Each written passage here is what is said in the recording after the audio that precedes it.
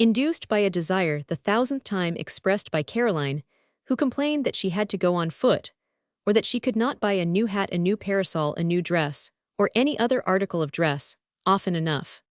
That she could not dress her baby as a sailor, as a lancer, as an artilleryman of the National Guard, as a Highlander with naked legs, and a cap and feather in a jacket, in a roundabout, in a velvet sack, in boots, in trousers, that she could not buy him toys enough, nor mechanical moving mice and Noah's arks enough.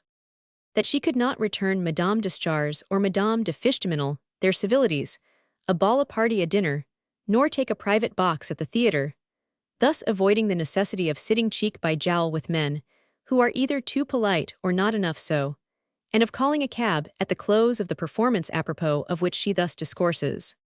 You think it cheaper, but you are mistaken. Men are all the same. I soil my shoes, I spoil my hat, my shawl gets wet, and my silk stockings get muddy. You economize 20 francs by not having a carriagino, not 2016, for your pay for the cab, and you lose 50 francs worth of dress besides being wounded in your pride. On seeing a faded bonnet on my head, you don't see why it's faded. But it's those horrid cabs. I say nothing of the annoyance of being tumbled and jostled by a crowd of men, for it seems you don't care for that. That she could not buy a piano, instead of hiring one, nor keep up with the fashions. There are some women, she says, who have all the new styles, but just think what they give in return. She would rather throw herself out of the window than imitate them. She loves you too much. Here she sheds tears. She does not understand such women. That she could not ride in the Champs-Élysées stretched out in her own carriage like Madame de Fichteminel. There's a woman who understands life, and who has a well-taught, well-disciplined, and very contented husband. His wife would go through fire and water for him. Finally beaten in 1,000 conjugal scenes, beaten by the most logical arguments, the late logicians Trippier and Merlin were nothing to her, as the preceding chapter has sufficiently shown you, beaten by the most tender caresses, by tears, by your own words, turned against you, for under circumstances like these a woman lies in wait in her house like a jaguar in the jungle. She does not appear to listen to you or to heed you. But if a single word, a wish, a gesture escapes you, she arms herself with it, she whets it to an edge, she brings it to bear upon you 100 times over, beaten by such graceful tricks as if you will do so, and so I will do this, and that. For women in these cases become greater bargainers than the Jews and Greeks, those I mean, who sell perfumes, and little girls than the Arabs, those I mean who sell little boys and horses, greater higglers than the Swiss, and the Genevese than bankers, and what is worse than all, than the Genoese. Finally beaten in a manner which may be called beaten, you determine to risk a certain portion of your capital in a business, undertaking one evening at twilight, seated side by side, or some morning on awakening, while Caroline, half asleep, a pink bud in her white linen, her face smiling in her lace, is beside you. You say to her, you want this, you say, or you want that, you told me this, or you told me that. In short, you hastily enumerate the numberless fancies by which she has over and over again broken your heart, for there is nothing more dreadful than to be unable to satisfy the desires of a beloved wife, and you close with these words: well, my dear, an opportunity offers of quintupling 100,000 francs, and I have decided to make the venture. She is wide awake now, she sits up in bed, and gives you a kiss, this time a real good one. You are a dear boy, is her first word. We will not mention her last, for it is an enormous and unpronounceable onomatope. Now she says, tell me all about it.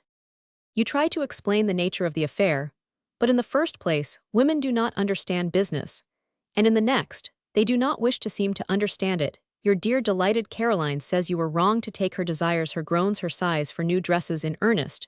She is afraid of your venture. She is frightened at the directors, the shares, and above all at the running expenses, and doesn't exactly see where the dividend comes in. Axiom: women are always afraid of things that have to be divided. In short, Caroline suspects a trap, but she is delighted to know that she can have her carriage, her box, the numerous styles of dress for her baby, and the rest, while dissuading you from engaging in the speculation. She is visibly glad to see you investing your money in it. First period: oh, I am the happiest woman on the face of the earth. Adolphe has just gone into the most splendid venture. I am going to have a carriage, oh, ever so much handsomer than Madame de Fichtemino's. Hers is out of fashion, mine will have curtains with fringes, my horses will be mouse-colored, hers or bathy are as common as coppers. What is this venture, madame? Oh, it's splendid, the stock is going up, He explained it to me before he went into it, for Adolf never does anything without consulting me. You are very fortunate. Marriage would be intolerable without entire confidence, and Adolf tells me everything. Thus, Adolf, you are the best husband in Paris, you are adorable, you are a man of genius, you are all heart and angel, you are petted to an uncomfortable degree. You bless the marriage tie. Caroline extols men, calling them kings of creation. Women were made for them. Man is naturally generous, and matrimony is a delightful institution. For 3, sometimes 6 months, Caroline executes the most brilliant concertos and solos upon this delicious theme. I shall be rich, I shall have 1,000 a month for my dress. I am going to keep my carriage. If your son is alluded to, it is merely to ask about the school to which he shall be sent. Second period. Well, dear, how is your business getting on? What has become of it? How about that speculation, which was to give me a carriage and other things? It is high time that affair should come to something. It is a good while cooking. When will it begin to pay? Is the stock going up? There's nobody like you for hitting upon ventures that never amount to anything. One day she says to you, is there really an affair? If you mention it 8 or 10 months after she returns, then there really is an affair. This woman whom you thought dull begins to show signs of extraordinary wit when her object is to make fun of you. During this period, Caroline maintains a compromising silence when people speak of you, or else she speaks disparagingly of men in general. Men are not what they seem to find them out. You must try them. Marriage has its good and its bad points. Men never can finish anything. Third period. Catastrophe. This magnificent affair, which was to yield 500%, in which the most cautious, the best informed persons took part, peers, deputies, bankers, all of them knights of the Legion of Honor. This venture has been obliged to liquidate the most sanguine. Expect to get 10% of their capital back. You are discouraged. Caroline has often said to you, Adolf, what is the matter? Adolf, there is something wrong. Finally, you acquaint Caroline with the fatal result. She begins by consoling you. 100,000 francs lost. We shall have to practice the strictest economy. You imprudently add. The Jesuitism of woman bursts out at this word economy. It sets fire to the magazine. That's what comes of speculating. How is it that you, ordinarily so prudent, could go and risk 100,000 francs? You know, I was against it from the beginning, but you would not listen to me. Upon this, the discussion grows bitter. You are good for nothing, you have no business capacity. Women alone take clear views of things. You have risked your children's bread. Though she tried to dissuade you from it, you cannot say it was for her. Thank God, she has nothing to reproach herself with 100 times a month. She alludes to your disaster. If my husband had not thrown away his money in such and such a scheme, I could have had this. And that the next time you want to go into an affair, perhaps you'll consult me. Adolf is accused and convicted of having foolishly lost 100,000 francs without an object in view, like a dolt, and without having consulted his wife. Caroline advises her friends not to marry. She complains of the incapacity of men who squander the fortunes of their wives. Caroline is vindictive. She makes herself generally disagreeable. Pity Adolf. Lament, ye husbands, O bachelors, rejoice, and be exceeding glad. Memories and regrets. After several years of wedded life, your love has become so placid that Caroline sometimes tries in the evening to wake you up by various little coquettish phrases. There is about you a certain calmness and tranquility which always exasperates a lawful wife. Women see in it a sort of insolence. They look upon the indifference of happiness as the fatuity of confidence, for of course, they never imagine their inestimable equalities can be regarded with disdain. Their virtue is therefore enraged at being so cordially trusted in. In this situation, which is what every couple must come to, and which both husband and wife must expect, no husband dares confess that the constant repetition of the same dish has become wearisome. But his appetite certainly requires the condiments of dress, the ideas excited by absence, the stimulus of an imaginary rivalry. In short, at this period, you walk very comfortably with your wife on your arm, without pressing hers against your heart. With the solicitous and watchful cohesion of a miser grasping his treasure, you gaze carelessly round upon the curiosities in the street, leading your wife in a loose and distracted way as if you were towing a Norman scow. Come now, be frank. If on passing your wife an admirer were gently to press her accidentally or purposely, would you have the slightest desire to discover his motives besides you? Say, no woman would seek to bring about a quarrel for such a trifle. Confess this too, that the expression such a trifle is exceedingly flattering to both of you. You are in this position, but you have as yet proceeded no farther still. You have a horrible thought which you bury in the depths of your heart and conscience. Caroline has not come up to your expectations. Caroline has imperfections, which during the high tides of the honeymoon were concealed under the water, but which the ebb of the galmoon has laid bare. You have several times run against these breakers. Your hopes have been often shipwrecked upon them. More than once you're desirous those of a young marrying man, where alas, is that time have seen their richly laden gondolas go to pieces there. The flower of the cargo went to the bottom. The ballast of the marriage remained. In short, to make use of a colloquial expression, as you talk over your marriage with yourself, you say, as you look at Caroline, she is not what I took her to be. Some evening at a ball in society at a friend's house, no matter, where you meet a sublime young woman, beautiful, intellectual, and kind with a soul, oh, a soul of celestial purity, and of miraculous beauty, yes, there is that unchangeable oval cut of face, those features, which time will never impair, that graceful and thoughtful brow. The unknown is rich, well-educated, of noble birth. She will always be what she should be. She knows when to shine, when to remain in the background. She appears in all her glory and power, the being you have dreamed of, your wife, that should have been she, whom you feel you could love forever. She would always have flattered your little vanities. She would understand and admirably serve your interests. She is tender and gay too, this young lady, who reawakens all your better feelings, who rekindles your slumbering desires. You look at Caroline with gloomy despair, and here are the phantom-like thoughts, which tap with wings of a bat, the beak of a vulture, the body of a death's-head moth, upon the walls of the palace, in which enkindled by desire glows your brain like a lamp of gold. First stanza. Ah, dear me, why did I get married? Fatal idea. I allowed myself to be caught by a small amount of cash, and is it really over? Cannot I have another wife? Ah, the Turks manage things better. It is plain enough that the author of the Quran lived in the desert. Second stanza. My wife is sick. She sometimes coughs in the morning. If it is the design of Providence to remove her from the world, let it be speedily done for her sake. And for mine, the angel has lived long enough. Third stanza. I am a monster. Caroline is the mother of my children. You go home that night in a carriage with your wife. You think her perfectly horrible. She speaks to you, but you answer in monosyllables. She says, what is the matter? And you answer nothing. She coughs. You advise her to see the doctor in the morning. Medicine has its hazards.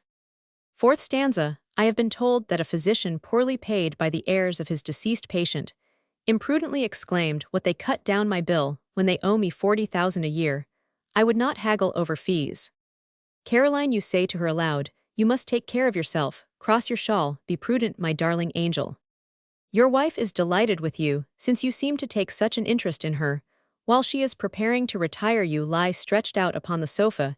You contemplate the divine apparition, which opens to you the ivory portals of your castles. In the air delicious ecstasy tease the sublime young woman that you see before you. She is as white as the sail of the treasure-laden galleon, as it enters the harbor of Cadiz. Your wife, happy in your admiration, now understands your former taciturnity. You still see with closed eyes the sublime young woman. She is the burden of your thoughts, and you say aloud. Fifth and last stanza. Divine, adorable. Can there be another woman like her? Rose of night, column of ivory, celestial, maiden, morning and evening star. Everyone says his prayers. You have said 4. The next morning your wife is delightful. She coughs no more. She has no need of a doctor. If she dies, it will be of good health. You launched 4 maledictions upon her, in the name of your sublime young woman, and 4 times she blessed you for it. Caroline does not know that in the depths of your heart there wriggles a little red fish, like a crocodile concealed beneath conjugal love, like the other would be hid in a basin. A few days before your wife had spoken of you, in rather equivocal terms, to Madame de Fichteminel, your fair friend, comes to visit her, and Caroline compromises you by a long and humid gaze. She praises you, and says she never was happier. You rush out in a rage. You are beside yourself, and are glad to meet a friend that you may work off your bile. Don't you ever marry, George. It's better to see your heirs carrying away your furniture, while the death rattle is in your throat. Better to go through an agony of 2 hours, without a drop to cool your tongue. Better to be assassinated by inquiries about your will, by a nurse like the one in Henry Monier's terrible picture of a bachelor's last moments. Never marry under any pretext. Fortunately, you see the sublime young woman no more. You are saved from the tortures to which a criminal passion was leading you. You fall back again into the purgatory of your married bliss. but you begin to be attentive to Madame de Fichteminel, with whom you were dreadfully in love, without being able to get near her while you were a bachelor. Observations.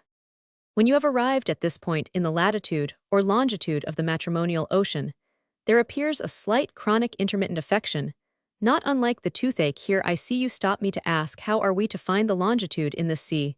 When can a husband be sure he has attained this nautical point? And can the danger be avoided? You may arrive at this point, look you, as easily after 10 months as 10 years of wedlock. It depends upon the speed of the vessel. Its style of rigging upon the trade winds the force of the currents, and especially upon the composition of the crew. You have this advantage over the mariner, that he has but one method of calculating his position, while husbands have at least 1,000 of reckoning theirs. Example: Caroline, your late darling, your late treasure, who is now merely your humdrum wife, leans much too heavily upon your arm while walking on the boulevard, or else says it is much more elegant not to take your arm at all. Or else she notices men older or younger, as the case may be, dressed with more or less taste, whereas she formerly saw no one whatever, though the sidewalk was black with hats, and traveled by more boots than slippers. Or when you come home, she says it's no one but my husband, instead of saying "Ah, 'tis Adolphe," as she used to say with a gesture, a look, an accent, which caused her admirers to think, well, here's a happy woman, at last. This last exclamation of a woman is suitable for 2 eras: first, while she is sincere; second, while she is hypocritical with her "Ah, 'tis Adolphe."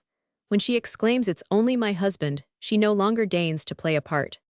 Or if you come home somewhat late at 11, or at midnight, you find her snoring, odious symptom. Or else she puts on her stockings in your presence. Among English couples this never happens, but once in a lady's married life, the next day, she leaves for the continent with some captain or other, and no longer thinks of putting on her stockings at all. Or else, but let us stop here. This is intended for the use of mariners and husbands who are weatherwise. The matrimonial gadfly. Very well, in this degree of longitude, not far from a tropical sign, upon the name of which good taste forbids us to make a jest at once coarse and unworthy of this thoughtful work, a horrible little annoyance appears, ingeniously called the matrimonial gadfly, the most provoking of all gnats, mosquitoes, bloodsuckers, fleas, and scorpions, for no net was ever yet invented that could keep it off. The gadfly does not immediately sting you, it begins by buzzing in your ears, and you do not at first know what it is. Thus, apropos of nothing, in the most natural way in the world, Caroline, says Madame Deschartres, had a lovely dress on yesterday. She is a woman of taste, returns Adolphe, though he is far from thinking so. Her husband gave it to her, resumes Caroline, with a shrug of her shoulders. Yes, a 400-franc dress. It's the very finest quality of velvet. 400 francs, cries Adolphe, striking the attitude of the Apostle Thomas. But then there are 2 extra breadths, and enough for a high waist. Monsieur Deschartres does things on a grand scale, replies Adolphe, taking refuge in a jest. All men don't pay such attentions to their wives, says Caroline curtly. What attentions? Why, Adolphe, thinking of extra breadths, and of a waist to make the dress good again, when it is no longer fit to be worn low in the neck. Adolphe says to himself, Caroline wants a dress. Poor man's. Some time afterward, Monsieur Deschartres furnishes his wife's chamber. Anew then, he has his wife's diamonds set in the prevailing fashion. Monsieur Deschartres never goes out without his wife, and never allows his wife to go out without offering her his arm. If you bring Caroline anything, no matter what, it is never equal to what Monsieur Deschartres has done. If you allow yourself the slightest gesture or expression, a little livelier than usual, if you speak a little bit loud, you hear the hissing and viper-like remark. You wouldn't see Monsieur Deschartres behaving like this. Why don't you take Monsieur Deschartres for a model? In short, this idiotic Monsieur Deschartres is forever looming up in your household on every conceivable occasion. The expression "do you suppose Monsieur Deschartres ever allows himself" is a sword of Damocles, or what is worse, a Damocles pin. And your self-love is the cushion into which your wife is constantly sticking it, pulling it out, and sticking it in again, under a variety of unforeseen pretexts, at the same time employing the most winning terms of endearment, and with the most agreeable little ways. Adolphe, stung till he finds himself tattooed, finally does what is done by police authorities, by officers of government, by military tacticians. He casts his eye on Madame de Fichteminel, who is still young, elegant, and a little bit coquettish, and places her. This had been the rascal's intention for some time, like a blister upon Caroline's extremely ticklish skin. O you who often exclaim, "I don't know what is the matter with my wife," you will kiss this page of transcendent philosophy, for you will find in it the key to every woman's character. But as to knowing women as well as I know them, it will not be knowing them much they don't know themselves. In fact, as you well know, God was himself mistaken in the only one that he attempted to manage, and to whose manufacture he had given personal attention. Caroline is very willing to sting Adolphe at all hours, but this privilege of letting a wasp off now and then upon one's consort, the legal term, is exclusively reserved to the wife. Adolphe is a monster if he starts off a single fly at Caroline on her part. It is a delicious joke, a new jest to enliven their married life, and one dictated by the purest intentions, while on Adolphe's part it is a piece of cruelty worthy a cherub, a disregard of his wife's heart, and a deliberate plan to give her pain, but that is nothing. So you are really in love with Madame de Fichteminal? Caroline asks, what is there so seductive in the mind, or the manners of the spider? Why, Caroline? Oh, don't undertake to deny your eccentric taste, she returns, checking a negation on Adolphe's lips. I have long seen that you prefer that maypole. Madame de Fichteminal is thin to me. Very well, go on, you will soon see the difference. Do you understand? You cannot suspect Caroline of the slightest inclination for Monsieur, discharges a low, fat, red-faced man formerly a notary, while you are in love with Madame de Fichteminal. Then Caroline, the Caroline, whose simplicity caused you such agony, Caroline, who has become familiar with society, Caroline, becomes acute and witty. You have two gadflies instead of one. The next day she asks you with a charming air of interest, how are you coming on with Madame de Fichteminal? When you go out, she says, go and drink something calming, my dear, for in their anger with a rival, all women duchesses even will use invectives, and even venture into the domain of Billingsgate. They make an offensive weapon of anything and everything. To try to convince Caroline that she is mistaken, and that you are indifferent to Madame de Fichteminal, would cost you dear. This is a blunder that no sensible man commits. He would lose his power and spike his own guns. Oh, Adolphe, you have arrived unfortunately at that season, so ingeniously called the Indian summer of marriage. You must no pleasing task when your wife, your Caroline, over again seize her by the waist again, and become the best of husbands, by trying to guess at things to please her, so as to act according to her whims, instead of according to your will. This is the whole question henceforth. Hard labors. Let us admit this, which, in our opinion, is a truism made as good as new. Axiom: most men have some of the wit required by a difficult position when they have not the whole of it. As for those husbands who are not up to their situation, it is impossible to consider their case here without any struggle, whatever they simply enter the numerous class of the resigned. Adolphe says to himself, women are children, offer them a lump of sugar, and you will easily get them to dance all the dances that greedy children dance, but you must always have a sugar plum in hand, hold it up pretty high, and take care that their fancy for sweetmeats does not leave them. Parisian women, and Caroline is one very vain, and as for their voracity, don't speak of it. Now you cannot govern men and make friends of them, unless you work upon them through their vices, and flatter their passions. My wife is mine. Some days afterward, during which Adolphe has been unusually attentive to his wife, he discourses to her as follows. Caroline dear, suppose we have a bit of fun. You'll put on your new gown, one like Madame de Charcent, well, go to see a farce at the Varieties. This kind of proposition always puts a wife in the best possible humor, so away you go. Adolphe has ordered a dainty little dinner for two at Borel's Rocher de Canquil. As we are going to the Varieties, suppose we dine at the tavern, exclaims Adolphe on the boulevard, with the air of a man suddenly struck by a generous idea. Caroline, delighted with this appearance of good fortune, enters a little parlor where she finds the cloth laid, and that neat little service set which Borel places at the disposal of those who are rich enough to pay for the quarters intended for the great ones of the earth, who make themselves small for an hour. Women eat little at a formal dinner, their concealed harness hampers them, they are laced tightly, and they are in the presence of women whose eyes and whose tongues are equally to be dreaded. They prefer fancy eating to good eating. Then they will suck a lobster's claw, swallow a quail or two, punish a woodcock's wing, beginning with a bit of fresh fish, flavored by one of those sauces which are the glory of French cooking. France is everywhere sovereign in matters of taste in painting fashions, and the like gravy is the triumph of taste in cookery, so that grisette's shopkeepers' wives and duchesses are delighted with a tasty little dinner washed down with the choicest wines of which however they drink, but little the whole concluded by fruit such as can only be had at Paris, and especially delighted when they go to the theatre to digest the little dinner, and listen in a comfortable box to the nonsense uttered upon the stage, and to that whispered in their ears to explain it. But then the bill of the restaurant is 100 francs, the box costs 30, the carriage, dress, gloves, bouquet as much more. This gallantry amounts to the sum of 160 francs, which is hard upon 4,000 francs a month. If you go often to the comic, the Italian, or the grand opera, 4,000 francs a month is the interest of a capital of 2 millions. But then the honor of being a husband is fully worth the price. Caroline tells her friends things which she thinks exceedingly flattering, but which cause a sagacious husband to make a wry face. Adolphe has been delightful for some time past. I don't know what I have done to deserve so much attention, but he overpowers me. He gives value to everything by those delicate ways, which have such an effect upon us women.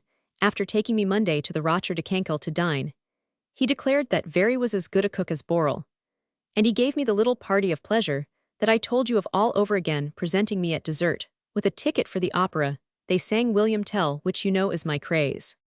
You are lucky, indeed, returns Madame Deschartres with evident jealousy. Still, a wife who discharges all her duties deserves such luck, it seems to me. When this terrible sentiment falls from the lips of a married woman, it is clear that she does her duty after the manner of schoolboys, for the reward she expects at school a prize. Is the object in marriage a shawl, or a piece of jewelry, no more love than? As for me, Madame Deschartres is piqued. I am reasonable. Deschartres committed such follies once, but I put a stop to it. You see, my dear, we have 2 children, and I confess that 100 or 200 francs are quite a consideration for me, as the mother of a family. Dear me, Madame, says Madame de Fichteminel, it's better that our husbands should have cozy little times with us than with. Deschartres, suddenly puts in Madame Deschartres, as she gets up and says goodbye. The individual known as Deschartres, a man nullified by his wife, does not hear the end of the sentence, by which he might have learned that a man may spend his money with other women. Caroline, flattered in every one of her vanities, abandons herself to the pleasures of pride and high living, 2 delicious capital sins. Adolphe is gaining ground again. But alas, this reflection is worth a whole sermon in Lent. Sin, like all pleasure, contains a spur. Vice is like an autocrat, and let a single harsh fold in a rose-leaf irritate it forgets 1,000 charming bygone flatteries. With vice a man's course must always be crescendoned forever. Axiom: vice courtiers, misfortune and love care only for the present. At the end of a period of time, difficult to determine, Caroline looks in the glass at dessert, and notices 2 or 3 pimples blooming upon her cheeks, and upon the sides, lately so pure, of her nose. She is out of humor at the theatre, and you do not know why. You so proudly striking an attitude in your cravat, you displaying your figure to the best advantage, as a complacent man should. A few days after the dressmaker arrives, she tries on a gown. She exerts all her strength, but cannot make the hooks and eyes meet. The waiting maid is called after a 2 horsepower pull, a regular 13th labor of Hercules. A hiatus of 2 inches manifests itself. The inexorable dressmaker cannot conceal from Caroline the fact that her form is altered. Caroline, the aerial Caroline, threatens to become like Madame Deschartres in vulgar language. She is getting stout. The maid leaves her in a state of consternation. What am I to have liked that fat Madame Deschartres' cascades of flesh? Et la Rubens, that Adolphe is an awful scoundrel. Oh, I see, he wants to make me an old Mother Gigogne, and destroy my powers of fascination. Thenceforward Caroline is willing to go to the opera. She accepts 2 seats in a box, but she considers it very distinct to eat sparingly, and declines the dainty dinners of her husband. My dear, she says, a well-bred woman should not go often to these places. You may go once for a joke, but as for making a habitual thing of it, fie for shame. Borel and Very, those masters of the art, lose 1,000 francs a day by not having a private entrance for carriages. If a coach could glide under an archway and go out by another door after leaving its fair occupants on the threshold of an elegant staircase, how many of them would bring the landlord fine, rich, solid old fellows for customers? Axiom: vanity is the death of good living. Caroline very soon gets tired of the theatre, and the devil alone can tell the cause of her disgust. Pray, excuse Adolphe, a husband is not the devil. Fully 1/3 of the women of Paris are bored by the theatre, Many of them are tired to death of music, and go to the opera for the singers merely or rather to notice the difference between them in point of execution. What supports the theater is this: the women are a spectacle before and after the play. Vanity alone will pay the exorbitant price of 40 francs for 3 hours of questionable pleasure in a bad atmosphere, and at great expense, without counting the colds caught in going out.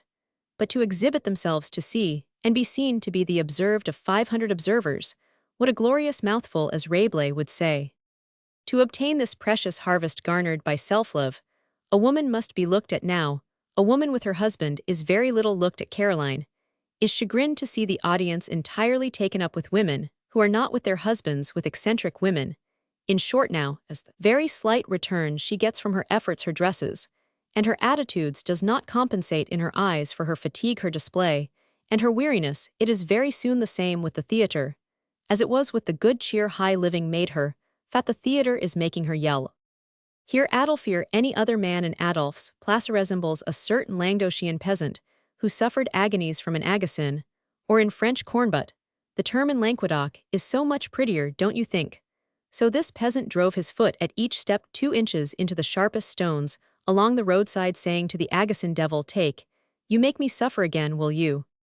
Upon my word, says Adolphe, profoundly disappointed the day when he receives from his wife a refusal, "I should like very much to know what would please you." Caroline looks loftily down upon her husband, and says after a pause worthy of an actress, "I am neither a Strasbourg goose nor a giraffe. 'Tis true, I might lay out 4,000 francs a month, to better effect," returns Adolphe. "What do you mean?" "With the quarter of that sum presented to estimable burglars, youthful jailbirds, and honorable criminals, I might become somebody, a man in the blue cloak on a small scale, and then a young woman is proud of her husband." Adolphe replies. This answer is the grave of love, and Caroline takes it in very bad part. An explanation follows. This must be classed among the 1,000 pleasantries of the following chapter, the title of which ought to make lovers smile as well as husbands. If there are yellow rays of light, why should there not be whole days of this extremely matrimonial color? Forced smiles. On your arrival in this latitude, you enjoy numerous little scenes, which in the grand opera of marriage represent the intermezzos, and of which the following is a type. You are one evening alone after dinner, and you have been so often alone already that you feel a desire to say sharp little things to each other, like this, for instance.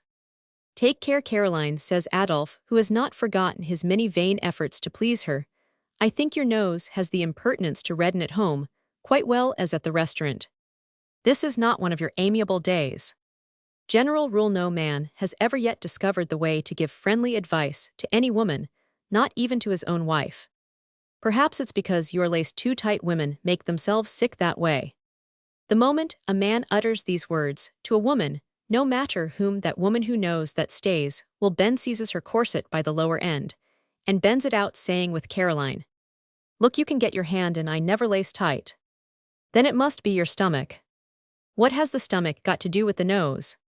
The stomach is a center which communicates with all the organs. So the nose is an organ, is it? Yes. Your organ is doing you a poor service at this moment. She raises her eyes and shrugs her shoulders. "Come, Adolphe, what have I done?" "Nothing, I am only joking, and I am unfortunate enough not to please you," returns Adolphe, smiling. "My misfortune is being your wife. Oh, why am I not somebody else's?" "That's what I say. If I were, and if I had the innocence to say to you, like a coquette who wishes to know how far she has got with a man, the redness of my nose really gives me anxiety, you would look at me in the glass with all the affectations of an ape, and would reply, 'Oh, madame, you do yourself an injustice. In the first place, nobody sees it, besides it harmonizes with your complexion. Then, again, we are all so after dinner.' And from this, you would go on to flatter me. Do I ever tell you that you are growing fat, that you are getting the color of a stonecutter, and that I prefer thin and pale men? They say in London, 'Don't touch the axe.' In France, we ought to say, 'Don't touch a woman's nose.' And all this about a little extra natural vermilion," exclaims Adolphe. "Complain about it to Providence, whose office it is to put a little more color in one place than another, not to me, who loves you, who desires you to be perfect, and who merely says to you, 'Take care.' You love me too much then, for you've been trying for some time past to find disagreeable things to say to me. You want to run me down under the pretext of making me perfect people. Said I was perfect 5 years ago. I think you are better than perfect, you are stunning. With too much vermilion. Adolf, who sees the atmosphere of the North Pole upon his wife's face, sits down upon a chair by her side. Caroline, unable decently to go away, gives her gown a sort of flip on one side, as if to produce a separation. This motion is performed by some women with a provoking impertinence, but it has two significations. It is, as whist players would say, either a signal for trumps, or a renounce. At this time Caroline renounces. What is the matter, says Adolf. Will you have a glass of sugar and water, asks Caroline, busying herself about your health, and assuming the part of a servant. What for? You are not amiable, while digesting you must be in pain. Perhaps you would like a drop of brandy in your sugar, and water. The doctor spoke of it as an excellent remedy. How anxious you are about my stomach. It's a center, it communicates with the other organs, it will act upon your heart, and through that perhaps upon your tongue. Adolf gets up and walks about without saying a word, but he reflects upon the acuteness which his wife is acquiring. He sees her daily gaining in strength, and in acrimony. She is getting to display an art in vexation, and a military capacity for disputation, which reminds him of Charles Roman 12. And the Russians. Caroline during this time is busy with an alarming piece of mimicry. She looks as if she were going to faint. Are you sick, asks Adolf, attacked in his generosity, the place where women always have us. It makes me sick at my stomach after dinner, to see a man going back and forth, so like the pendulum of a clock. But it's just like you, you are always in a fuss about something, you are a queer set, all men are more or less cracked. Adolf sits down by the fire opposite to his wife, and remains there. Pensive marriage appears to him like an immense dreary plain, with its crop of nettles and mullein stalks. What are you pouting, asks Caroline, after a quarter of an hour's observation of her husband's countenance. No, I am meditating, replied Adolf. Oh, what an infernal temper you've got, she returns with a shrug of the shoulders. Is it for what I said about your stomach, your shape, and your digestion? Don't you see that I was only paying you back for your vermilion yowl? Make me think that men are as vain as women. Adolf remains frigid. It is really quite kind in you to take our qualities. Profound silence. I made a joke and you got angry. She looks at Adolf. For you are angry. I am not like you. I cannot bear the idea of having given you pain. Nevertheless, it's an idea that a man never would have had, that of attributing your impertinence to something wrong in your digestion. It's not my Dolph, it's his stomach that was bold enough to speak. I did not know you were a ventriloquist, that's all. Caroline looks at Adolf and smiles. Adolf is as stiff as if he were glued. No, he won't laugh, and in your jargon you call this having character. Oh, how much better we are. She goes and sits down in Adolf's lap, and Adolf cannot help smiling, this smile extracted, as if by a steam engine. Caroline has been on the watch for in order to make a weapon of it. Come, old fellow, confess that you are wrong, she says. Wipe out, dear me. I like you just as you are. In my eyes you are as slender as when I married you, and slenderer perhaps. Caroline, when people get to deceive themselves in these little matters, where one makes concessions, and the other does not get angry, do you know what it means? What does it mean, asks Caroline, alarmed at Adolf's dramatic attitude. That they love each other less. Oh, you monster, I understand you. You were angry, so as to make me believe you loved me. Alas, let us confess it, Adolf tells the truth in the only way he can be, a laugh. Why give me pain, she says, if I am wrong in anything? Isn't it better to tell me of it kindly than brutally? To say here, she raises her voice, your nose is getting red. No, that is not right to please you. I will use an expression of the fair fishtaminal. It's not the act of a gentleman. Adolf laughs and pays the expenses of the reconciliation, but instead of discovering therein what will please Caroline and what will attach her to him, he finds out what attaches him to her. Nosography of the villa. Is it advantageous for a man not to know what will please his wife after their marriage? Some women, this still occurs in the country, are innocent enough to tell promptly what they want and what they like. But in Paris, nearly every woman feels a kind of enjoyment in seeing a man wistfully obedient to her heart, her desires, her caprices. 3 expressions for the same thing, and anxiously going round and round, half crazy and desperate, like a dog that has lost his master. They call this being loved, poor things, and a good many of them say to themselves, as did Caroline, how will he manage? Adolf has come to this in this situation of things. The worthy and excellent Descharges, that model of the citizen husband, invites the couple known as Adolphe and Caroline to help him and his wife inaugurate a delightful country house. It is an opportunity that the Descharges have seized upon the folly of a man of letters, a charming villa, upon which he lavished 100,000 francs, and which has been sold at auction for 11,000. Caroline has a new dress to air or a hat, with a weeping willow plumethings which a Tilbury will set off to charm. Little Charles is left with his grandmother. The servants have a holiday. The youthful pair start beneath the smile of a blue sky flecked with milk-white clouds. Merely to heighten the effect, they breathe the pure air through which trots the heavy Norman horse. Animated by the influence of spring, they soon reach Marnes, beyond Ville d'Avray, where the Descharges are spreading themselves in a villa copied from one at Florence, and surrounded by Swiss meadows, though without all the objectionable features of the Alps. "Dear me, what a delightful thing a country house like this must be," exclaims Caroline, as she walks in the admirable wood that skirts Marnes and Ville d'Avray. "It makes your eyes as happy as if they had a heart in them." Caroline having no one to take, but Adolphe takes Adolphe, who becomes her Adolphe again, and then you should see her run about like a fawn, and act once more the sweet, pretty, innocent, adorable schoolgirl that she was. Her braids come down. She takes off her bonnet, and holds it by the strings. She is young pink, and white again. Her eyes smile, her mouth is a pomegranate, endowed with a sensibility which seems quite fresh. "So a country house would please you very much, would it, darling?" says Adolphe, clasping Caroline round the waist, and noticing that she leans upon him, as if to show the flexibility of her form. "What will you be such a love as to buy me one? But remember no extravagance. Seize an opportunity like the Descharges. To please you, and to find out what is likely to give you pleasure, such is the constant study of your own Dolph." They are alone at liberty to call each other their little names of endearment, and run over the whole list of their secret caresses. "Does he really want to please his little girlie?" says Caroline, resting her head on the shoulder of Adolphe, who kisses her forehead, saying to himself, "Gad, I've got her now." Axiom: when a husband and a wife have got each other, the devil only knows which has got the other. The young couple are captivating, whereupon the stout Madame Descharges gives utterance to a remark, somewhat equivocal, for her usually so stern, prudish, and devout. "Country air has one excellent property: it makes husbands very amiable." Roman 1000. Descharges points out an opportunity for Adolphe to seize. A house is to be sold at Ville d'Avray for a song. Of course now, the country house is a weakness peculiar to the inhabitant of Paris. This weakness or disease has its course, and its cure. Adolphe is a husband, but not a doctor. He buys the house, and takes possession with Caroline, who has become once more his Caroline, his Corolla, his fawn, his treasure, his girly girl. The following alarming symptoms now succeed each other with frightful rapidity. A cup of milk, baptized, costs 5 sous when it is anhydrous. As the chemists say, 10 sous. Meat costs more at Sèvres than at Paris. If you carefully examine the qualities, fruit cannot be had at any price. A fine pear costs more in the country than in the anhydrous garden that blooms in Chevet's window.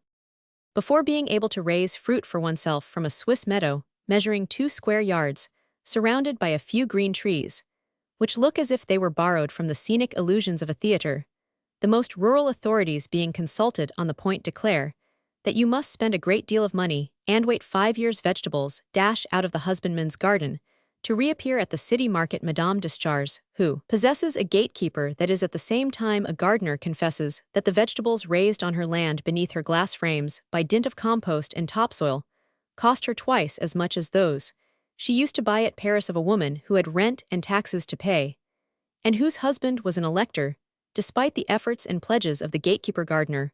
Early peas and things at Paris are a month in advance of those in the country. From 8 in the evening to 11, our couple don't know what to do on account of the insipidity of the neighbors, their small ideas, and the questions of self-love, which arise out of the merest trifles. Monsieur Descharges remarks with that profound knowledge of figures, which distinguishes the ex-notary, that the cost of going to Paris and back, added to the interest of the cost of his villa, to the taxes, wages of the gatekeeper and his wife, are equal to a rent of 3,000 francs a year. He does not see how he, an ex-notary, allowed himself to be so caught, for he has often drawn up leases of chateaux, with parks and outhouses, for 3,000. It is agreed by everybody in the parlor of Madame Descharges that a country house, so far from being a pleasure, is an unmitigated nuisance. "I don't see how they sell a cabbage for 1 sou at market, which has to be watered every day from its birth," to the time you eat it, says Caroline. The way to get along in the country, replies a little retired grocer, is to stay there to live there to become countryfolks, and then everything changes. On going home, Caroline says to her poor Adolphe, "What an idea that was of yours to buy a country house. The best way to do about the country is to go there on visits to other people." Adolphe remembers an English proverb which says, "Don't have a newspaper or a country seat of your own. There are plenty of idiots who will have them for you." Bah, returns Adolphe, who was enlightened once for all upon women's logic, by the matrimonial gadfly, "You are right. But then you know the baby is in splendid health here." Though Adolphe has become prudent, this reply awakens Caroline's susceptibilities. A mother is very willing to think exclusively of her child, but she does not want him to be preferred to herself. She is silent the next day. She is tired to death of the country, Adolphe being absent on business. She waits for him from 5 o'clock to 7, and goes alone with little Charles to the coach office. She talks for 3/4 of an hour of her anxieties. She was afraid to go from the house to the office. Is it proper for a young woman to be left alone? So she cannot support such an existence. The country house now creates a very peculiar phase, one which deserves a chapter to itself. Trouble within trouble. Axiom: there are parentheses in worry. Example: a great deal of evil has been said of the stitch in the side, but it is nothing to the stitch to which we now refer, which the pleasures of the matrimonial second crop are everlastingly reviving like the hammer of a note in the piano. This constitutes an irritant which never flourishes, except at the period when the young wife's timidity gives place to that fatal equality of rights, which is at once devastating France, and the conjugal relation. Every season has its peculiar vexation. Caroline, after a week spent in taking note of her husband's absences, perceives that he passes 7 hours a day away from her. At last Adolphe, who comes home as gay as an actor who has been applauded, observes a slight coating of hoar frost upon Caroline's visage. After making sure that the coldness of her manner has been observed, Caroline puts on a counterfeit air of interest, well-known expression, of which possesses the gift of making a man inwardly swear, and says, "You must have had a good deal of business today, dear." "Oh, lots."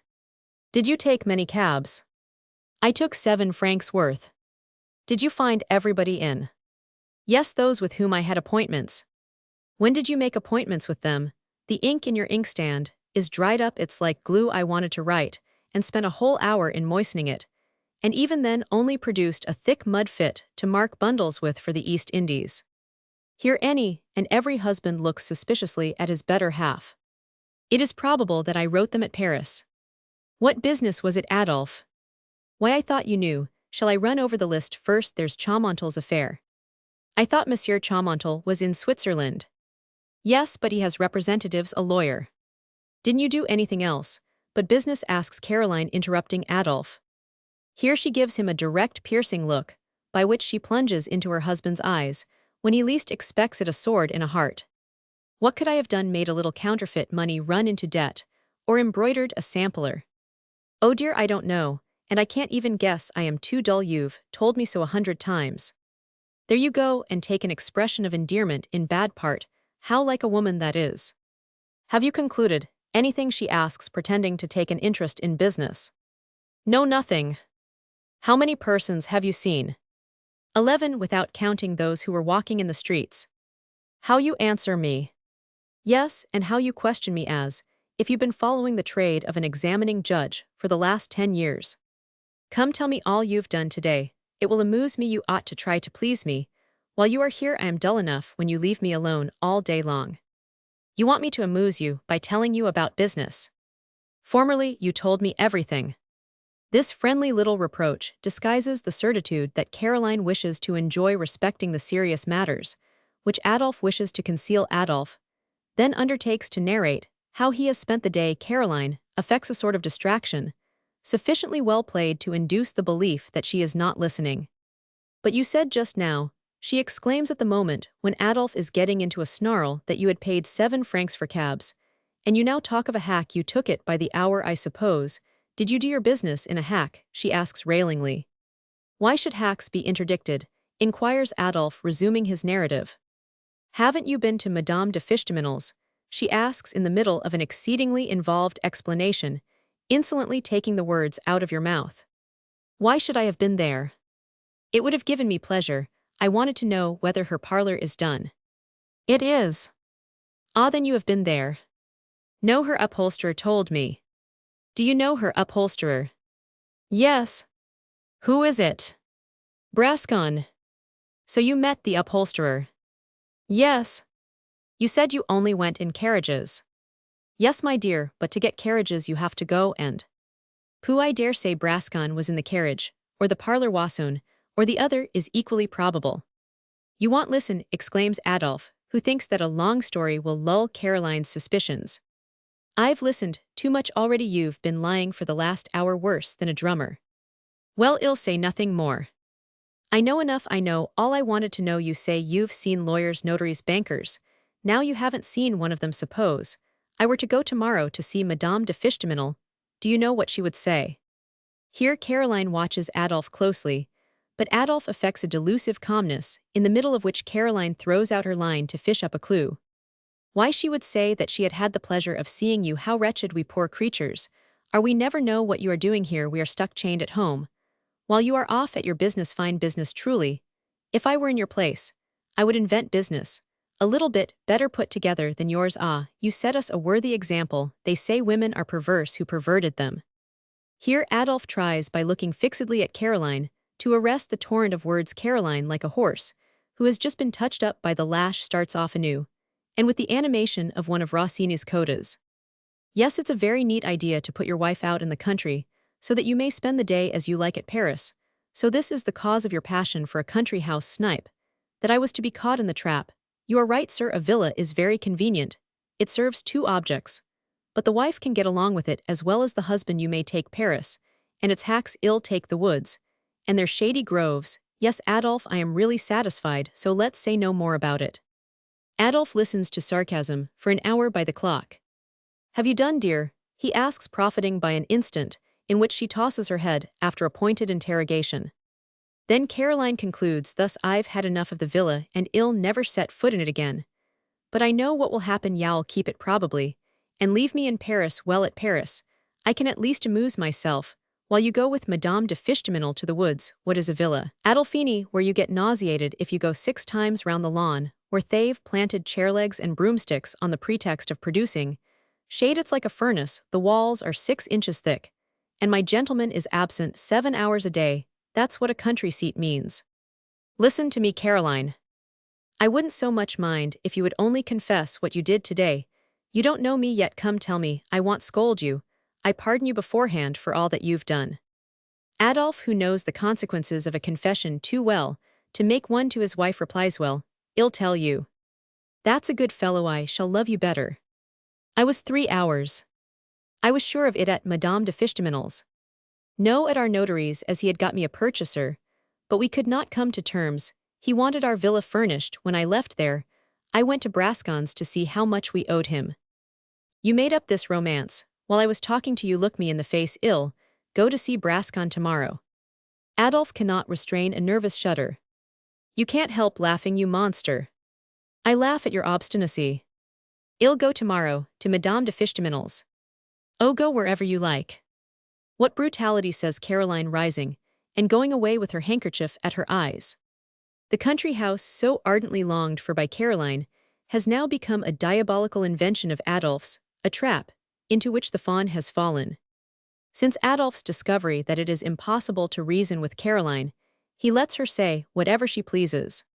2 months after, he sells the villa, which cost him 22,000 francs for 7,000, but he gains this by the adventure, finds out that the country is not the thing that Caroline wants. The question is becoming serious. Nature with its woods, its forests, its valleys, the Switzerland of the environs of Paris, the artificial rivers, have amused Caroline for barely 6 months. Adolphe is tempted to abdicate and take Caroline's part himself. A household revolution. One morning, Adolphe is seized by the triumphant idea of letting Caroline find out for herself what she wants. He gives up to her the control of the house, saying, do as you like. He substitutes the constitutional system for the autocratic system, a responsible ministry for an absolute conjugal monarchy. This proof of confidence, the object of much secret envies to women, a field marshal's baton women, are then, so to speak, mistresses at home. After this, nothing, not even the memory of the honeymoon, can be compared to Adolf's happiness for several days. A woman under such circumstances is all sugar. She is too sweet. She would invent the art of petting and cosseting, and of coining tender little names if this matrimonial sugar-plummery had not existed ever since the terrestrial paradise at the end of the month. Adolf's condition is like that of children towards the close of New Year's week, so Caroline is beginning to say not in words, but in acts, in manner, in mimetic expressions. It's difficult to tell what to do to please a man. Giving up the helm of the boat to one's wife is an exceedingly ordinary idea, and would hardly deserve the qualification of triumphant, which we have given it at the commencement of this chapter, if it were not accompanied by that of taking it back again. Adolf was seduced by a wish, which invariably seizes persons who are the prey of misfortune to know how far an evil will go, to try how much damage fire will do when left to itself. The individual possessing or thinking he possesses the power to arrest it.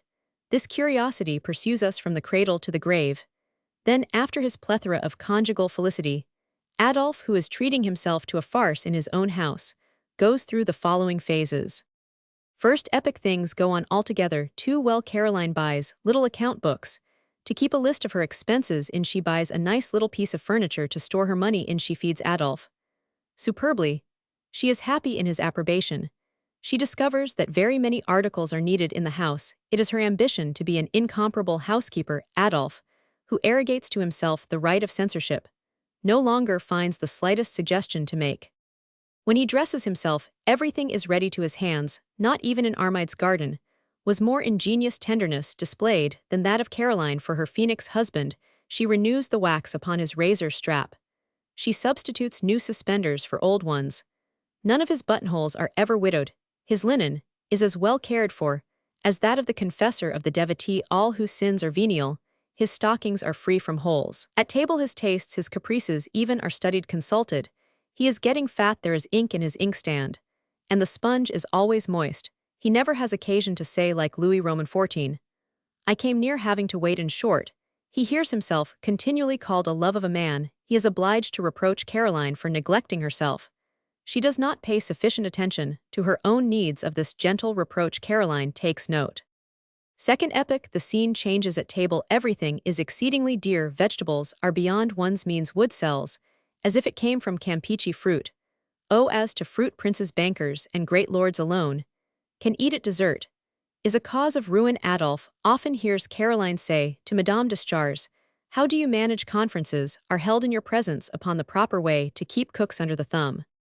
A cook who entered your service without effects, without clothes, and without talent has come to get her wages in a blue merino gown set off by an embroidered neckerchief, her ears embellished with a pair of earrings enriched with small pearls, her feet clothed in comfortable shoes, which give you a glimpse of neat cotton stockings. She has 2 trunks full of property, and keeps an account at the savings bank. Upon this Caroline complains of the bad morals of the lower classes. She complains of the education and the knowledge of figures which distinguish domestics from time to time. She utters little axioms like the following: "There are some mistakes, you must make it. Only those who do nothing, who do everything well." She has the anxieties that belong to power. Men are fortunate in not having a house to keep. Women bear the burden of the innumerable details. Third epoch, Caroline, absorbed in the idea that you should eat merely to live, treats Adolf to the delights of a cenobitic table. Adolf's stockings are either full of holes, or else rough with the lichen of hasty mendings, for the day is not long enough for all that his wife has to do. He wears suspenders blackened by use. His linen is old, and gapes like a doorkeeper, or like the door itself. At a time when Adolf is in haste to conclude a matter of business, it takes him an hour to dress. He has to pick out his garments one by one, opening many an article before finding one fit to wear. But Caroline is charmingly dressed. She has pretty bonnets, velvet boots, mantillas. She has made up her mind. She conducts her administration in virtue of this principle. Charity, well understood, begins at home. When Adolf complains of the contrast between his poverty-stricken wardrobe and Caroline's splendor, she says, "Why, you reproached me with buying nothing for myself."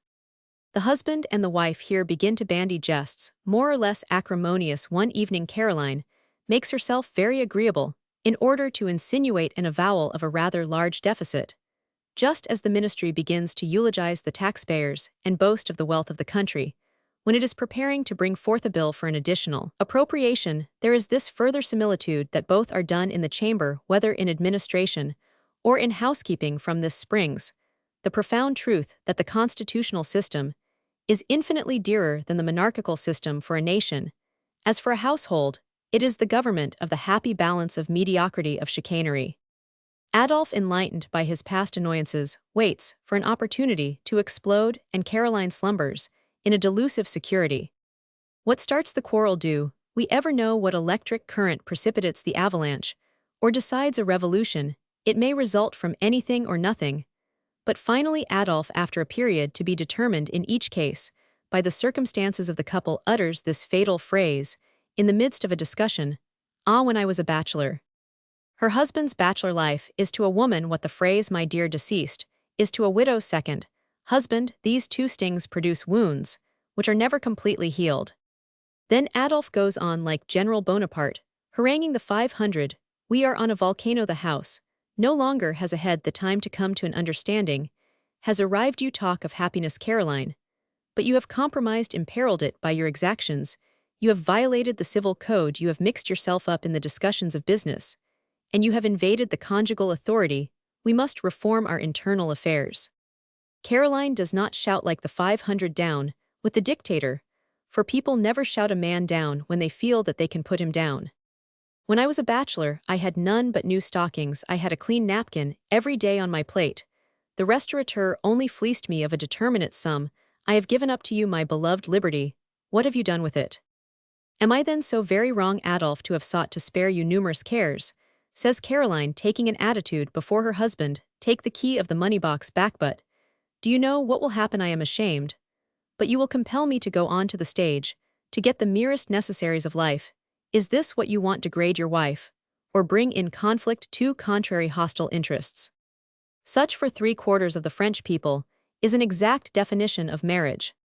"Be perfectly easy, dear," resumes Caroline, seating herself in her chair like Marius on the ruins of Carthage. "I will never ask you for anything. I am not a beggar. I know what il do. You don't know me yet." "Well, what will you do?" asks Adolphe. "It seems impossible to joke or have an explanation with you women. What will you do? It doesn't concern you at all."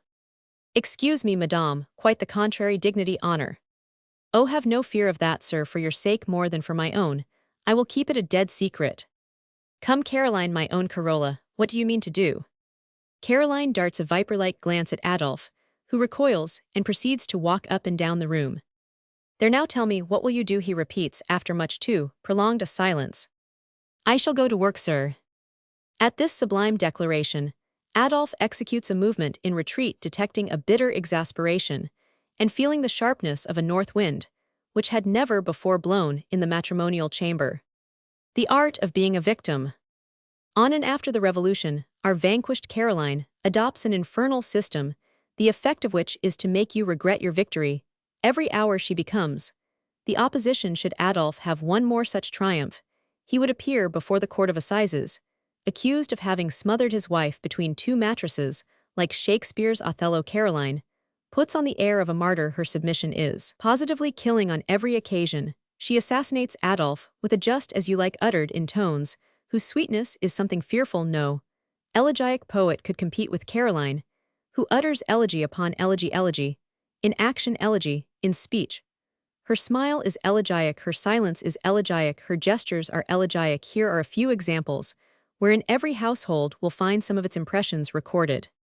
"After breakfast, Caroline, we go tonight to the discharge's grand ball, you know." "Yes, love." "After dinner, what, not dressed yet?" Caroline exclaims. Adolphe, who has just made his appearance, magnificently equipped. He finds Caroline arrayed in a gown fit for an elderly lady of strong conversational powers, a black moire with an old-fashioned fan waist. Flowers, too badly imitated to deserve the name of artificial, give a gloomy aspect to a head of hair, which the chambermaid has carelessly arranged. Caroline's gloves have already seen wear, and "I am ready, my dear." "What, in that dress?" "I have no other. A new dress would have cost 300 francs. Why did you not tell me? I ask you for anything after what has happened." "I'll go alone," says Adolphe, unwilling to be humiliated in his wife. "I dare say you are very glad to," returns Caroline in a captious tone, It's plain enough from the way you are got up. 11 persons are in the parlor, all invited to dinner by Adolphe. Caroline is there looking as if her husband had invited her too. She is waiting for dinner to be served. Sir, says the parlor servant in a whisper to his master, the cook doesn't know what on earth to do. What's the matter? You said nothing to her, sir, and she has only 2 side dishes: the beef, a chicken, a salad, and vegetables. Caroline, didn't you give the necessary orders? How did I know that you had company? And besides, I can't take it upon myself to give orders here. You delivered me from all care on that point, and I thank heaven for it every day of my life. Madame de Fishtaminel has called to pay Madame Caroline a visit. She finds her coughing feebly and nearly bent double over her embroidery. Ah, so you are working those slippers for your dear Adolphe. Adolphe is standing before the fireplace, as complacently as may be. No, madame, it's for a tradesman who pays me for them like the convicts. My labor enables me to treat myself to some little comforts. Adolphe reddens. He can't very well beat his wife, and Madame de Fishtaminel looks at him, as much as to say, what does this mean? You cough a good deal, my darling, says Madame de Fishtaminel. Oh, returns Caroline, what is life to me? Caroline is seated conversing with a lady of your acquaintance, whose good opinion you are exceedingly anxious to retain from the depths of the embrasure, where you are talking with some friends. You gather from the mere motion of her lips these words, my husband would have it so uttered, with the air of a young Roman matron going to the circus to be devoured. You are profoundly wounded in your several vanities, and wish to attend to this conversation. While listening to your guests, you thus make replies which bring you back such inquiries as why, what are you thinking of, for you have lost the thread of the discourse, and you fidget nervously with your feet, thinking to yourself, what is she telling her about me? Adolphe is dining with the discharges. 12 persons are at table, and Caroline is seated next to a nice young man named Ferdinand, Adolphe's cousin. Between the first and second course, conjugal happiness is the subject of conversation. There is nothing easier than for a woman to be happy, says Caroline, in reply to a woman who complains of her husband. Tell us your secret, madame, says Roman 1000, de Fishtaminel agreeably. A woman has nothing to do but to meddle with nothing, to consider herself as the first servant in the house, or as a slave that the master takes care of, to have no will of her own, and never to make an observation. Thus all goes well. This delivered in a bitter tone, and with tears in her voice, alarms Adolphe, who looks fixedly at his wife. You forget, madame, the happiness of telling about one's happiness, he returns, darting at her a glance worthy of the tyrant in a melodrama.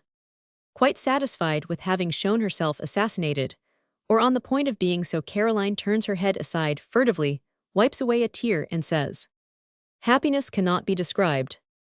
This incident, as they say at the chamber, leads to nothing, but Ferdinand looks upon his cousin as an angel about to be offered up. Someone alludes to the frightful prevalence of inflammation of the stomach, or to the nameless diseases of which young women die. Ah, too happy, they, exclaims Caroline, as if she were foretelling the manner of her death. Adolphe's mother-in-law comes to see her daughter. Caroline says, my husband's parlor, your master's chamber, everything in the house belongs to my husband.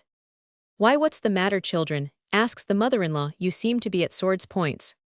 Oh dear me, says Adolphe, nothing, but that Caroline has had the management of the house, and didn't manage it right, that's all. She got into debt, I suppose. Yes, dearest mamma. Look here, Adolphe, says the mother-in-law, after having waited to be left alone with her son, would you prefer to have my daughter, magnificently dressed, to have everything go on smoothly, without its costing you anything? Imagine, if you can, the expression of Adolphe's physiognomy as he hears this declaration of woman's rights. Caroline abandons her shabby dress and appears in a splendid one. She is at the discharges.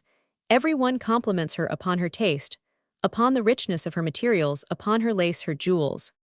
Ah, you have a charming husband, says Madame Descharges. Adolphe tosses his head proudly and looks at Caroline. My husband, madame, I cost that gentleman nothing, thank heaven, all I have was given me by my mother. Adolphe turns suddenly about and goes to talk with Madame de Fishtaminel. After a year of absolute monarchy, Caroline says very mildly one morning, how much have you spent this year, dear? I don't know. Examine your accounts. Adolphe discovers that he has spent a third more than during Caroline's worst year. And I've cost you nothing for my dress, she adds. Caroline is playing Schubert's melodies Adolphe takes great pleasure in hearing these compositions well executed. He gets up and compliments Caroline. She bursts into tears. What's the matter? Nothing, I am nervous. I didn't know you were subject to that. Oh, Adolphe, you won't see anything. Look, my rings come off my fingers. You don't love me any more. I'm a burden to you. She weeps, she won't listen. She weeps afresh at every word Adolphe utters. Suppose you take the management of the house back again. Ah, she exclaims, rising sharply to her feet, like a spring figure in a box. Now that you've had enough of your experience, thank you. Do you suppose it's money that I want? Singular method yours of pouring balm upon a wounded heart. No, go away. Very well, just as you like, Caroline. This just as you like is the first expression of indifference towards a wife, and Caroline sees before her an abyss towards which she had been walking of her own free will. The French campaign. The disasters of 1814 afflict every species of existence after brilliant days of conquest, after the period during which obstacles change to triumphs, and the slightest check becomes a piece of good fortune. There comes a time when the happiest ideas turn out blunders, when courage leads to destruction, and when your very fortifications are a stumbling block. Conjugal love, which according to authors is a peculiar phase of love, has more than anything else its French campaign, its fatal 1814. The devil especially loves to dangle his tail in the affairs of poor desolate women, and to this Caroline has come. Caroline is trying to think of some means of bringing her husband back. She spends many solitary hours at home, and during this time, her imagination works. She goes and comes. She gets up and often stands pensively at the window looking at the street, and seeing nothing, her face glued to the panes, and feeling as if in a desert in the midst of her friends, in the bosom of her luxuriously furnished apartments. Now in Paris, unless a person occupy a house of his own enclosed between a court and a garden, all life is double. At every story a family sees another family in the opposite house. Everybody plunges his gaze at will into his neighbor's domains. There is a necessity for mutual observation, a common right of search from which none can escape. At a given time in the morning, you get up early. The servant opposite is dusting the parlor. She has left the windows open and has put the rugs on the railing. You divine a multitude of things and vice versa. Thus in a given time you are acquainted with the habits of the pretty, the old, the young, the coquettish, the virtuous woman opposite, or the caprices of the coxcomb, the inventions of the old bachelor, the color of the furniture, and the cat of the two-pair front. Everything furnishes a hint, and becomes matter for divination. At the fourth story, a grisette taken by surprise finds herself too late, like the chaste Susaneth, prey of the delighted lorgnette of an aged clerk, who earns 1,800 francs a year, and who becomes criminal gratis. On the other hand, a handsome young gentleman, who for the present works without wages, and is only 19 years old, appears before the sight of a pious old lady, in the simple apparel of a man engaged in shaving. The watch thus kept up is never relaxed, while prudence, on the contrary, has its moments of forgetfulness. Curtains are not always let down in time. A woman just before dark approaches the window to thread her needle, and the married man opposite may then admire a head that Raphael might have painted, and one that he considers worthy of himself. A National Guard, truly imposing, when under arms. O sacred private life, where art thou? Paris is a city ever ready to exhibit itself, half naked, a city essentially libertine, and devoid of modesty. For a person's life to be decorous in it, the said person should have 100,000 a year. Virtues are dearer than vices in Paris. Caroline, whose gaze sometimes steals between the protecting muslins which hide her domestic life from the 5 stories opposite, at last discovers a young couple plunged in the delights of the honeymoon and newly established in the first story, directly in view of her window. She spends her time in the most exciting observations. The blinds are closed early and opened late. One day Caroline, who has arisen at 8 o'clock, notices, by accident of course, the maid preparing a bath or a morning dress. A delicious déshabille. Caroline sighs. She lies in ambush like a hunter. At the cover, she surprises the young woman, her face actually illuminated with happiness. Finally, by dint of watching the charming couple, she sees the gentleman and lady open the window and lean gently one against the other. As supported by the railing they breathe the evening air. Caroline gives herself a nervous headache by endeavoring to interpret the phantasmagorias, some of them having an explanation, and others not, made by the shadows of these two young people on the curtains. One night, when they have forgotten to close the shutters, the young woman is often seated melancholy and pensive, waiting for her absent husband. She hears the tread of a horse, or the rumble of a cab at the street corner. She starts from the sofa, and from her movements it is easy for Caroline to see that she exclaims tease he. How they love each other, says Caroline to herself. By dint of nervous headache, Caroline conceives an exceedingly ingenious plan. This plan consists in using the conjugal bliss of the opposite neighbors as a tonic to stimulate Adolphe. The idea is not without depravity, but then Caroline's intention sanctifies the means. Adolphe, she says, we have a neighbor opposite, the loveliest woman, a brunette. Oh yes, returns Adolphe, I know her, she is a friend of Madame de Fichtemino's, Madame Fallopoint, the wife of a broker, a charming man, and a good fellow, very fond of his wife, he's crazy about her. His office and rooms are here in the court, while those on the street are madames. I know of no happier household. Fallopoint talks about his happiness. Everywhere, even at the exchange, he's really quite tiresome. Well then, be good enough to present Monsieur and Madame Fallopoint to me. I should be delighted to learn how she manages to make her husband love her, so much have they been married long. 5 years, just like us. Oh Adolphe dear, I am dying to know her, make us intimately acquainted. Am I as pretty as she? Well, if I were to meet you at an opera ball, and if you weren't my wife, I declare I shouldn't know which. You are real sweet today, don't forget to invite them to dinner Saturday. I'll do it tonight, Fallopoint, and I often meet on change. Now, says Caroline, this young woman will doubtless tell me what her method of action is. Caroline resumes her post of observation. At about 3, she looks through the flowers which form as it were a bower at the window, and exclaims, 2 perfect doves. For the Saturday in question, Caroline invites Monsieur and Madame Descharges, the worthy Monsieur Fichtemino, in short the most virtuous couples of her society. She has brought out all her resources. She has ordered the most sumptuous dinner. She has taken the silver out of the chest. She means to do all honor to the model of wives. My dear, you will see tonight, she says to Madame Descharges at the moment, when all the women are looking at each other in silence. The most admirable young couple in the world are opposite. Neighbors, a young man of fair complexion, so graceful, and with such manners his head is like Lord Byron's, and he's a real Don Juan, only faithful. He's discovered the secret of making love eternal. I shall perhaps obtain a second crop of it from her example. Adolphe, when he sees them, will blush at his conduct. And the servant announces Monsieur and Madame Fallopoint. Madame Fallopoint, a pretty brunette, a genuine Parisian slight, and erect in form, the brilliant light of her eye quenched by her long lashes, charmingly dressed, sits down upon the sofa. Caroline bows to a fat gentleman with thin grey hair, who follows this Paris Andalusian, and who exhibits a face and paunch fit for Silenus, a butter-colored pate, a deceitful libertine smile upon his big heavy lips. In short, a philosopher. Caroline looks upon this individual with astonishment. Monsieur Fallopoint, my dear, says Adolphe, presenting the worthy quinquagenarian. I am delighted, Madame, says Caroline good-naturedly, that you have brought your father-in-law profound sensation, but we shall soon see your husband, I trust. Madame. Everybody listens and looks. Adolphe becomes the object of everyone's attention. He is literally dumb with amazement. If he could, he would whisk Caroline off through a trap, as at the theater. This is Monsieur Fallopoint, my husband, says Madame Fallopoint. Caroline turns scarlet as she sees her ridiculous blunder, and Adolphe scathes her with a look of 36 candle power. You said he was young and fair, whispers Madame Descharges Madame Fallopoint, a knowing lady, that she boldly stares at the ceiling.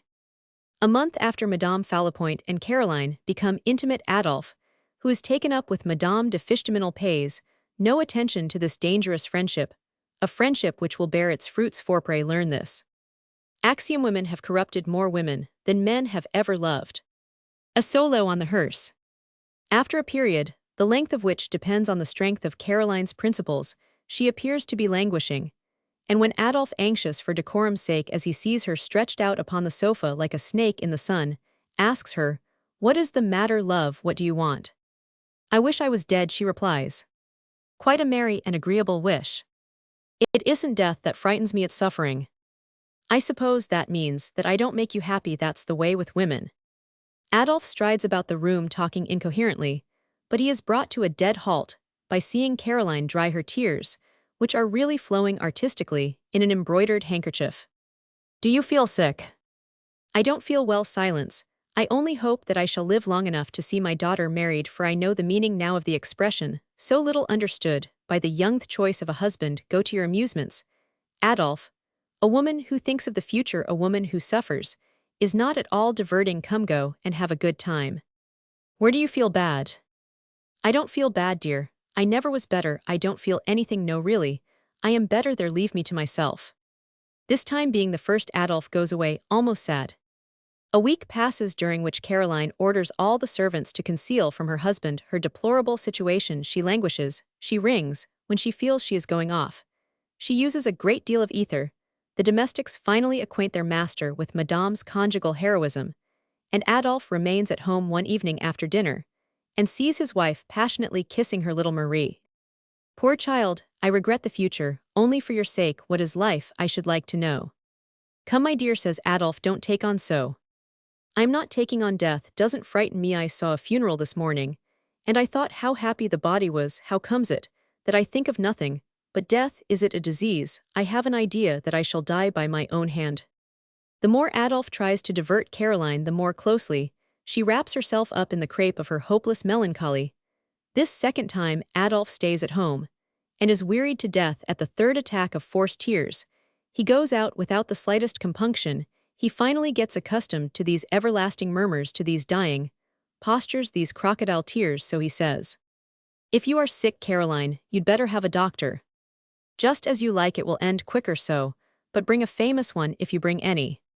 At the end of a month, Adolf, worn out by hearing the funereal air that Caroline plays him on every possible key, brings home a famous doctor at Paris. Doctors are all men of discernment, and are admirably versed in conjugal nosography. "Well, madame," says the great physician, "how happens it that so pretty a woman allows herself to be sick?" "Ah, sir, like the nose of old Father Aubrey, I aspire to the tomb." Caroline, out of consideration for Adolf, makes a feeble effort to smile. "Tut tut, but your eyes are clear, they don't seem to need our infernal drugs." "Look again, doctor, I am eaten up with fever, a slow, imperceptible fever." And she fastens her most roguish glance upon the illustrious doctor, who says to himself, "What eyes! Now let me see your tongue." Caroline puts out her taper tongue between two rows of teeth, as white as those of a dog. "It is a little bit furred at the root, but you have breakfasted," observes the great physician, turning toward Adolf. "Oh, a mere nothing," returns Caroline, "2 cups of tea." Adolf and the illustrious leech look at each other, for the doctor wonders whether it is the husband or the wife that is trifling with him. "What do you feel?" gravely inquires the physician. "I don't sleep." "Good." "I have no appetite." "Well." "I have a pain here." The doctor examines the part indicated. "Very good, well, look at that by and by. Now and then a shudder passes over me." "Very good." "I have melancholy fits, I am always thinking of death, I feel promptings of suicide." "Dear me, really." "I have rushes of heat to the face, look, there's a constant trembling in my eyelid." "Capital, we call that a trismus." The doctor goes into an explanation, which lasts a quarter of an hour, of the trismus, employing the most scientific terms. From this, it appears that the trismus is the trismus, but he observes with the greatest modesty that if science knows that the trismus is the trismus, it is entirely ignorant of the cause of this nervous affection, which comes and goes, appears and disappears. And he adds, "We have decided that it is altogether nervous." "Is it very dangerous?" asks Caroline anxiously. "Not at all. How do you lie at night?" "Doubled up in a heap." "Good. On which side?" "The left." "Very well. How many mattresses are there on your bed?" "3. "Good. Is there a spring bed?" "Yes." "What is the spring bed stuffed with?" "Horsehair." "Capital. Let me see you walk. No, naturally, and as if we weren't looking at you." Caroline walks like Fanny Elsler, communicating the most Andalusian little motions to her tournure. "Do you feel a sensation of heaviness in your knees?" "Well, no," she returns to her place. "Ah, no, that I think of it, it seems to me that I do." "Good. Have you been in the house a good deal lately?" "Oh yes, sir, a great deal, too much and alone." "Good. I thought so. What do you wear on your head at night?" "An embroidered nightcap, and sometimes a handkerchief over it." "Don't you feel a heat there, a slight perspiration?" "How can I when I am asleep?" "Don't you find your nightcap moist on your forehead when you wake up?" "Sometimes." "Capital. Give me your hand." The doctor takes out his watch. "Did I tell you that I have a vertigo?" asks Caroline. Hush, says the doctor, counting the pulse in the evening. No, in the morning. Ah, bless me, a vertigo in the morning, says the doctor, looking at Adolphe. The Duke of G has not gone to London, says the great physician while examining Caroline's skin, and there's a good deal to be said about it in the Faubourg Saint-Germain. Have you patients there? Asks Caroline. Nearly all my patients are there, dear me. Yes, I've got 7 to see this morning. Some of them are in danger. What do you think of me, sir? Says Caroline. Madame, you need attention, a great deal of attention. You must take quieting liquors, plenty of syrup of gum, a mild diet, white meat, and a good deal of exercise. There go 20 francs, says Adolphe to himself with a smile. The great physician takes Adolphe by the arm and draws him out with him. As he takes his leave, Caroline follows them on tiptoe. My dear sir, says the great physician, I have just prescribed very insufficiently for your wife. I did not wish to frighten her. This affair concerns you more nearly than you imagine. Don't neglect her. She has a powerful temperament and enjoys violent health. All this reacts upon her nature, has its laws which when disregarded compel obedience. She may get into a morbid state, which would cause you bitterly to repent having neglected her. If you love her, why love her? But if you don't love her, and nevertheless desire to preserve the mother of your children, the resolution to come to is a matter of hygiene, but it can only proceed from you. How well he understand me, says Caroline to herself. She opens the door and says, Doctor, you did not write down the doses. The great physician smiles, bows, and slips the 20-franc piece into his pocket. He then leaves Adolphe to his wife, who takes him and says, What is the fact about my condition? Must I prepare for death? Bah, he says, you're too healthy, cries Adolphe impatiently. Caroline retires to her sofa to weep. What is it now? So I am to live a long time. I am in the way you don't love me any more. I want consult that doctor again. I don't know why Madame Falapoint advised me to see him. He told me nothing, but trash, I know better than he what I need. What do you need? Can you ask, ungrateful man? And Caroline leans her head on Adolphe's shoulder. Adolphe, very much alarmed, says to himself, the doctor's right, she may get to be morbidly exacting. And then what will become of me here? I am compelled to choose between Caroline's physical extravagance or some young cousin or other. Meanwhile, Caroline sits down and sings one of Schubert's melodies with all the agitation of a hypochondriac. Part 2. Preface. If, reader, you have grasped the intent of this book, and infinite honor is done you by the supposition the profoundest author does not always comprehend, I may say never comprehends, the different meanings of his book, nor its bearing, nor the good, nor the harm it may doif, then you have bestowed some attention upon these little scenes of married life. You have perhaps noticed their color. What color? Some grocer will doubtless ask. Books are bound in yellow, blue, green, pearl, gray, white. Alas, books possess another color. They are dyed by the author, and certain writers borrow their dye. Some books let their color come off onto others more than this. Books are dark or fair, light, brown or red. They have a sex too. I know of male books and female books of books, which, sad to say, have no sex, which we hope is not the case with this one. Supposing that you do this collection of nosographic sketches the honor of calling it a book. Thus far the troubles we have described have been exclusively inflicted by the wife upon the husband. You have therefore seen only the masculine side of the book. And if the author really has the sense of hearing, for which we give him credit, he has already caught more than one indignant exclamation or remonstrance. He tells us of nothing but vexations suffered by our husbands, as if we didn't have our petty troubles too. O women, you have been heard, for, if you do not always make yourselves understood, you are always sure to make yourselves heard. It would therefore be signally unjust to lay upon you alone the reproaches that every being brought under the yoke conjugum has the right to heap upon that necessary, sacred, useful, eminently conservative institution. On, however, that is often somewhat of an encumbrance, and tight about the joints, though sometimes it is also too loose there. I will go further. Such partiality would be a piece of idiocy. A man not a writer, for in a writer there are many men. An author rather should resemble Janus, see behind, and before become a spy, examine an idea in all its phases, delve alternately into the soul of Alceste, and into that of Philanete, know everything though he does not tell it, never be tiresome, and we will not conclude this program, for we should tell the whole, and that would be frightful for those who reflect upon the present condition of literature. Furthermore, an author who speaks for himself in the middle of his book resembles the old fellow in the speaking picture, When he puts his face in the hole cut, in the painting, the author does not forget that in the chamber no one can take the floor between two votes enough therefore. Here follows the female portion of the book, for to resemble marriage perfectly it ought to be more or less hermaphroditic. Petty troubles of married life. Husbands during the second month. Two young married women, Caroline and Stephanie, who had been early friends at Emil Mascheffer's boarding school, one of the most celebrated educational institutions in the Faubourg Saint-Honore, met at a ball given by Madame de Fichtemesnil, and the following conversation took place in a windowsat in the boudoir. It was so hot that a man had acted upon the idea of going to breathe the fresh night air. Some time before the two young women, he had placed himself in the angle of the balcony, and as there were many flowers before the window, the two friends thought themselves alone. This man was the author's best friend. One of the two ladies standing at the corner of the embrasure kept watch by looking at the boudoir, and the parlors the other had so placed herself as not to be in the draught, which was nevertheless tempered by the muslin and silk curtains.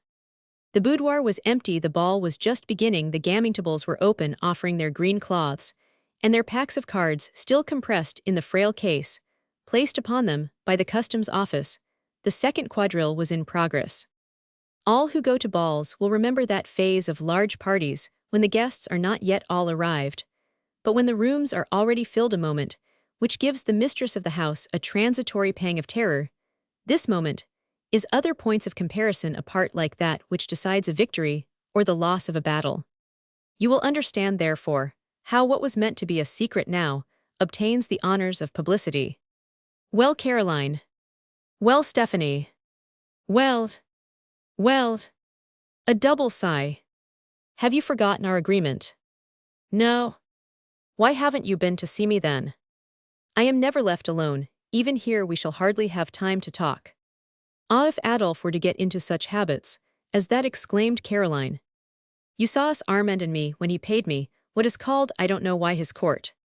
Yes, I admired him.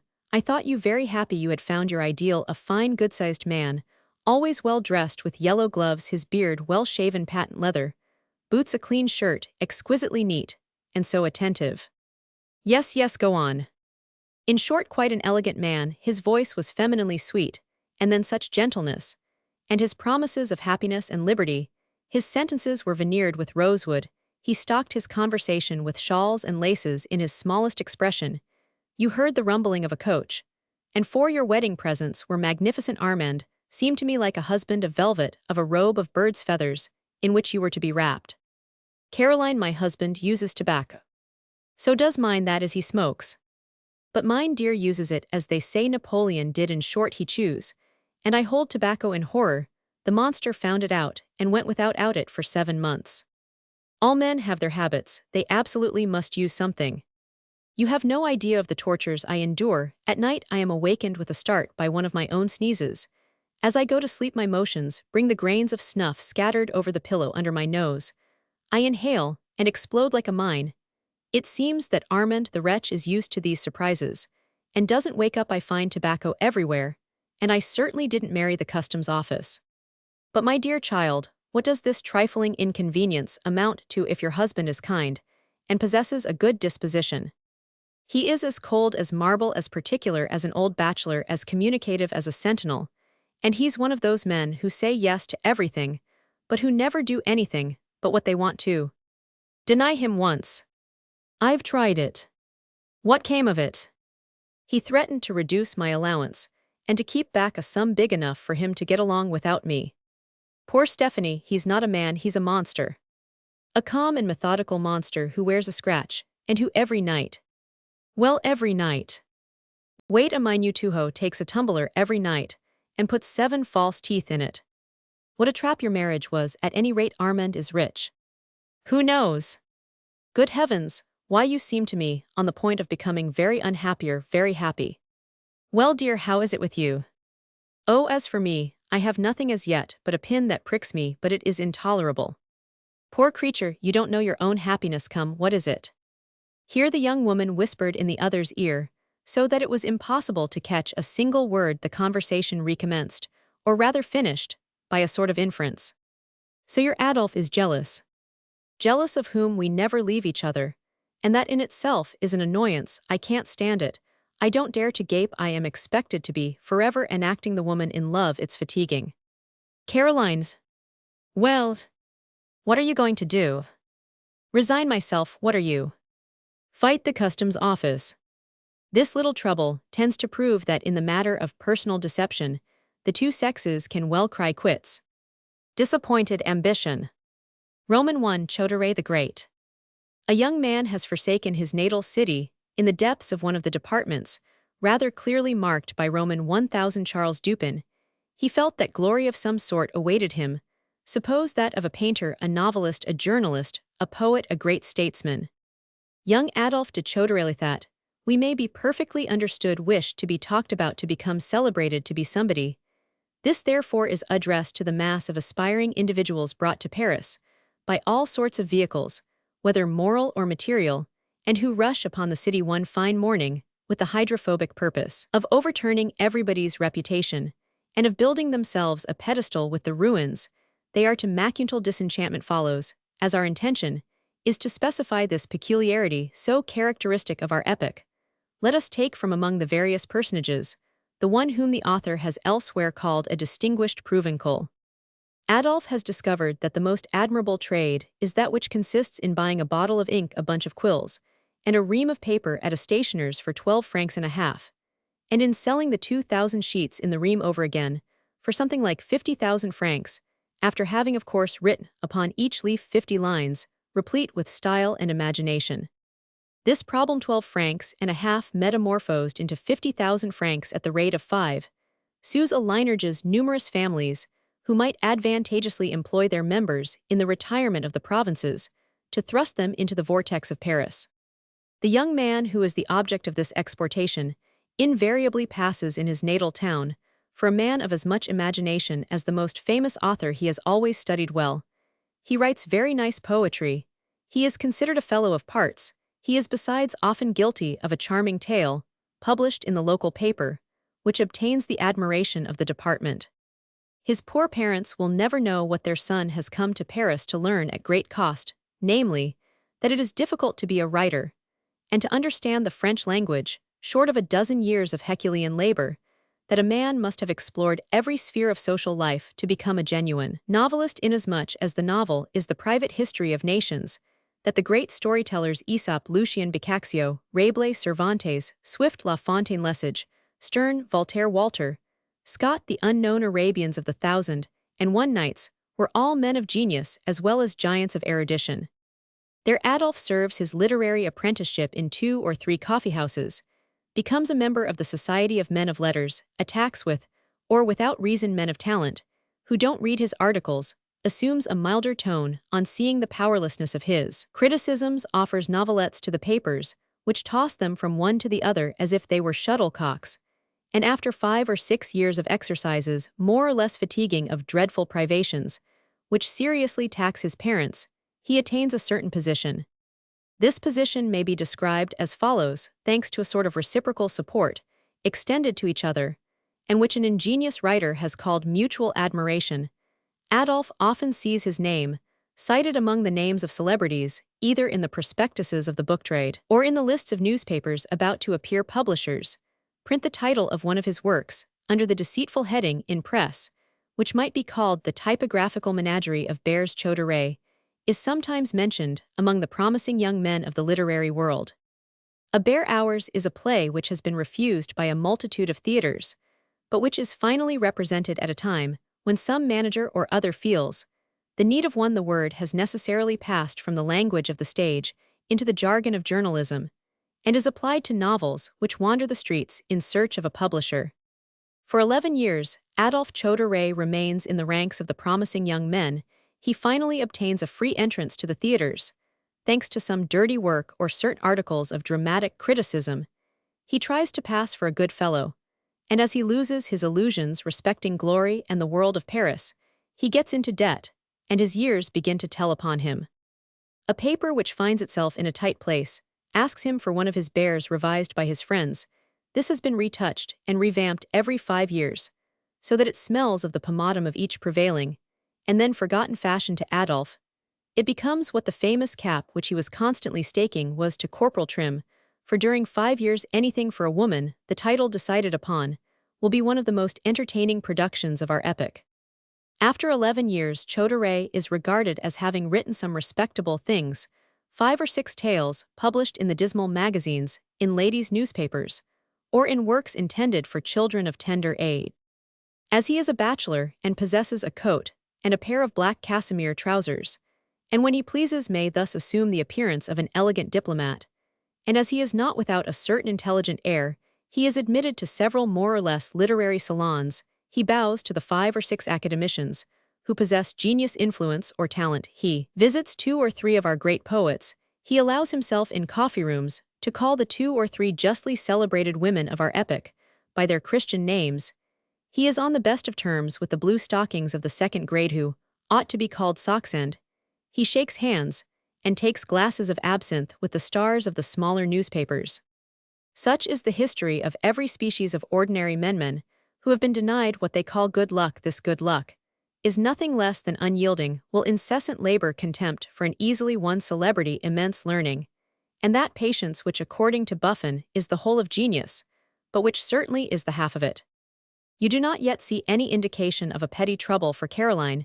You imagine that this history of 500 young men, engaged at this moment, in wearing smooth, the paving stones of Paris was written, as a sort of warning to the families of the 86 departments of France. But read these 2 letters, which lately passed between 2 girls differently married, and you will see that it was as necessary as the narrative by which every true melodrama was, until lately expected. To open you will divine the skillful maneuvers of the Parisian peacock, spreading his tail in the recesses of his native village, and polishing up for matrimonial purposes the rays of his glory which, like those of the sun, are only warm and brilliant at a distance. From Madame Claire de la Roulandière ni Jugalt to Madame Adolphe de Chauderey ni Hutot. Viviers! You have not yet written to me, and it's real unkind in you. Don't you remember that the happier was to write first, and to console her who remained in the country? Since your departure for Paris, I have married Monsieur de la Roulandière, the president of the tribunal, you know him, and you can judge whether I am happy or not with my heart, saturated, as it is with our ideas. I was not ignorant what my lot would be. I live with the ex-president, my husband's uncle, and with my mother-in-law who has preserved nothing of the ancient parliamentary society of Aix, but its pride and its severity of manners. I am seldom alone. I never go out unless accompanied by my mother-in-law or my husband. We receive the heavy people of the city in the evening, they play whist at 2 sous a point, and I listen to conversations of this nature. Monsieur Vitremont is dead, and leaves 280,000 francs, says the associate judge, a young man of 4 to 7, who is as entertaining as a northwest wind. Are you quite sure of that? The that refers to the 280,000 francs. A little judge then holds forth, he runs over the investments, the others discuss their value, and it is definitely settled that if he has not left 280,000, he left something near it. Then comes a universal concert of eulogy heaped upon the dead man's body, for having kept his bread under lock and key, for having shrewdly invested his little savings, accumulated sou by sou, in order probably that the whole city and those who expect legacies may applaud and exclaim in admiration. He leaves 280,000 francs now. Everybody has rich relations of whom they say, will he leave anything like it? And thus they discuss the quick, as they have discussed the dead. They talk of nothing but the prospects of fortune, the prospects of a vacancy, in office the prospects of the harvest. When we were children, and used to look at those pretty little white mice in the cobbler's window in the Rue Saint-Maclou, that turned and turned the circular cage in which they were imprisoned, how far I was from thinking that they would one day be a faithful image of my life. Think of it, my being in this condition, I, who fluttered my wings so much more than you, I, whose imagination was so vagabond. My sins have been greater than yours, and I am the more severely punished. I have bidden farewell to my dreams. I am Madame la Présidente in all my glory, and I resign myself to giving my arm for 40 years to my big awkward Roulandière, to living meanly in every way, and to having forever before me 2 heavy brows and 2 walleyes pierced in a yellow face, which is destined never to know what it is to smile. But you, Caroline dear, you who between ourselves were admitted among the big girls, while I still gambled among the little ones, you, whose only sin was pride, you at the age of 27, and with a dowry of 200,000 francs capture, and captivate a truly great man, one of the wittiest men in Paris, one of the two talented men that our village has produced. What luck! You now circulate in the most brilliant society of Paris. Thanks to the sublime privileges of genius, you may appear in all the salons of the Faubourg Saint-Germain, and be cordially received. You have the exquisite enjoyment of the company of the 2 or 3 celebrated women of our age, where so many good things are said, where the happy speeches which arrive out here like Congreve rockets are first fired off. You go to the Baron Skinners, of whom Adolphe so often spoke to us, whom all the great artists and foreigners of celebrity visit. In short, before long, you will be one of the queens of Paris. If you wish, you can receive too, and have at your house, the lions of literature, fashion, and finance, whether male or female. For Adolphe spoke in such terms about his illustrious friendships and his intimacy with the favorites of the hour that I imagine you giving and receiving honors. With your 10,000 francs a year and the legacy from your Aunt Carabas, added to the 20,000 francs that your husband earns, you must keep a carriage. And since you go to all the theaters without paying, since journalists are the heroes of all the inaugurations, so ruinous for those who keep up with the movement of Paris, and since they are constantly invited to dinner, you live as if you had an income of 60,000 francs a year. Happy Caroline, I don't wonder you forget me. I can understand how it is that you have not a moment to yourself. Your bliss is the cause of your silence, so I pardon you still if, fatigued with so many pleasures, you one day, upon the summit of your grandeur, think of your poor Claire. Write to me, tell me what a marriage with a great man is. Describe those great Parisian ladies, especially those who write. Oh, I should so much like to know what they are made of. Finally, don't forget anything, unless you forget that you are loved as ever by your poor Claire Jugault. From Madame Adolphe de Chauderay to Madame la Présidente de la Roulandière at Viviers, Paris. Ah, my poor Claire, could you have known how many wretched little griefs your innocent letter would awaken, you never would have written it. Certainly no friend, and not even an enemy, on seeing a woman with 1,000 mosquitobites and a plaster over them, would amuse herself by tearing it off and counting the stings.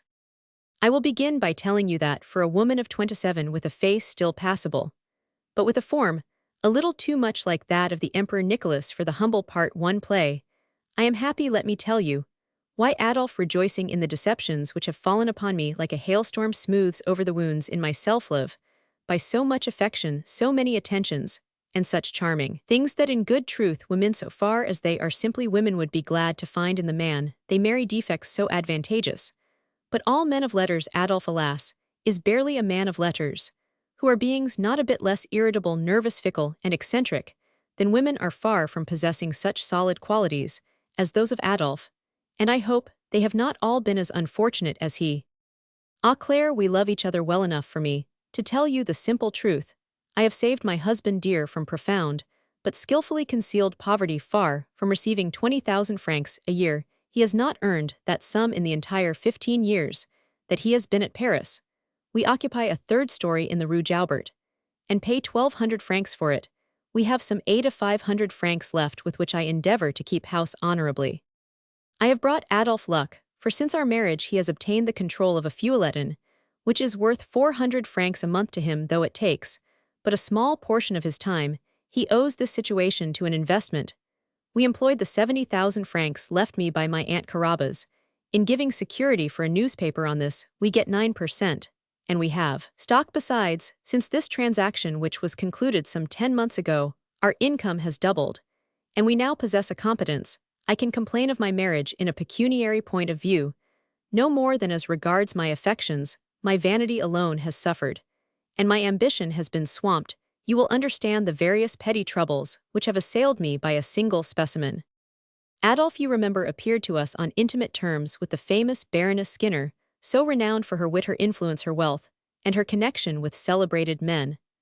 I supposed that he was welcomed at her house as a friend. My husband presented me, and I was coldly received. I saw that her rooms were furnished with extravagant luxury, and instead of Madame Skinner's returning my call, I received a card 20 days afterward, and at an insolently improper hour. On arriving at Paris, I went to walk upon the boulevard proud of my anonymous great man. He nudged me with his elbow, and said, pointing out a fat little ill-dressed man, "There's so." And so he mentioned one of the 7 or 8 illustrious men in France.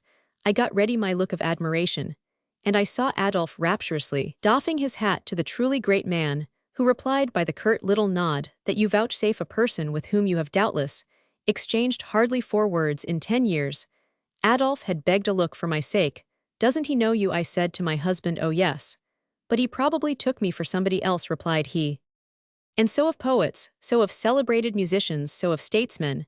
But as a compensation we stop and talk for 10 minutes in front of some arcade, or other, with Messieurs Armand du Cantal, George Beaunoir, Felix Verduret, of whom you have never heard, Mesdames Constantine, Ramachard, Anais Craudot, and Lucien Voulin, threaten me with their blue friendship.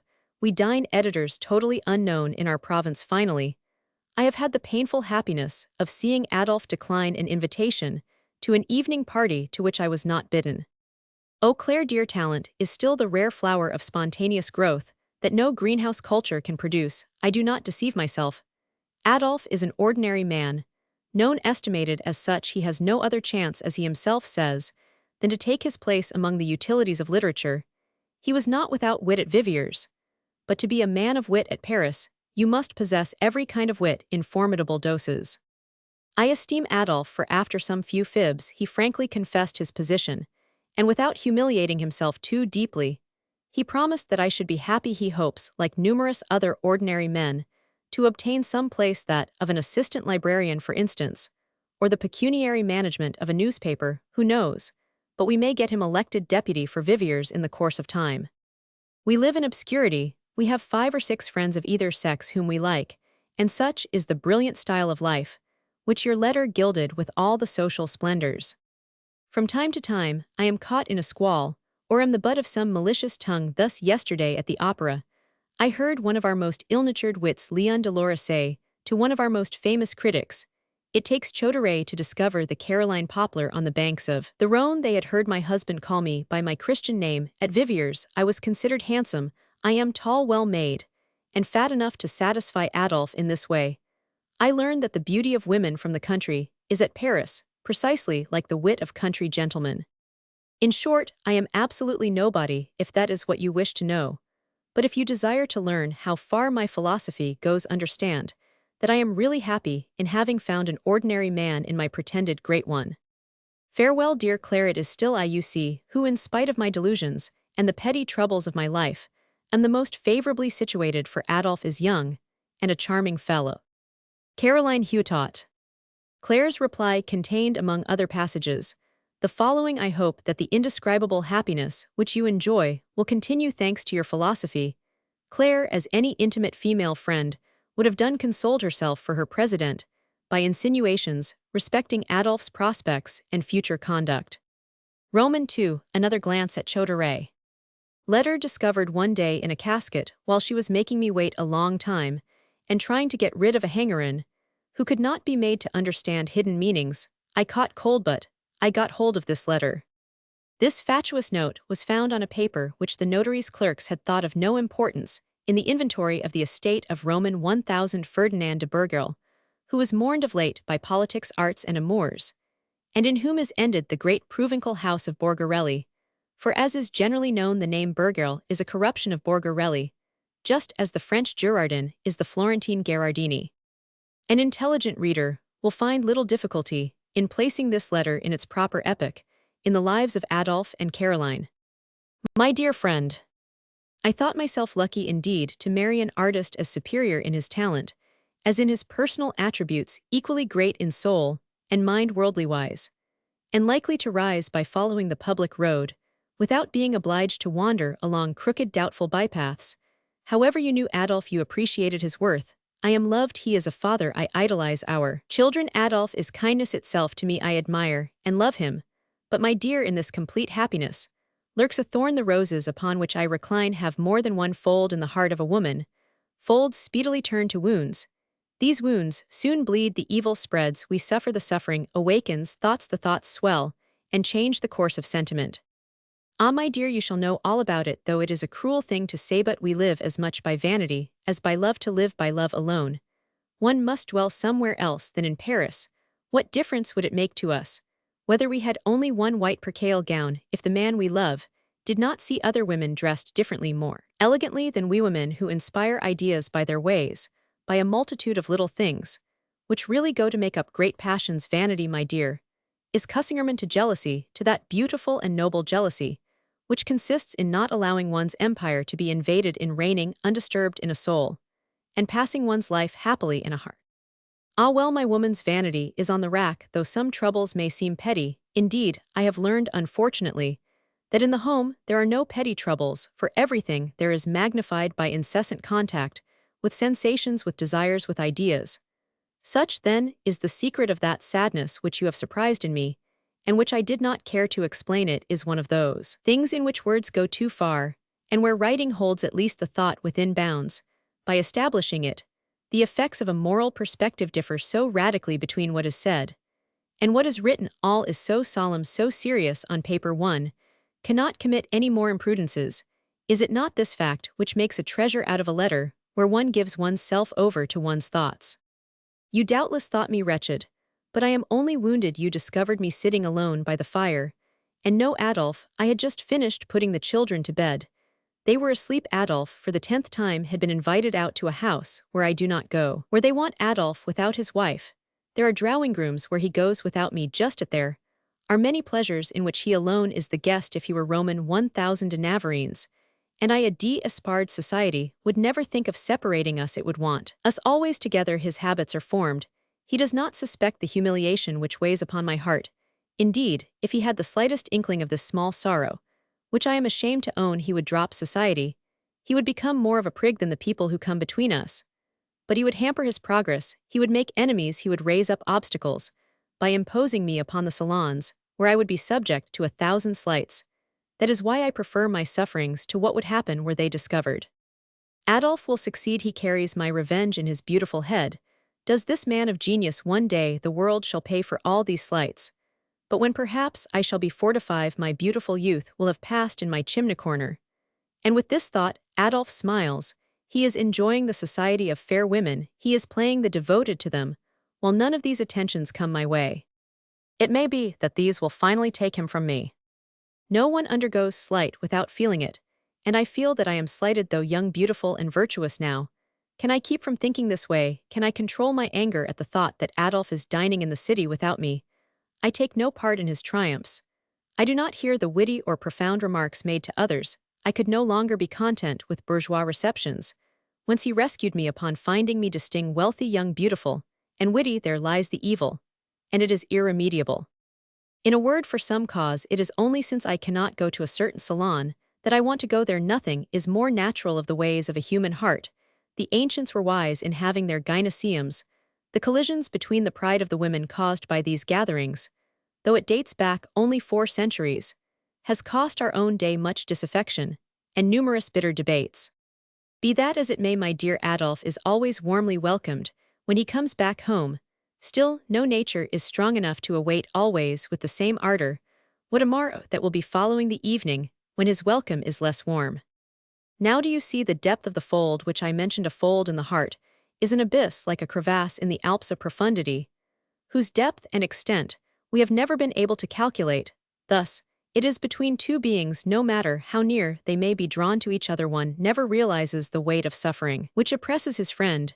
This seems such a little thing, yet one's life is affected by it in all its length, in all its breadth. I have thus argued with myself. But the more I have argued, the more thoroughly have I realized the extent of this hidden sorrow, and I can only let the current carry me whither it will. 2 voices struggle for supremacy. When by a rarely fortunate chance I am alone in my armchair waiting for Adolphe, one I would wager comes from Eugene Delacroix's Faust, which I have on my table. Mephistopheles speaks, that terrible aide, who guides the swords so dexterously he leaves the engraving and places himself diabolically before me, grinning through the hole which the great artist has placed under his nose, and gazing at me with that eye whence fall rubies, diamonds, carriages, jewels, laces, silks, and 1,000 luxuries to feed the burning desire within me. Are you not fit for society? He asks. You are the equal of the fairest duchesses. Your voice is like a siren's. Your hands command respect and love. Ah, that arm, place bracelets upon it, and how pleasingly it would rest upon the velvet of a robe. Your locks are chains which would fetter all men, and you could lay all your triumphs at Adolphe's feet. Show him your power, and never use it. Then he would fear where now he lives in insolent certainty. Come to action, inhale a few mouthfuls of disdain, and you will exhale clouds of incense dare to reign are you not next to nothing here in your chimney corner sooner. Or later the pretty spouse, the beloved wife will die, if you continue like this in a dressing gown come, and you shall perpetuate your sway through the arts of coquetry show yourself in salons, and your pretty foot shall trample down the love of your rivals. The other voice comes from my white marble mantle, which rustles like a garment. I think I see a veritable goddess crowned with white roses, and bearing a palm branch in her hand 2 blue eyes smile down on me. This simple image of virtue says to me, be content, remain good always, and make this man happy. That is the whole of your mission. The sweetness of angels triumphs over all pain. Faith in themselves has enabled the martyrs to obtain solace, even on the brassiers of their tormentors. Suffer a moment, you shall be happy in the end. Sometimes Adolf enters at that moment, and I am content, but my dear, I have less patience than love. I almost wish to tear in pieces the woman who can go everywhere, and whose society is sought out by men and women, alike. What profound thought lies in the line of Molière. The world, dear Agnes, is a curious thing. You know nothing of this petty trouble, you fortunate Mathilde. You are well born, you can do a great deal for me. Just think, I can write you things that I dared not speak about. Your visits mean so much. Come often to see your poor Caroline's. Well, said I to the notary's clerk, do you know what was the nature of this letter to the late Burgerl? No. A note of exchange. Neither clerk nor notary understood my meaning, do you? The pangs of innocence. Yes, dear, in the married state, many things will happen to you which you are far from expecting, but then others will happen which you expect still less. For instance, the author, may we say the ingenious author qui castigat ridendo mores, and who has undertaken the petty troubles of married life, hardly needs to remark that for prudence sake he here allows a lady of high distinction to speak, and that he does not assume the responsibility of her language, though he professes the most sincere admiration for the charming person to whom he owes his acquaintance with this petty trouble. For instance, she says, he nevertheless thinks proper to avow that this person is neither Madame Falapoint, nor Madame de Fichteminel, nor Madame Deschars. Madame Deschars is too prudish, Madame Falapoint too absolute in her household, and she knows it. Indeed, what doesn't she know? She is good-natured, she sees good society. She wishes to have the best people overlook the vivacity of her witticisms. As under Louis Roman XIV, they overlooked the remarks of Madame Cornwall, they overlook a good many things in her. There are some women who are the spoiled children of public opinion. As to Madame de Fichteminel, who is in fact connected with the affair, as you shall see, she being unable to recriminate abstains from words and recriminates in acts. We give permission to all to think that the speaker is Caroline herself, not the silly little Caroline of tender years, but Caroline, when she has become a woman of 30. For instance, she remarks to a young woman, whom she is edifying, you will have children, God willing. Madame, I say, don't let us mix the deity up in this, unless it is an illusion.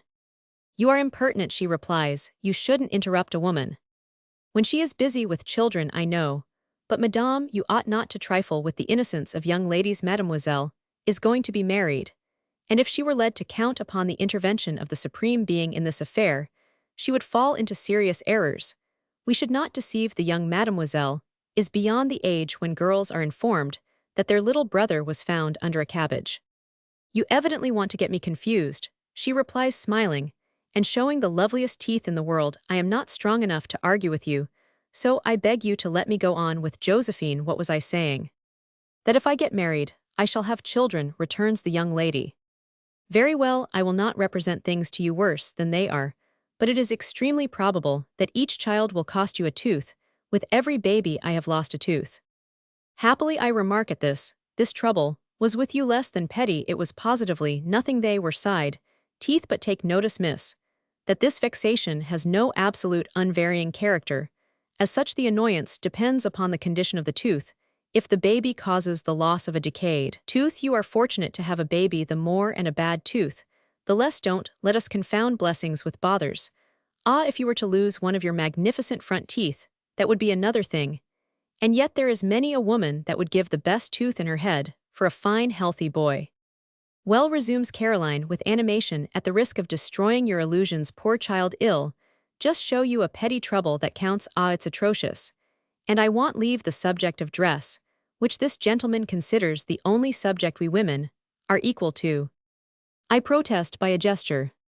I had been married about 2 years, continues Caroline, and I loved my husband. I have got over it since, and acted differently for his happiness and mine.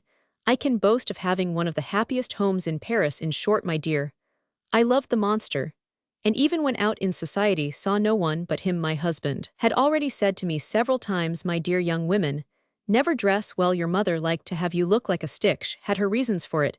If you care for my advice, take Madame de Fichteminel for a model. She is a lady of taste. I, unsuspecting creature, that I saw no perfidy in the recommendation. One evening, as we returned from a party, he said, "Did you notice how Madame de Fichteminel was dressed?" "Yes, very neatly." And I said to myself, "He's always talking about Madame de Fichteminel. I must really dress just like her." I had noticed the stuff, and the make of the dress, and the style of the trimmings. I was as happy as could be as I went trotting about town doing everything I could to obtain the same articles. I sent for the very same dressmaker. "You work for Madame de Fichteminel?" I said.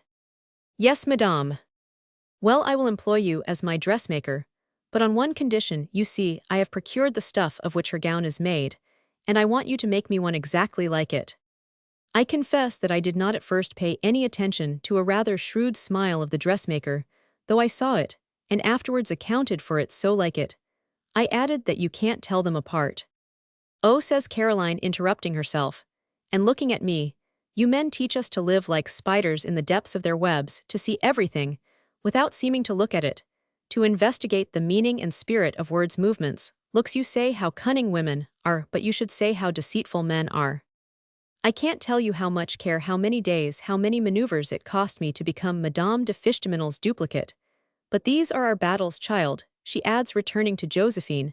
"I could not find a certain little embroidered neckerchief, a very marvel. I finally learned that it was made to order. I unearthed the embroideress, and ordered a kerchief like Madame de Fichteminel's. The price was a mere trifle, 150 francs. It had been ordered by a gentleman who had made a present of it to Madame de Fichteminel. All my savings were absorbed by it. Now we women of Paris are all of us very much restricted in the article of dress. There is not a man worth 100,000 francs a year that loses 10,000 a winter at whist, who does not consider his wife extravagant, and is not alarmed at her bills for what he calls rags. Let my savings go," I said, and they went. I had the modest pride of a woman in love. I would not speak a word to Adolphe of my dress. I wanted it to be a surprise goose, that I was. "Oh, how brutally you men take away our blessed ignorance." This remark is meant for me, who had taken nothing from the lady, neither tooth, nor anything whatever of the things with a name, and without a name that may be taken from a woman. I must tell you that my husband took me to Madame de Fichteminel's, where I dined quite often. I heard her say to him, "Why, your wife looks very well." She had a patronizing way with me, that I put up with. Adolphe wished that I could have her wit and preponderance in society. In short, this phoenix of women was my model. I studied and copied her. I took immense pains not to be myself. It was a poem that no one but us women can understand. Finally, the day of my triumph dawned. My heart beat for joy as if I were a child, as if I were what we all are at 22. My husband was going to call for me for a walk in the Tuileries. He came in. I looked at him radiant with joy, but he took no notice. Well, I can confess it now. It was one of those frightful disasters, but I will say nothing about it. This gentleman here would make fun of me. I protest by another movement. It was, she goes on, for a woman never stops till she has told the whole of a thing, as if I had seen an edifice built by a fairy crumble into ruins. Adolphe manifested not the slightest surprise. We got into the carriage. Adolphe noticed my sadness and asked me what the matter was. I replied, as we always do when our hearts are wrung by these petty vexations, "Oh, nothing." Then he took his eyeglass and stared at the promenaders on the Champs-Élysées, for we were to go the rounds of the Champs-Élysées before taking our walk at the Tuileries. Finally, a fit of impatience seized me. I felt a slight attack of fever, and when I got home I composed myself to smile. "You haven't said a word about my dress," I muttered. "Ah yes, your gown is somewhat like Madame de Fichteminel's." He turned on his heel and went away. The next day I pouted a little, as you may readily imagine. Just as we were finishing breakfast by the fire in my room, I shall never forget it. Embroideress called to get her money for the neckerchief. I paid her. She bowed to my husband, as if she knew him. I ran after her on pretext of getting her to receipt the bill, and said, "You didn't ask him so much for Madame de Fichteminel's kerchief." "I assure you, madame, it's the same price." The gentleman did not beat me down a mite, I returned to my room, where I found my husband looking as foolish as. She hesitates, and then resumes, as a miller just made a bishop. I understand love now, that I shall never be anything more than somewhat like Madame de Fishtaminel. You refer to her neckerchief. I suppose, well, I did give it to Harriet. Was for her birthday. You see, you were formerly more intimate than you are now. Without replying to this, he added, but it's altogether moral. He took his hat and went out, leaving me with this fine declaration of the rights of man. He did not return, and came home late at night. I remained in my chamber, and wept like a Magdalene in the chimney corner. You may laugh at me if you will, she adds, looking at me, but I shed tears over my youthful illusions. And I wept too for spite at having been taken for a dupe. I remembered the dressmaker's smile. Ah, that smile reminded me of the smiles of a number of women who laughed at seeing me so innocent and unsuspecting at Madame de Fishtaminel's. I wept sincerely. Until now, I had a right to give my husband credit for many things which he did not possess, but in the existence of which young married women pertinaciously believe. How many great troubles are included in this petty one? You men are a vulgar set. There is not a woman who does not carry her delicacy so far as to embroider her past life with the most delightful fibs, while but I have had my revenge. Madame, I say you are giving this young lady too much information. True, she returns, I will tell you the sequel some other time. Thus you see, mademoiselle, I say, you imagine you are buying a neckerchief, and you find a petty trouble round your neck if you get it given to you. It's a great trouble, retorts the woman of distinction. Let us stop here. The moral of this fable is that you must wear your neckerchief without thinking too much about it. The ancient prophets called this world, even in their time, a valley of woe. Now at that period, the Orientals had, with the permission of the constituted authorities, a swarm of comely slaves besides their wives. What shall we call the valley of the Seine between Calvary and Charenton, where the law allows but one lawful wife? The universal amatis. You will understand at once that I began to gnaw the head of my cane, to consult the ceiling, to gaze at the fire, to examine Caroline's foot, and I thus held out till the marriageable young lady was gone. You must excuse me, I said, if I have remained behind, perhaps in spite of you, but your vengeance would lose by being recounted by and by. And if it constituted a petty trouble for your husband, I have the greatest interest in hearing it, and you shall know why. Ah, she returned, that expression, it's altogether moral, which he gave as an excuse, shocked me to the last degree. It was a great consolation truly to me to know that I held the place in his household of a piece of furniture, a block, that my kingdom lay among the kitchen utensils, the accessories of my toilet, and the physician's prescriptions, that our conjugal love had been assimilated to dinner pills, to veal soup and white mustard, that Madame de Fishtaminel possessed my husband's soul, his admiration, and that she charmed and satisfied his intellect, while I was a kind of purely physical necessity. What do you think of a woman's being degraded to the situation of a soup or a plate of boiled beef? And without parsley at that. Oh, I composed a cataloguing that evening. Philippic is better. Well, either ill, say anything you like, for I was perfectly furious, and I don't remember what I screamed in the desert of my bedroom. Do you suppose that this opinion that husbands have of their wives, the parts they give them, is not a singular vexation for us? Our petty troubles are always pregnant with greater ones. My Adolphe needed a lesson. You know the Vicomte de Lustrac, a desperate amateur of women and music, an epicure, one of those expos of the empire who live upon their earlier successes, and who cultivate themselves with excessive care in order to secure a second crop. Yes, I said, one of those laced-braced, corseted old fellows of 60, who work such wonders by the grace of their forms, and who might give a lesson to the youngest dandies among us. Monsieur de Lustrac is as selfish as a king, but gallant and pretentious spite of his jet-black wig. As to his whiskers, he dyes them. He goes to 10 parties, in an evening he's a butterfly. He gives capital dinners and concerts, and patronizes inexperienced songstresses. He takes bustle for pleasure. Yes, but he makes off with incredible celerity. Whenever a misfortune occurs, are you in mourning? He avoids you. Are you confined? He awaits your churching. Before he visits you, he possesses a mundane frankness and a social intrepidity which challenge admiration. But does it not require courage to appear to be what one really is? I asked. Well, she resumed, after we had exchanged our observations on this point, this young old man, this universal amatis whom we call among ourselves Chevalier Petit Bon Homme, became the object of my admiration. I made him a few of those advances which never compromise a woman, I spoke of the good taste exhibited in his latest waistcoats, and in his canes, and he thought me a lady of extreme amiability. I thought him a chevalier of extreme youth. He called upon me. I put on a number of little airs, and pretended to be unhappy at home, and to have deep sorrows. You know what a woman means when she talks of her sorrows, and complains that she has not understood. The old ape replied much better than a young man would, and I had the greatest difficulty in keeping a straight face, while I listened to him.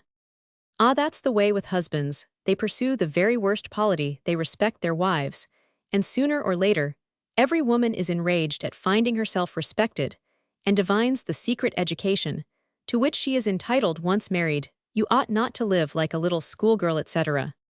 As he spoke, he leaned over me. He squirmed. He was horrible to see. He looked like a wooden Nuremberg doll. He stuck out his chin. He stuck out his chair. He stuck out his hand. In short, after a variety of marches and countermarches of declarations that were perfectly angelic. No. Yes, Petit Bon Homme had abandoned the classicism of his youth for the romanticism now in fashion. He spoke of the soul of angels, of adoration, of submission. He became ethereal, and of the darkest blue. He took me to the opera, and handed me to my carriage. This old young man went when I went. His waistcoats multiplied. He compressed his waist. He excited his horse to a gallop in order to catch and accompany my carriage to the promenade. He compromised me with the grace of a young collegian, and was considered madly in love with me. I was steadfastly cruel, but accepted his arm and his bouquets. We were talked about. I was delighted, and managed before long to be surprised by my husband, with the Viscount on the sofa in my boudoir holding my hands in his, while I listened in a sort of external ecstasy. It is incredible how much a desire for vengeance will induce us to put up with. I appeared vexed at the entrance of my husband, who made a scene on the Viscount's departure. I assure you, sir, said I, after having listened to his reproaches that it's altogether moral. My husband saw the point, and went no more to Madame de Fichtemino's. I received Monsieur de Lustrac no more either. But I interrupted. This Lustrac, that you like many others take for a bachelor, is a widower and childless. Really? No man ever buried his wife deeper than he buried his. She will hardly be found at the day of judgment. He married before the Revolution, and your altogether moral reminds me of a speech of his that I shall have to repeat for your benefit. Napoleon appointed Lustrac to an important office in a conquered province. Madame de Lustrac, abandoned for governmental duties, took a private secretary for her private affairs, though it was altogether moral, but she was wrong in selecting him without informing her husband. Lustrac met this secretary in a state of some excitement in consequence of a lively discussion in his wife's chamber, and at an exceedingly early hour in the morning. The city desired nothing better than to laugh at its governor, and this adventure made such a sensation that Lustrac himself begged the emperor to recall him. Napoleon desired his representatives to be men of morality, and he held that such disasters as this must inevitably take from a man's consideration. You know that among the emperor's unhappy passions was that of reforming his court, and his government. Lustrac's request was granted therefore, but without compensation. When he returned to Paris, he reappeared at his mansion with his wife. He took her into society, a step which is certainly conformable to the most refined habits of the aristocracy, but then there are always people who want to find out about it. They inquired the reason of this chivalrous championship. So you are reconciled, you and Madame de Lustrac? Someone said to him, in the lobby of the Emperor's theatre. You have pardoned her, have you? So much the better. Oh, replied he with a satisfied air. I became convinced, that she was innocent. Very good. No, I became convinced that it was altogether physical. Caroline smiled. The opinion of your admirer reduced this weighty trouble to what is in this case, as in yours, a very petty one. A petty trouble, she exclaimed, and pray for what do you take the fatigue of coquetting with a de Lustrac, of whom I have made an enemy? Ah, women often pay dearly enough for the bouquets they receive, and the attentions they accept. Monsieur de Lustrac said of me to Monsieur de Bourgel, I would not advise you to pay court to that woman, she is too dear. Without an occupation. Paris 183. You ask me, dear mother, whether I am happy with my husband. Certainly Monsieur de Fichtemino was not the ideal of my dreams. I submitted to your will. As you know, his fortune, that supreme considerations spoke, indeed, sufficiently loud with these arguments. A marriage, without stooping with the Count de Fichtemino, his having 30,000 a year and a home at Paris. You were strongly armed against your poor daughter. Besides, Monsieur de Fichteminel is good-looking for a man of 36 years. He received the Cross of the Legion of Honor from Napoleon upon the field of battle. He is an ex-colonel, and had it not been for the Restoration which put him upon half-pay, he would be a general. These are certainly extenuating circumstances. Many women consider that I have made a good match, and I am bound to confess that there is every appearance of happiness for the public, that is, but you will acknowledge that if you had known of the return of my uncle Cyrus, and of his intention to leave me his money, you would have given me the privilege of choosing for myself. I have nothing to say against Monsieur de Fichteminel. He does not gamble, he is indifferent to women, he doesn't like wine, and he has no expensive fancies. He possesses, as you said, all the negative qualities which make husbands passable. Then, what is the matter with him? Well, mother, he has nothing to do. We are together the whole blessed day. Would you believe that it is during the night, when we are the most closely united, that I am the most alone? His sleep is my asylum, my liberty begins when he slumbers. This state of siege will yet make me sick. I am never alone. If Monsieur de Fichteminel were jealous, I should have a resource. There would then be a struggle, a comedy. But how could the aconite of jealousy have taken root in his soul? He has never left me since our marriage. He feels no shame in stretching himself out upon a sofa, and remaining there for hours together. Two felons pinioned to the same chain do not find time hang heavy, for they have their escape to think of. But we have no subject of conversation. We have long since talked ourselves out. A little while ago, he was so far reduced as to talk politics. But even politics are exhausted. Napoleon, unfortunately, for me, having died at St. Helena, as is well known. Monsieur de Fichteminel abhors reading. If he sees me with a book, he comes and says a dozen times an hour, Nina dear, haven't you finished yet? I endeavored to persuade this innocent persecutor to ride out every day on horseback, and I alleged a consideration, usually conclusive with men of 40 years' health. But he said that after having been 12 years on horseback, he felt the need of repose. My husband, dear mother, is a man who absorbs you. He uses up the vital fluid of his neighbor. His ennui is gluttonous. He likes to be amused by those who call upon us. And after 5 years of wedlock, no one ever comes, none visit us, but those whose intentions are evidently dishonorable for him, and who endeavor unsuccessfully to amuse him in order to earn the right to weary his wife. Monsieur de Fichteminel, mother, opens the door of my chamber, or of the room to which I have flown for refuge 5 or 6 times an hour, and comes up to me in an excited way, and says, well, what are you doing, my belle? The expression in fashion during the Empire, without perceiving that he is constantly repeating the same phrase, which is to me like the 1 pint too much that the executioner formerly poured into the torture by water. Then there's another bore. We can't go to walk any more. A promenade without conversation, without interest, is impossible. My husband walks with me for the walk, as if he were alone. I have the fatigue without the pleasure. The interval between getting up and breakfast is employed in my toilet, in my household duties, and I manage to get through with this part of the day. But between breakfast and dinner, there is a whole desert to plow, a waste to traverse. My husband's want of occupation does not leave me a moment of repose. He overpowers me by his uselessness. His idle life positively wears me out. His 2 eyes, always open and gazing at mine, compel me to keep them lowered. Then his monotonous remarks. What o'clock is it, love? What are you doing now? What are you thinking of? What do you mean to do? Where shall we go this evening? Anything new? What weather? I don't feel well, etc., etc.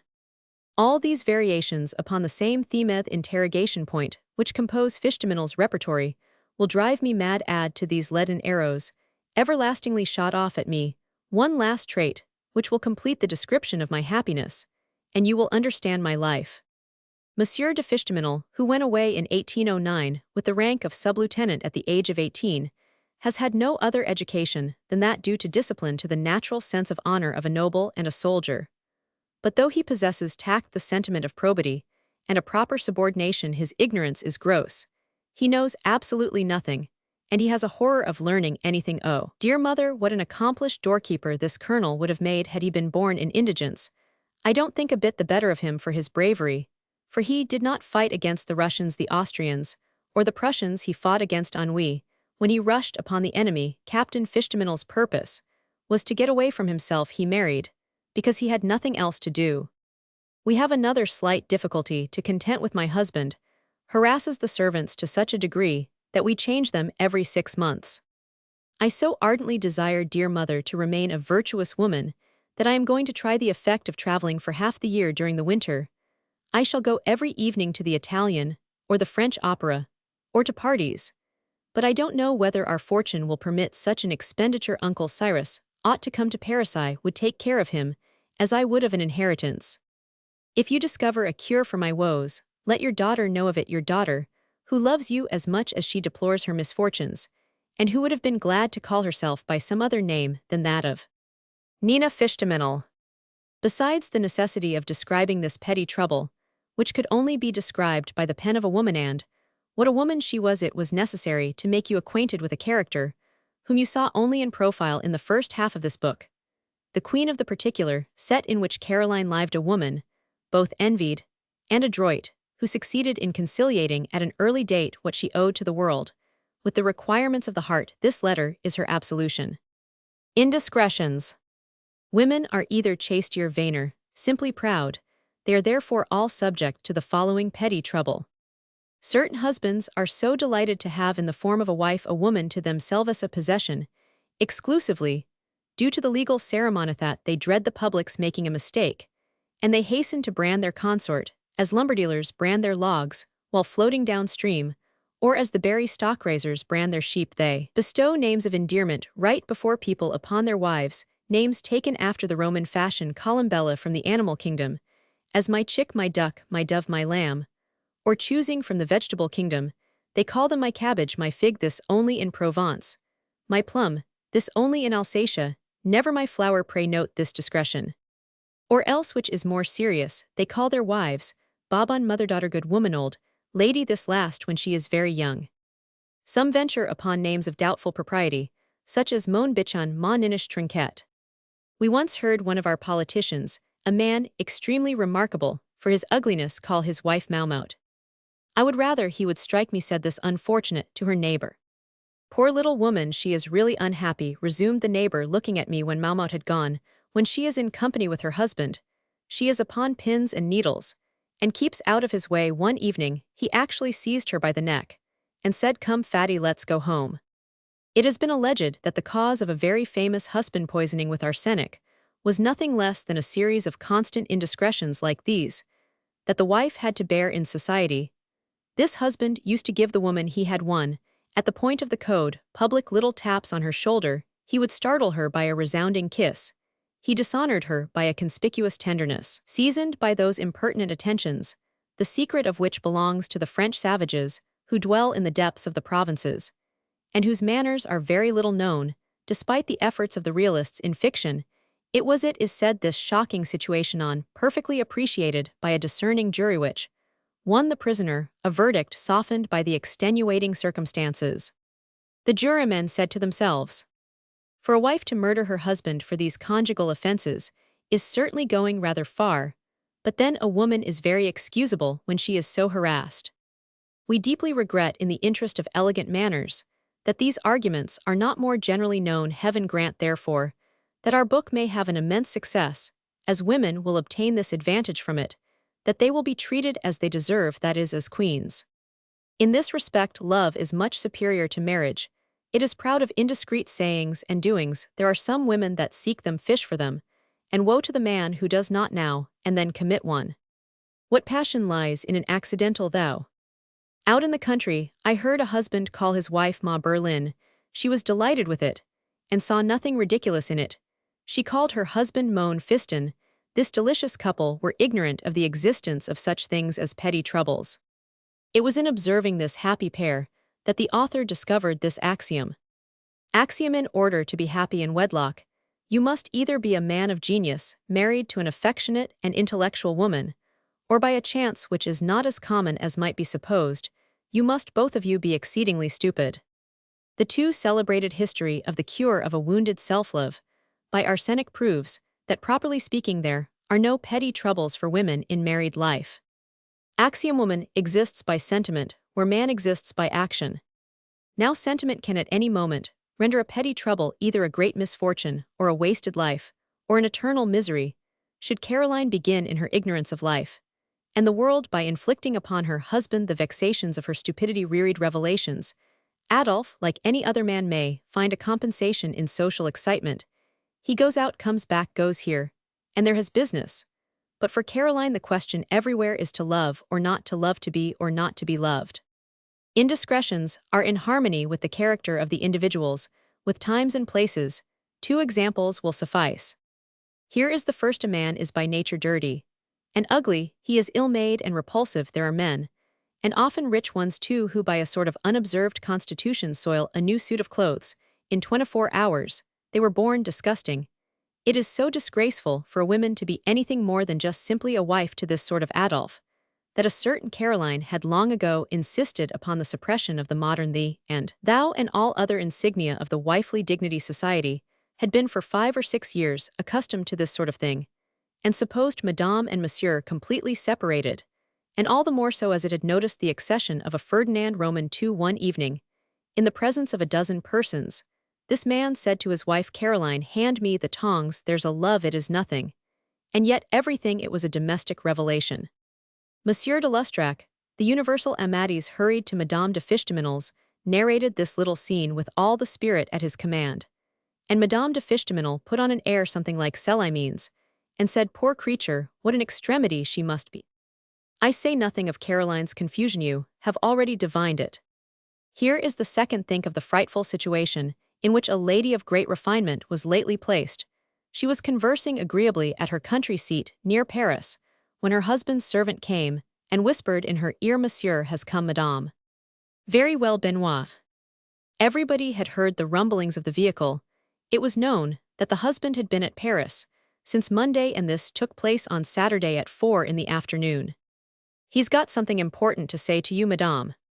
Though this dialogue was held in a whisper, it was perfectly understood, and all the more so from the fact that the lady of the house turned from the pale hue of the Bengal, rose to the brilliant crimson of the wheatfield poppy. She nodded, and went on with the conversation, and managed to leave her company on the pretext of learning whether her husband had succeeded in an important undertaking or not. But she seemed plainly vexed at Adolphe's want of consideration for the company who were visiting her. During their youth, women want to be treated as divinities. They love the ideal. They cannot bear the idea of being what nature intended them to be. Some husbands, on retiring to the country after a week in town, are worse than this. They bow to the company, put their arm round their wife's waist, take a little walk with her, appear to be talking confidentially, disappear in a clump of trees, get lost and reappear half an hour afterward. This, ladies, is a genuine petty trouble for a young woman, but for a woman beyond 40, this sort of indiscretion is so delightful that the greatest prudes are flattered by it. For be it known that women of a certain age, women on the shady side, want to be treated as mortals. They love the actual. They cannot bear the idea of no longer being what nature intended them to be. Axiom: modesty is a relative virtue. There is the modesty of the woman of 20, the woman of 30, the woman of 4 to 5. Thus the author said to a lady who told him to guess at her age, "Madame, yours is the age of indiscretion." This charming woman of 39 was making a Ferdinand much too conspicuous, while her daughter was trying to conceal her Ferdinand Roman I brutal disclosures. First style: Caroline adores Adolphe. She thinks him handsome. She thinks him superb, especially in his National Guard uniform. She starts when a sentinel presents arms to him. She considers him molded like a model. She regards him as a man of wit. Everything he does is right. Nobody has better taste than he. In short, she is crazy about Adolphe. It's the old story of Cupid's bandage. This is washed every 10 years and newly embroidered by the altered manners of the period. But it has been the same old bandage since the days of Greece. Caroline is at a ball with one of her young friends, a man well known for his bluntness, whose acquaintance she is to make later in life, but whom she now sees for the first time. Monsieur Fallopoint has commenced a conversation with Caroline's friend. According to the custom of society, Caroline listens to this conversation without mingling in it. "Pray tell me, Madame," says Monsieur Fallopoint, "who is that queer man who has been talking about the Court of Assizes before a gentleman whose acquittal lately created such a sensation?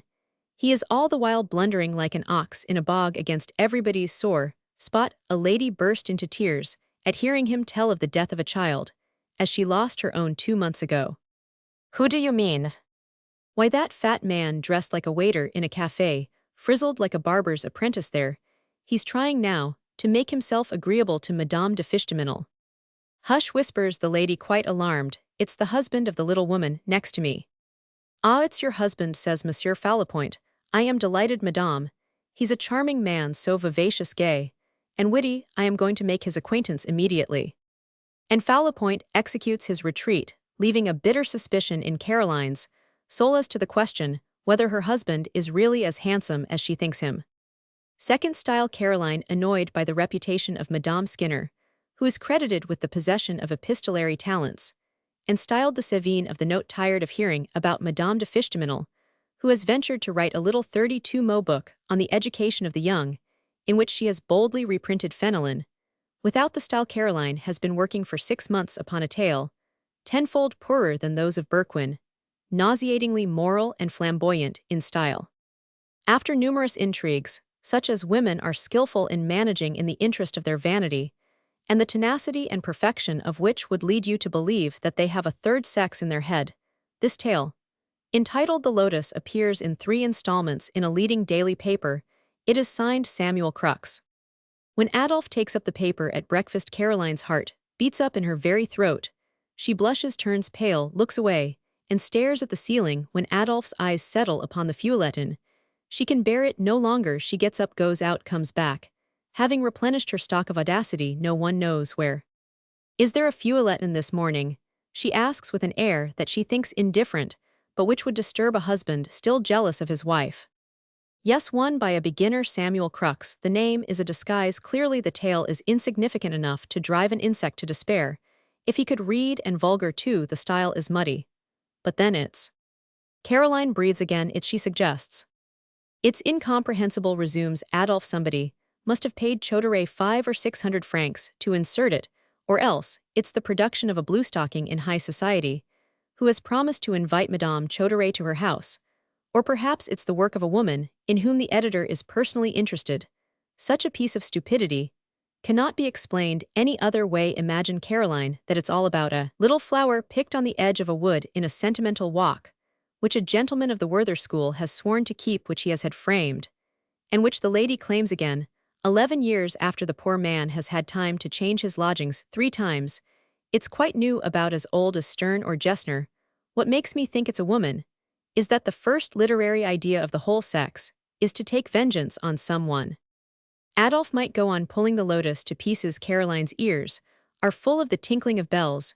She is like the woman who threw herself over the Pont des Arts and tried to find her way 10 feet below the level of the Seine.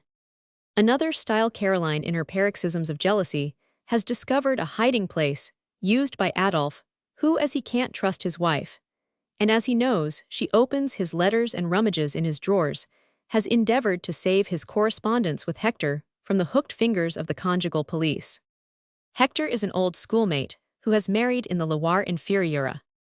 Adolphe lifts up the cloth of his writing desk, a cloth the border of which has been embroidered by Caroline, the ground being blue, black, or red velvet. The color, as you see, is perfectly immaterial, and he slips his unfinished letters to Madame de Fichteminel, to his friend Hector, between the table and the cloth.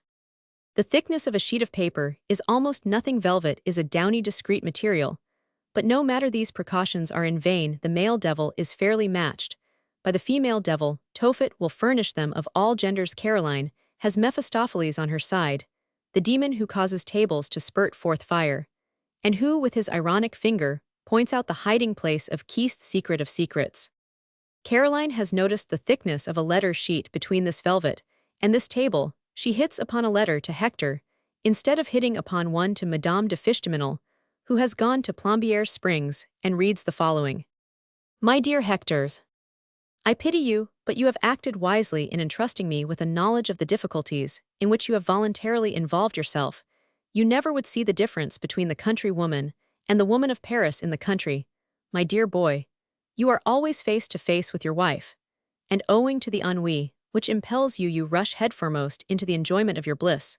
This is a great error. Happiness is an abyss, and when you have once reached the bottom, you never get back again in wedlock. I will show you why. Let me take for your wife's sake the shortest path. The parable. I remember having made a journey from Paris to Ville-Parisis in that vehicle, called a bus, distance 20 miles, bus lumbering horse lame. Nothing amuses me more than to draw from people by the aid of that gimlet, called the interrogation. and to obtain by means of an attentive air the sum of information, anecdotes, and learning that everybody is anxious to part with. And all men have such a sum, the peasant, as well as the banker, the corporal, as well as the marshal of France. I have often noticed how ready these casks overflowing with wit are to open their sluices while being transported by diligence or bus, or by any vehicle drawn by horses, for nobody talks in a railway car. At the rate of our exit from Paris, the journey would take full 7 hours, so I got an old corporal to talk for my diversion. He could neither read nor write, he was entirely illiterate. Yet the journey seemed short. The corporal had been through all the campaigns. He told me of things perfectly unheard of that historians never trouble themselves about. Ah, Hector, how superior is practice to theory among other things, and in reply to a question relative to the infantry, whose courage is much more tried by marching than by fighting, he said this, which I give you free from circumlocution. Sir, when Parisians were brought to our 45th, which Napoleon called the terrible, I am speaking of the early days of the empire, when the infantry had legs of steel, and when they needed them, I had a way of telling beforehand which of them would remain in the 45th. They marched without hurrying, they did their little 6 leagues a day, neither more nor less, and they pitched camp in condition to begin again on the morrow. The plucky fellows who did 10 leagues, and wanted to run to the victory, stopped halfway at the hospital. The worthy corporal was talking of marriage, while he thought he was talking of war, and you have stopped halfway, Hector, at the hospital. Remember the sympathetic condolence of Madame de Sévigné, counting out 300,000 francs to Monsieur de Grignan, to induce him to marry one of the prettiest girls in France. Why, said she to herself, he will have to marry her every day as long as she lives. Decidedly, I don't think 300 francs too much. Is it not enough to make the bravest tremble? My dear fellow, conjugal happiness is founded, like that of nations, upon ignorance. It is a felicity full of negative conditions. If I am happy with my little Caroline, it is due to the strictest observance of that salutary principle, so strongly insisted upon in the physiology of marriage. I have resolved to lead my wife through paths beaten in the snow, until the happy day when infidelity will be difficult. In the situation in which you have placed yourself, and which resembles that of Duprez, who, on his first appearance at Paris, went to singing with all the voice his lungs would yield, instead of imitating Nuret, who gave the audience just enough to enchant them, the following, I think, is your proper course too.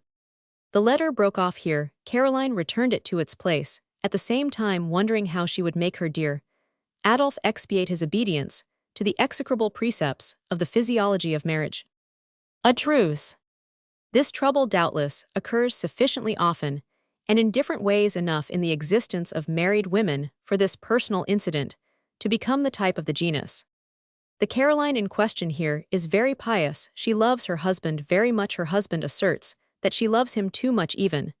But this is a piece of marital conceit, if indeed it is not a provocation, as he only complains to his wife's young lady friends. When a person's conscience is involved, the least thing becomes exceedingly serious. Madame Du has told her young friend Madame de Fichtemesnil that she had been compelled to make an extraordinary confession to her spiritual director, and to perform penance, the director having decided that she was in a state of mortal sin. This lady, who goes to Mass every morning, is a woman of 36 years, thin and slightly pimpled. She has large soft black eyes, her upper lip is strongly shaded still, her voice is sweet, her manners gentle, her gait noblish, is a woman of quality.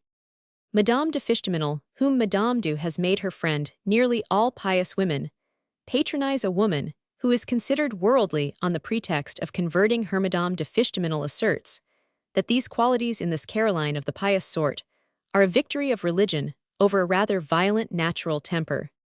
These details are necessary to describe the trouble in all its horror. This lady's Adolphe had been compelled to leave his wife for 2 months in April, immediately after the 40 days fast that Caroline scrupulously observes early in June. Therefore Madame expected her husband, she expected him day by day from one hope to another. Conceived every morn and deferred every eve.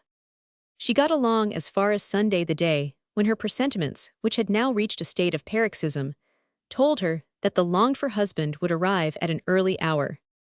When a pious woman expects her husband, and that husband has been absent from home nearly 4 months, she takes much more pains with her toilet than a young girl does though waiting for her first betrothed. This virtuous Caroline was so completely absorbed in exclusively personal preparations that she forgot to go to 8 o'clock Mass. She proposed to hear a low Mass, but she was afraid of losing the delight of her dear Adolphe's first glance in case he arrived at early dawn. Her chambermaid, who respectfully left her mistress alone in the dressing-room, where pious and pimpled ladies let no one enter, not even their husbands especially, if they are thin, her chambermaid heard her exclaim several times, "If it's your master, let me know." The rumbling of a vehicle having made the furniture rattle, Caroline assumed a mild tone to conceal the violence of her legitimate emotions. "Oh, tease he run, Justine, tell him I am waiting for him here." Caroline trembled so that she dropped into an armchair. The vehicle was a butcher's wagon. It was in anxieties like this that the 8 o'clock Mass slipped by like an eel in his slime. Madame's toilet operations were resumed, for she was engaged in dressing. The chambermaid's nose had already been the recipient of a superb muslin chemise with a simple hem, which Caroline had thrown at her from the dressing-room, though she had given her the same kind for the last 3 months. "What are you thinking of, Justine? I told you to choose from the chemises that are not numbered." The unnumbered chemises were only 7 or 8 in the most magnificent trousseau. They are chemises gotten up and embroidered with the greatest care. A woman must be a queen, a young queen, to have a dozen each. One of Caroline's was trimmed with Valenciennes round the bottom, and still more coquettishly garnished about the neck. This feature of our manners will perhaps serve to suggest a suspicion in the masculine world of the domestic drama, revealed by this exceptional chemise. Caroline had put on a pair of Scotch thread stockings, little prunella buskins, and her most deceptive corsets. She had her hair dressed in the fashion that most became her, and embellished it with a cap of the most elegant form. It is unnecessary to speak of her morning gown. A pious lady who lives at Paris, and who loves her husband, knows, as well as a coquette, how to choose those pretty little striped patterns, have them cut with an open waist, and fastened by loops to buttons in a way which compels her to refasten them 2 or 3 times in an hour, with little airs more or less charming, as the case may be. The 9 o'clock Mass, the 10 o'clock Mass, every Mass went by in these preparations, which for women in love are one of their 12 labors of Hercules. Pious women rarely go to church in a carriage, and they are right except in the case of a pouring shower, or intolerably bad, whether a person ought not to appear haughty in the place where it is becoming to be humble. Caroline was afraid to compromise the freshness of her dress, and the purity of her thread stockings. Alas, these pretexts concealed a reason. "If I am at church when Adolphe comes, I shall lose the pleasure of his first glance, and he will think I prefer high Mass to him." She made this sacrifice to her husband, in a desire to please him, a fearfully worldly consideration. Prefer the creature to the Creator, a husband to heaven. Go and hear a sermon, and you will learn what such an offense will cost you. After all, says Caroline, quoting her confessor, society is founded upon marriage, which the Church has included among its sacraments. And this is the way in which religious instruction may be put aside in favor of a blind, though legitimate love. Madame refused breakfast, and ordered the meal to be kept hot, just as she kept herself ready at a moment's notice to welcome the precious absentee. Now these little things may easily excite a laugh, but in the first place they are continually occurring with couples who love each other, or where one of them loves the other. Besides, in a woman so straight-laced, so reserved, so worthy as this lady, these acknowledgments of affection went beyond the limits imposed upon her feelings by the lofty self-respect which true piety induces. When Madame de Fichtemesnil narrated this little scene in a devotee's life, dressing it up with choice byplay, acted out as ladies of the world know how to act out their anecdotes, I took the liberty of saying that it was the canticle of canticles in action. "If her husband doesn't come," said Justine to the cook, "what will become of us? She has already thrown her chemise in my face." At last Caroline heard the crack of a postillion's whip, the well-known rumbling of a traveling carriage, the racket made by the hoofs of post-horses, and the jingling of their bells. Oh, she could doubt no longer. The bells made her burst forth as thus. "The door open, the door tease he, my husband, will you never go to the door?" And the pious woman stamped her foot and broke the bell rope. "Why, madame," said Justine, with the vivacity of a servant doing her duty, "it's some people going away." "Upon my word," replied Caroline, half ashamed to herself, "I will never let Adolphe go traveling again without me." A Marseille poet, it is not known whether it was Murray or Barthélemy, acknowledged that if his best fried did not arrive punctually at the dinner hour, He waited patiently 5 minutes at the 10th minute. He felt a desire to throw the napkin in his face at the 12th. He hoped some great calamity would befall him at the 15th. He would not be able to restrain himself from stabbing him several times with a dirk. All women, when expecting somebody, are Marseille poets, if indeed we may compare the vulgar throes of hunger to the sublime canticle of canticles of a pious wife, who is hoping for the joys of a husband's first glance, after a 3 months' absence.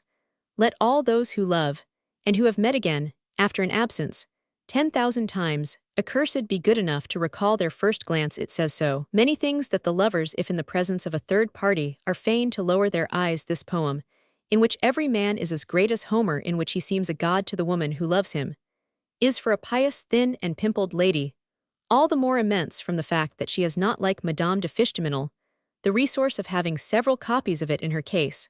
Her husband is all she's got. So you will not be surprised to learn that Caroline missed every mass, and had no breakfast. This hunger and thirst for Adolphe gave her a violent cramp in the stomach. She did not think of religion once during the hours of Mass nor during those of Vespers. She was not comfortable when she sat, and she was very uncomfortable when she stood. Justine advised her to go to bed. Caroline, quite overcome, retired at about 5:30 in the evening, after having taken a light soup, but she ordered a dainty supper at 10.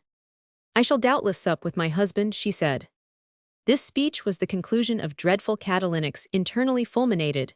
She had reached the Marseille poet's several stabs with a dirk, so she spoke in a tone that was really terrible. At 3 in the morning Caroline was in a profound sleep. Adolphe arrived without her hearing either carriage or horse or bell or opening door. Adolphe, who would not permit her to be disturbed, went to bed in the spare room. When Caroline heard of his return in the morning, 2 tears issued from her eyes. She rushed to the spare room without the slightest preparatory toilet. A hideous attendant posted on the threshold informed her that her husband, having traveled 200 leagues and been 2 nights without sleep, requested that he might not be awakened. He was exceedingly tired. Caroline, pious woman, that she was opened the door violently, without being able to wake the only husband that heaven had given her, and then hastened to church to listen to a Thanksgiving Mass. As she was visibly snappish for 3 whole days, Justine remarked in reply to an unjust reproach, and with a chambermaid's finesse, "Why, madame, your husband's got back." "He has only got back to Paris," returned the pious Caroline. "Useless care. Put yourself in the place of a poor woman of doubtful beauty, who owes her husband to the weight of her dowry, who gives herself infinite pains, and spends a great deal of money to appear to advantage and follow the fashions, who does her best to keep house sumptuously, and yet economically a house too not easy to manage, who, from morality and dire necessity, perhaps loves no one but her husband, who has no other study but the happiness of this precious husband, who, to express all in one word, joins the maternal sentiment to the sentiment of her duties. This underlined circumlocution is the paraphrase of the word love in the language of prudes. Have you put yourself in her place? Well, this too much loved husband by chance remarked at his friend Monsieur de Fichtemino's that he was very fond of mushrooms, à l'Italien. If you have paid some attention to the female nature, in its good, great, and grand manifestations, you know that for a loving wife there is no greater pleasure than that of seeing the beloved one absorbing his favorite viands. This springs from the fundamental idea upon which the affection of women is based, that of being the source of all his pleasures. Big and little love animates everything in life, and conjugal love has a peculiar right to descend to the most trivial details. Caroline spends 2 or 3 days in inquiries before she learns how the Italians dress mushrooms. She discovers a Corsican abbé who tells her that at Biffy's in the Rue de Richelieu, she will not only learn how the Italians dress mushrooms, but that she will be able to obtain some Milanese mushrooms. Our pious Caroline thanks the Abbé Serpellini, and resolves to send him a breviary in acknowledgement. Caroline's cook goes to Biffy's, comes back from Biffy's, and exhibits to the Countess a quantity of mushrooms as big as the coachman's ears. "Very good," she says. "Did he explain to you how to cook them?" "Oh, for us cooks them's a mere nothing," replies the cook. As a general rule, cooks know everything in the cooking way, except how a cook may feather his nest. At evening, during the second course, all Caroline's fibers quiver with pleasure at observing the servant bringing to the table a certain suggestive dish. She has positively waited for this dinner, as she had waited for her husband.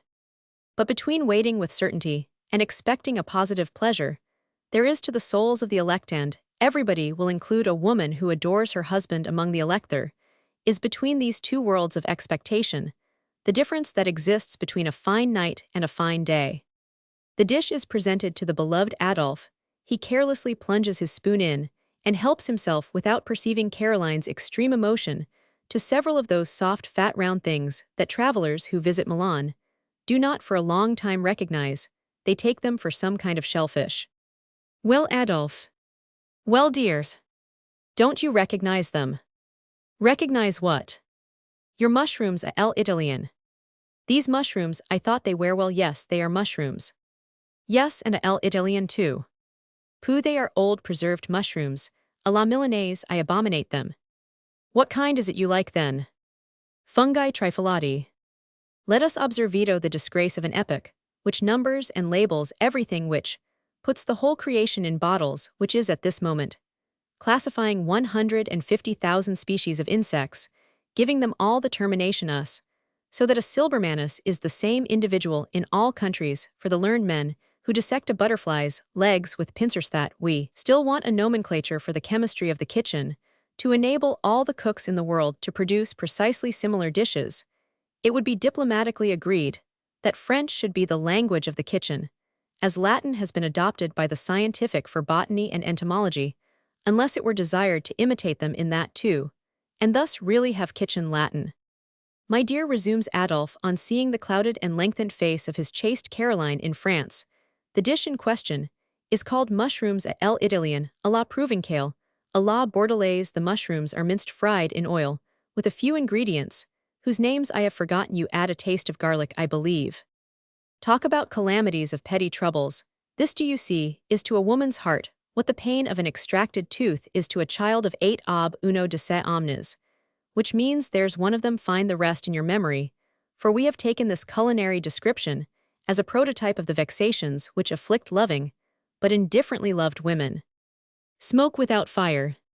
A woman full of faith in the man she loves is a romancer's fancy. This feminine personage no more exists than does a rich dowry.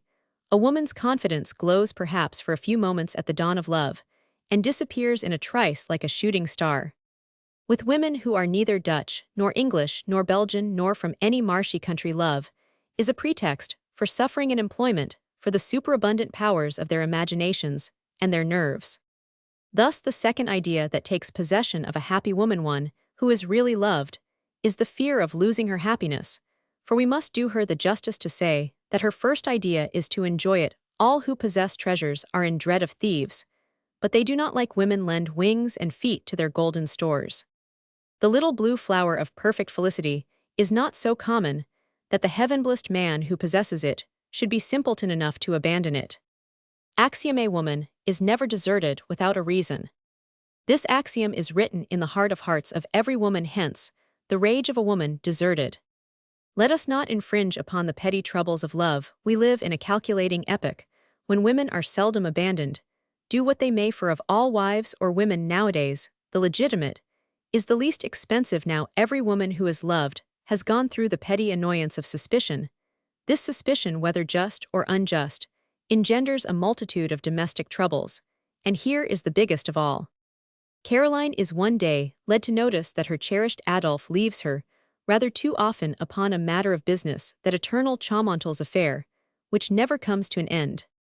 Axiom: every household has its Chaumontles affair. See trouble within trouble. In the first place, a woman no more believes in matters of business than publishers and managers do in the illness of actresses and authors. The moment a beloved creature absents himself, though she has rendered him even too happy, every woman straightway imagines that he has hurried away to some easy conquest. In this respect, women endow men with superhuman faculties. Fear magnifies everything, it dilates the eyes, and the heart. It makes a woman mad. Where is my husband going? What is my husband doing? Why has he left me? Why did he not take me with him? These 4 questions are the 4 cardinal points of the compass of suspicion, and govern the stormy sea of soliloquies. From these frightful tempests, which ravage a woman's heart, springs an ignoble, unworthy resolution, one which every woman, the Duchess, as well as the shopkeeper's wife, the Baroness, as well as the stockbroker's lady, the angel, as well as the shrew, the indifferent, as well as the passionate, at once puts into execution. They imitate the government, every one of them. They resort to espionage, what the state has invented in the public interest. They consider legal, legitimate, and permissible in the interest of their love. This fatal woman's curiosity reduces them to the necessity of having agents, and the agent of any woman who, in this situation, has not lost her self-respect, a situation in which her jealousy will not permit her to respect anything, neither your little boxes, nor your clothes, nor the drawers of your treasury, of your desk, of your table, of your bureau, nor your pocketbook with private compartments, nor your papers, nor your traveling dressing case, nor your toilet articles. A woman discovers in this way that her husband dyed his mustache when he was a bachelor, nor your india-rubber girdleshire agent. I say the only one in whom a woman trusts is her maid, for her maid understands her, excuses her, and approves her. In the paroxysm of excited curiosity, passion, and jealousy, a woman makes no calculations, takes no observations, she simply wishes to know the whole truth. And Justine is delighted, she sees her mistress compromising herself with her, and she espouses her passion, her dread, her fears, and her suspicions with terrible friendship. Justine and Caroline hold councils, and have secret interviews. All espionage involves such relationships in this pass. A maid becomes the arbitress of the fate of the married couple. Example, Lord Byron. Madame Justine one day observes Monsieur really does go out to see a woman. Caroline turns pale. But don't be alarmed, Madame, it's an old woman. Ah, Justine, to some men, no women are old, men are inexplicable. But Madame, it isn't a lady, it's a woman, quite a common woman. Ah, Justine, Lord Byron loved a fishwife at Venice, Madame de Fishtiminal told me so. And Caroline bursts into tears. I've been pumping Benoit. What is Benoit's opinion? Benoit thinks that the woman is a go-between for Monsieur, keeps his secret from everybody, even from Benoit. For a week Caroline lives the life of the damned. All her savings go to pay spies and to purchase reports. Finally Justine goes to see the woman whose name is Madame Mahachet. She bribes her, and learns at last that her master has preserved a witness of his youthful follies, a nice little boy that looks very much like him, and that this woman is his nurse, the second-hand mother, who has charge of little Frederick, who pays his quarterly school bills, and through whose hands pass the 1,200 or 2,000 francs, which Adolphe is supposed annually to lose at cards. What of the mother? Exclaims Caroline. To end the matter, Justine, Caroline's good genius, proves to her that Émile Suzanne Beaumanet, formerly a grisette, and somewhat later Madame Saint Suzanne, died at the hospital, or else that she has made her fortune, or else again that her place in society is so low there is no danger of Madame's ever meeting her. Caroline breathes again. The dirk has been drawn from her heart. She is quite happy, but she had no children but daughters, and would like a boy. This little drama of unjust suspicions, this comedy of the conjectures to which Mother Mahachet gives rise, these phases of a causeless jealousy, are laid down here as the type of a situation, the varieties of which are as innumerable as characters, grades, and sorts. This source of petty troubles is pointed out here in order that women seated upon the river's bank may contemplate in it the course of their own married life, following its ascent or descent, recalling their own adventures, to mind their untold disasters, the foibles which caused their errors, and the peculiar fatalities to which were due an instant of frenzy, a moment of unnecessary despair or sufferings, which they might have spared themselves, happy in their self-delusions. This fixation has a corollary in the following one, which is much more serious, and often without remedy, especially when its root lies among vices of another kind, and which do not concern us, for in this work, women are invariably esteemed honest until the end. The domestic tyrant. My dear Caroline, says Adolphe one day to his wife, are you satisfied with Justine? Yes, dear, quite so. Don't you think she speaks to you rather impertinently? Do you suppose I would notice a maid, but it seems you notice her? What do you say? Asks Adolphe in an indignant way that is always delightful to women. Justine is a genuine maid for an actress, a woman of 30 stamped by the smallpox, with innumerable dimples in which the loves are far from sporting. She is as brown as opium, has a good deal of leg, and not much body, gummy eyes, and a tournure to match. She would like to have Benoit marry her. But at this unexpected suggestion, Benoit asked for his discharge. Such is the portrait of the domestic tyrant enthroned by Caroline's jealousy. Justine takes her coffee in the morning in bed, and manages to have it as good as not to say better than that of her mistress. Justine sometimes goes out, without asking leave dressed like the wife of a second-class banker. She sports a pink hat, one of her mistress' old gowns, made over an elegant shawl, shoes of bronze kid, and jewelry of doubtful character. Justine is sometimes in a bad humor, and makes her mistress feel that she too is a woman like herself, though she is not married. She has her whims, her fits of melancholy, her caprices. She even dares to have her nerves, she replies curtly. She makes herself insupportable to the other servants, and to conclude her wages have been considerably increased. My dear, this girl is getting more intolerable every day, says Adolphe one morning to his wife, on noticing Justine listening at the keyhole, and if you don't send her away, I will. Caroline, greatly alarmed, is obliged to give Justine a talking to, while her husband is out. Justine, you take advantage of my kindness to you. You have high wages here, you have perquisites, presents, try to keep your place, for my husband wants to send you away. The maid humbles herself to the earth, she sheds tears, she is so attached to Madame. Ah, she would rush into the fire for her, she would let herself be chopped into mincemeat, she is ready for anything. If you had anything to conceal, Madame, I would take it on myself, and say it was me. Very well, Justine, very good, my girl, says Caroline, terrified. But that's not the point, just try to keep in your place. Aha, says Justine to herself, Monsieur wants to send me away, does he? Wait and see, the deuce of a life ill lead you, you old curmudgeon. A week after, Justine, who is dressing her mistress' hair, looks in the glass to make sure that Caroline can see all the grimaces of her countenance, and Caroline very soon inquires, why, what's the matter, Justine? I would tell you readily, Madame, but then, Madame, you are so weak with Monsieur. Come, go on, what is it? I know now, Madame, why Master wanted to show me the door. He has confidence in nobody. But Benoit is playing the mum with me. Well, what does that prove? Has anything been discovered? I am sure that between the two they are plotting something against you, Madame, returns the maid with authority. Caroline, whom Justine watches in the glass, turns pale. All the tortures of the previous petty trouble return, and Justine sees that she has become as indispensable to her mistress as spies are to the government when a conspiracy is discovered. Still, Caroline's friends do not understand why she keeps so disagreeable a servant girl, one who wears a hat, whose manners are impertinent, and who gives herself the airs of a lady. This stupid domination is talked of at Madame de Char's, at Madame de Fichtemino's, and the company consider it funny. A few ladies think they can see certain monstrous reasons for it, reasons which compromise Caroline's honor. Axiom in society, people can put cloaks on every kind of truth, even the prettiest. In short, the aria della calumnia is executed precisely as if Bartholo were singing it. It is averred that Caroline cannot discharge her maid. Society devotes itself desperately to discovering the secret of this enigma. Madame de Fichtemino makes fun of Adolphe, who goes home in a rage, has a scene with Caroline, and discharges Justine. This produces such an effect upon Justine that she falls sick and takes to her bed. Caroline observes to her husband that it would be awkward to turn a girl in Justine's condition into the street, a girl who is so much attached to them too, and who has been with them since their marriage. Let her go then, as soon as she is well, says Adolphe. Caroline, reassured in regard to Adolphe, and indecently swindled by Justine, at last comes to desire to get rid of her. She applies a violent remedy to the disease, and makes up her mind to go under the cutting forks of another petty trouble, as follows.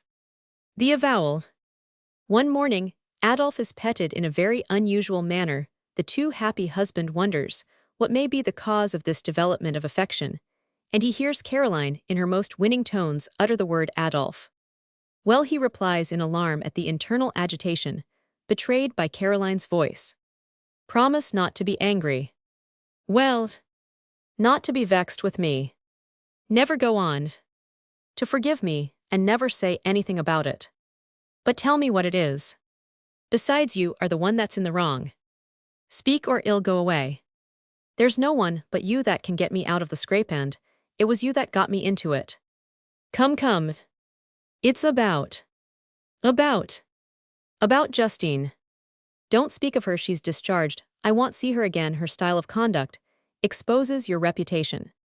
What can people say? What have they said? The scene changes, the result of which is a secondary explanation, which makes Caroline blush, as she sees the bearing of the suppositions of her best friends. Well now, Adolphe, it's to you I owe all this. Why didn't you tell me about Frederick? Frederick the Great, the King of Prussia. What creatures men are hypocrite! Do you want to make me believe that you have forgotten your son, so soon, Emile Suzanne Beaumonet's son? Then you know the whole thing and old other Mahachet, and your absences from home, to give him a good dinner on holidays. How like moles you pious women can be, if you try, exclaims Adolphe in his terror. It was Justine that found it out. Ah, now I understand the reason of her insolence. Oh, your Caroline has been very wretched, dear. And this spying system, which was produced by my love for you, for I do love you and madly too, if you deceived me, I would fly to the extremity of creation. Well, as I was going to say, this unfounded jealousy has put me in Justine's power, so my precious, get me out of it the best way you can. Let this teach you, my angel, never to make use of your servants, if you want them to be of use to you. It is the lowest of tyrannies, this being at the mercy of one's people. Adolphe takes advantage of this circumstance to alarm Caroline. He thinks of future Chaumontle's affairs, and would be glad to have no more espionage. Justine is sent for. Adolphe peremptorily dismisses her, without waiting to hear her explanation. Caroline imagines her vexations at an end. She gets another maid. Justine, whose 12 or 15,000 francs have attracted the notice of a water carrier, becomes Madame Chavignac, and goes into the apple business.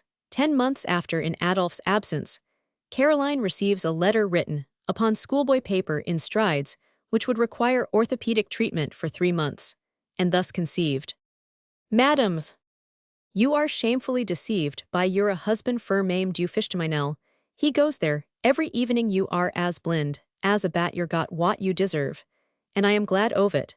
And I have the honor of presenting you the assurance of me most distinguished respects. Caroline starts like a lion who has been stung by a bumblebee. She places herself once more, and of her own accord, upon the griddle of suspicion, and begins her struggle with the unknown all over again. When she has discovered the injustice of her suspicions, there comes another letter, with an offer to furnish her with details relative to a Chaumontle's affair, which Justine has unearthed. The petty trouble of avowals, ladies, is often more serious than this, as you perhaps have occasion to remember. Humiliations.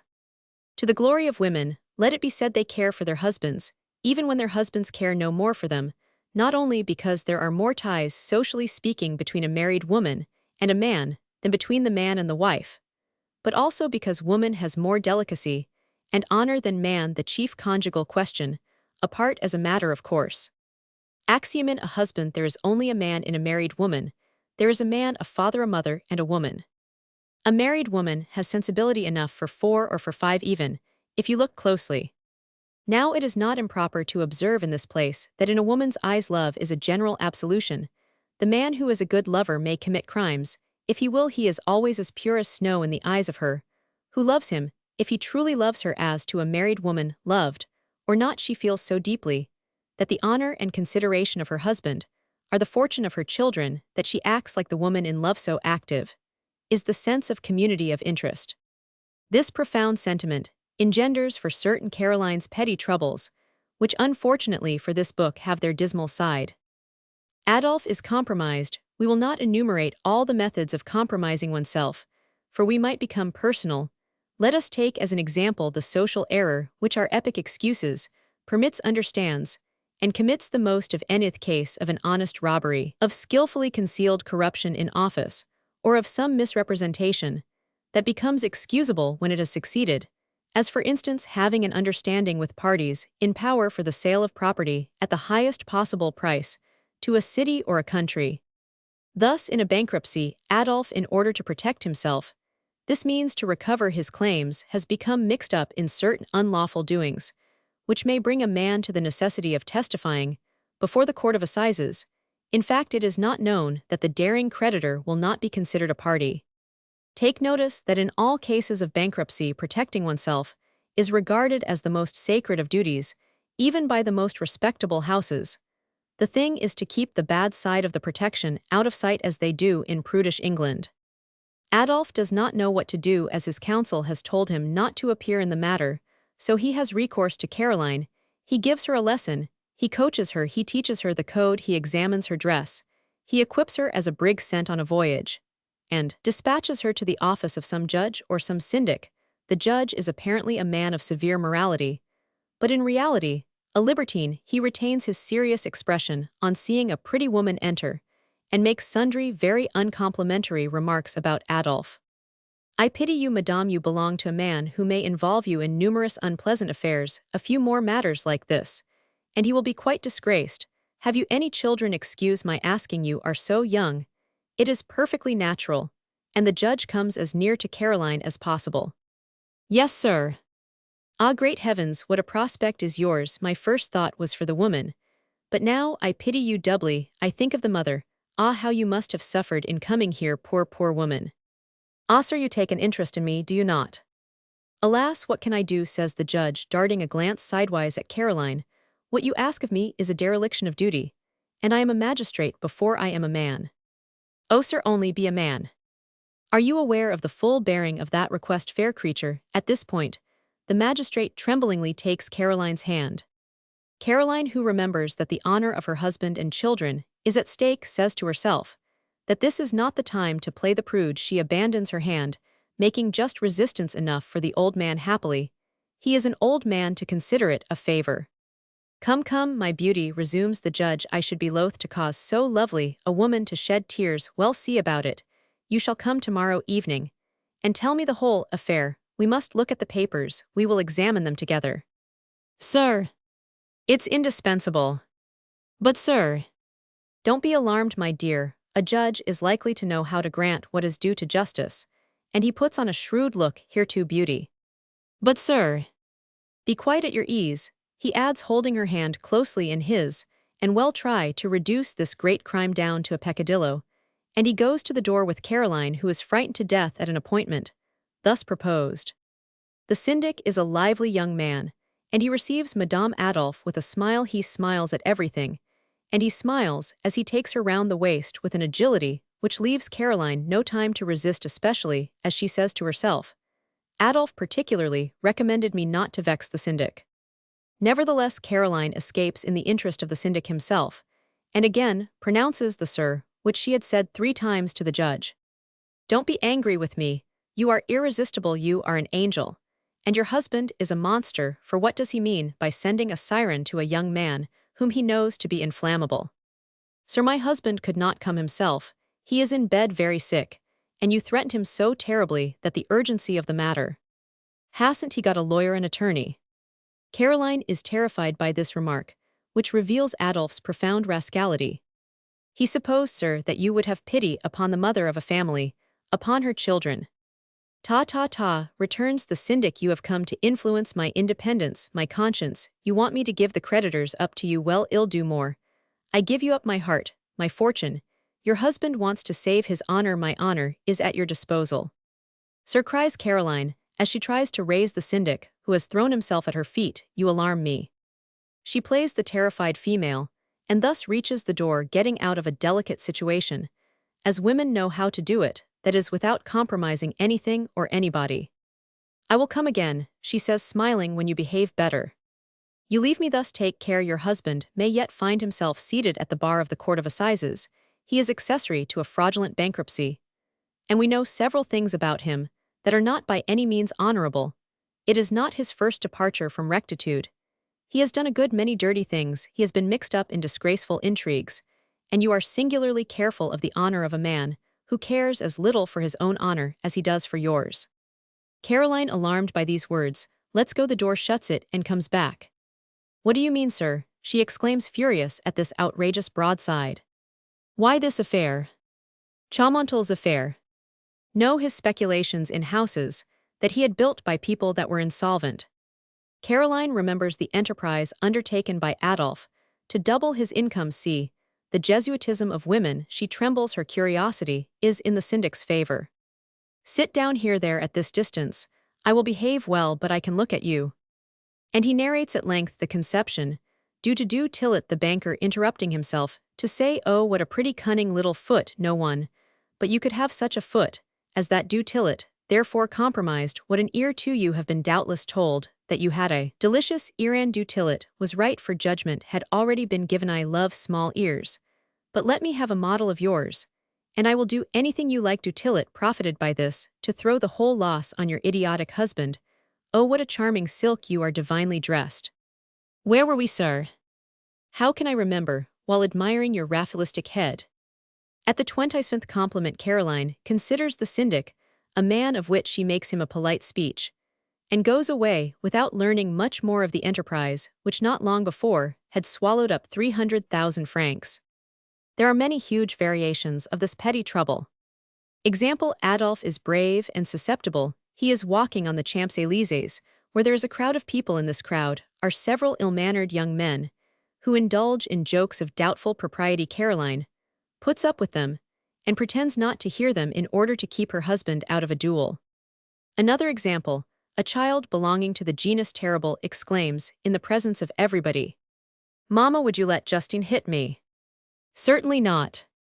"Why do you ask, my little man?" inquires Madame Falapoint. "Because she just gave father a big slap, and he's ever so much stronger than me."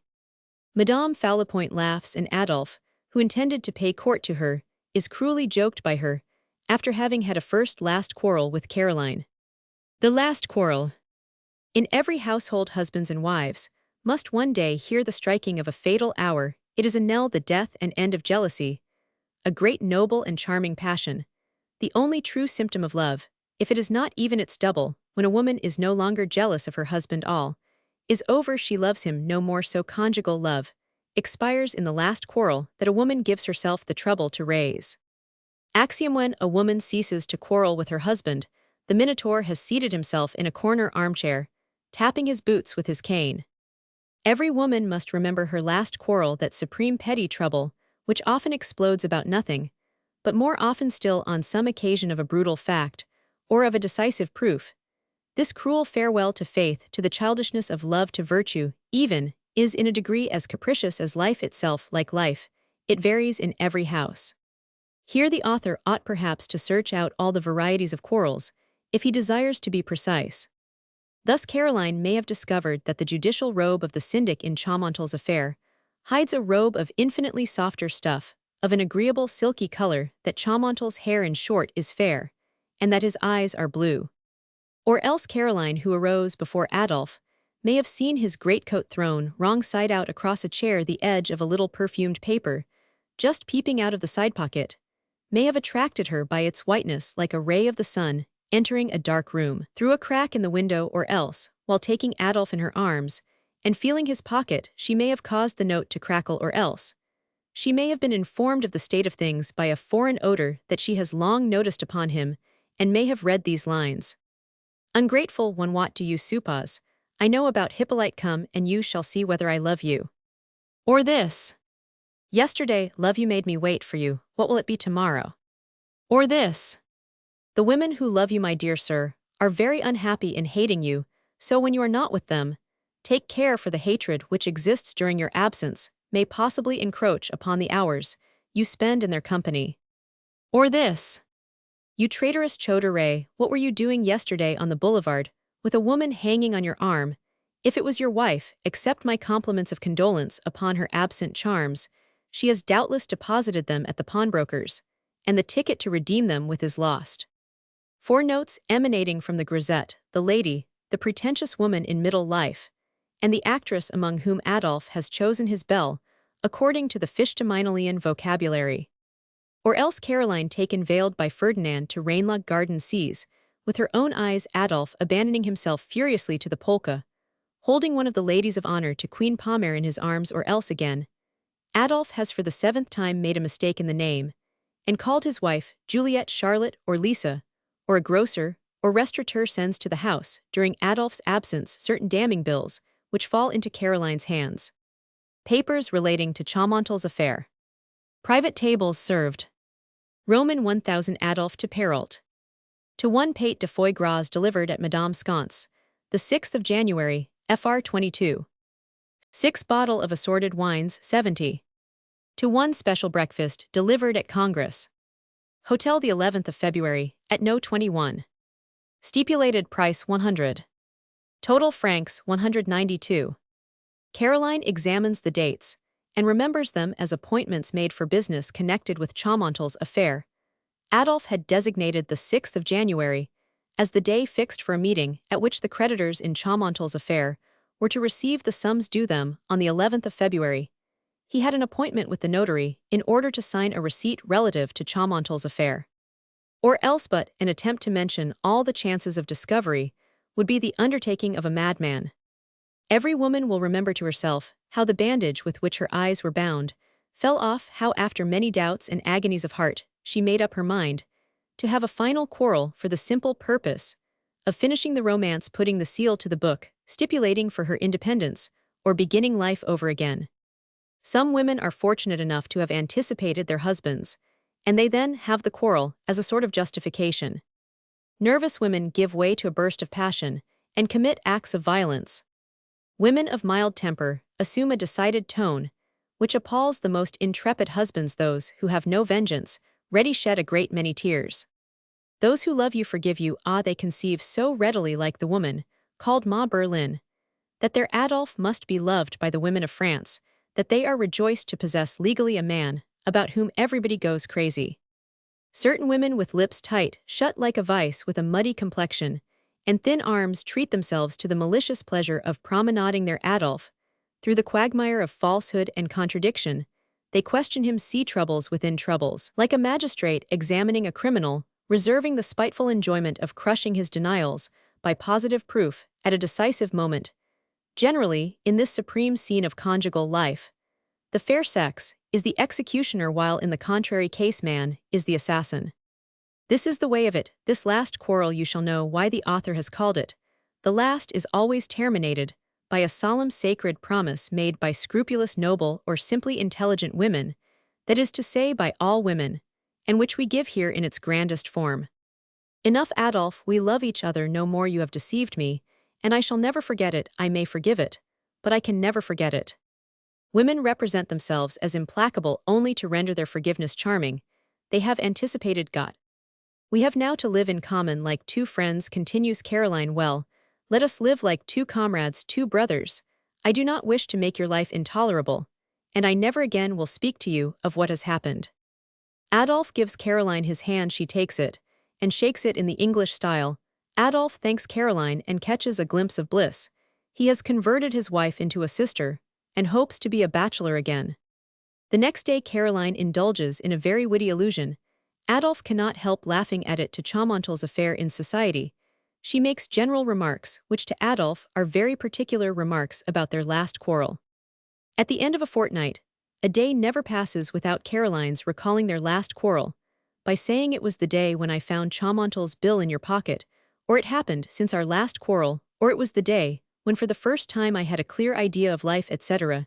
She assassinates Adolphe, she martyrizes him in society, she gives utterance to terrible things. We are happy, my dear, to a lady when we love each other no longer. It's then that we learn how to make ourselves beloved, and she looks at Ferdinand. In short, the last quarrel never comes to an end, and from this fact flows the following axiom. Axiom: putting yourself in the wrong with your lawful wife is solving the problem of perpetual motion. A signal failure. Women, and especially married women, stick ideas into their brain pan, precisely as they stick pins into a pincushion, and the devil himself, do you mind, could not get them out. They reserve to themselves the exclusive right of sticking them in, pulling them out, and sticking them in again. Caroline is riding home one evening from Madame Fallopoint's, in a violent state of jealousy and ambition. Madame Fallopoint, the lioness, but this word requires an explanation. It is a fashionable neologism, and gives expression to rather meager ideas relative to our present society. You must use it if you want to describe a woman who is all the rage. This lioness rides on horseback every day, and Caroline has taken it into her head to learn to ride also. Observe that in this conjugal phase, Adolphe and Caroline are in the season which we have denominated a household revolution, and that they have had 2 or 3 last quarrels. Adolphe, she says, do you want to do me a favor? Of course. Want you refuse? If your request is reasonable, I am willing. Already that's a true husband's word. If. Come, what is it? I want to learn to ride on horseback. Now is it a possible thing, Caroline? Caroline looks out of the window and tries to wipe away a dry tear. Listen, resumes Adolphe, I cannot let you go alone to the riding school, and I cannot go with you, while business gives me the annoyance it does now. What's the matter? I think I have given you unanswerable reasons. Adolf foresees the hiring of a stable, the purchase of a pony, the introduction of a groom, and of a servant's horse into the establishment, in short, all the nuisance of female lionization. When a man gives a woman reasons, instead of giving her what she wants, well, few men have ventured to descend into that small abyss, called the heart, to test the power of the tempest that suddenly bursts forth there. Reasons, if you want reasons here, they are, exclaims Caroline. I am your wife, you don't seem to care to please me any more. And as to the expenses, you greatly overrate them, my dear. Women have as many inflections of voice to pronounce these words, my dear, as the Italians have to say amico. I have counted 29, which express only various degrees of hatred. Well, y'all see, resumes Caroline, I shall be sick, and you will pay the apothecary, and the doctor as much as the price of a horse. I shall be walled up here at home. And that's all you want. I asked the favor of you, though I was sure of a refusal. I only wanted to know how you would go to work to give it. But Caroline's. Leave me alone at the riding school, she continues without listening. Is that a reason? Can't I go with Madame de Fichteminel? Madame de Fichteminel is learning to ride on horseback, and I don't imagine that Monsieur de Fichteminel goes with her. But Caroline's. I am delighted with your solicitude. You think a great deal of me. Really, Monsieur de Fichteminel has more confidence in his wife than you have in yours. He does not go with her, not he. Perhaps it's on account of this confidence that you don't want me at the school, where I might see your goings-on with the fair Fichteminel. Adolf tries to hide his vexation at this torrent of words, which begins when they are still halfway from home, and has no seat to empty into. When Caroline is in her room, she goes on in the same way. You see that if reasons could restore my health, or prevent me from desiring a kind of exercise pointed out by nature herself, I should not be in want of reasons, and that I know all the reasons that there are, and that I went over with the reasons before I spoke to you. This, ladies, may with the more truth be called the prologue to the conjugal drama, from the fact that it is vigorously delivered, embellished with a commentary of gestures ornamented with glances, and all the other vignettes with which you usually illustrate such masterpieces. Caroline, when she has once planted in Adolph's heart the apprehension of a scene of constantly reiterated demands, feels her hatred for his control largely increase. Madame pouts, and she pouts so fiercely that Adolph is forced to notice it on pain of very disagreeable consequences for all. Is over, be sure of that, between two beings married by the mayor, or even at Gretna Green, when one of them no longer notices the sulkings of the other. Axiom A sulk that is struck in is a deadly poison. It was to prevent this suicide of love that our ingenious France invented boudoirs. Women could not well have Virgil's willows in the economy of our modern dwellings. On the downfall of oratories, these little cubbies become boudoirs. This conjugal drama has 3 acts. The act of the prologue is already played. Then comes the act of false coquetry, one of those in which French women have the most success. Adolph is walking about the room divesting himself of his apparel, and the man thus engaged divests himself of his strength, as well as of his clothing. To every man of 40, this axiom will appear profoundly just. Axiom: the ideas of a man who has taken his boots and his suspenders off are no longer those of a man who is still sporting these 2 tyrants of the mind. Take notice that this is only an axiom in wedded life. In morals, it is what we call a relative theorem. Caroline watches like a jockey on the race course the moment when she can distance her adversary. She makes her preparations to be irresistibly fascinating to Adolph.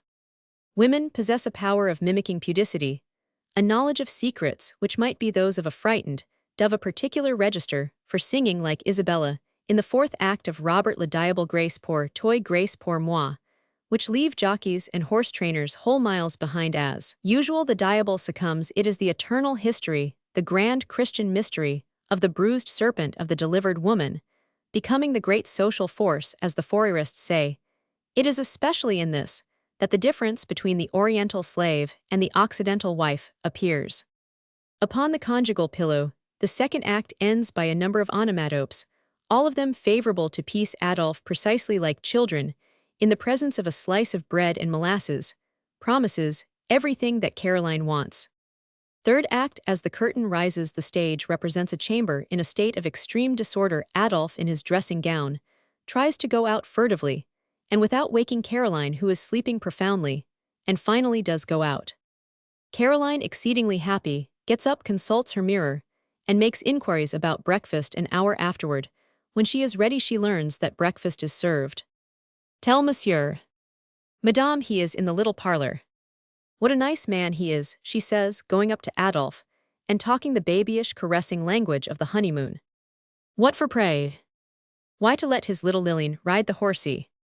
Observation: during the honeymoon, some few married couples young once make use of languages, which in ancient days Aristotle classified and defined, see his pedagogy. Thus they are perpetually using such terminations as lala nana kokapoki, just as mothers and nurses use them to babies. This is one of the secret reasons discussed and recognized in big quartos by the Germans, which determined the Cabirs, the creators of the Greek mythology, to represent love as a child. There are other reasons very well known to women, the principal of which is that in their opinion love in men is always small. Where did you get that idea, my sweet? You must have dreamed it. What? Caroline stands stark still. She opens wide her eyes, which are already considerably widened by amazement, being inwardly epileptic. She says not a word, she merely gazes at Adolphe, under the satanic fires of their gaze.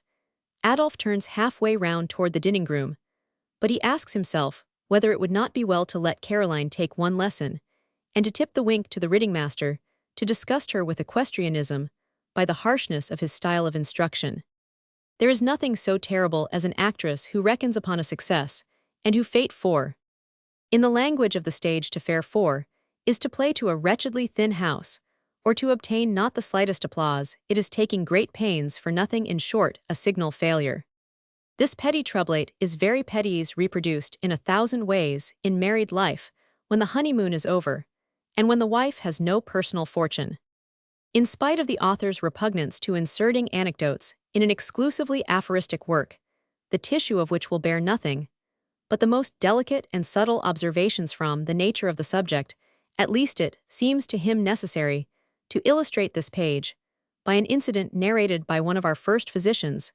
This repetition of the subject involves a rule of conduct very much in use with the doctors of Paris. A certain husband was in our Adolphe's situation. His Caroline, having once made a signal failure, was determined to conquer, for Caroline often does conquer. See The Physiology of Marriage Meditation, Roman 26 paragraph. Nerves. She had been lying about on the sofas for 2 months, getting up at noon, taking no part in the amusements of the city. She would not go to the theatrio, the disgusting atmosphere, lights above all the lights. Then the bustle, coming out, going in the musicet, might be fatal, it's so terribly exciting. She would not go on excursions to the country. Oh, certainly, it was her desire to do so, but she would like desiderata a carriage of her own, horses of her own. Her husband would not give her an equipage, and as to going in hacks, in hired conveyances, the bare thought gave her a rising at the stomach. She would not have any cooking. The smell of the meats produced a sudden nausea.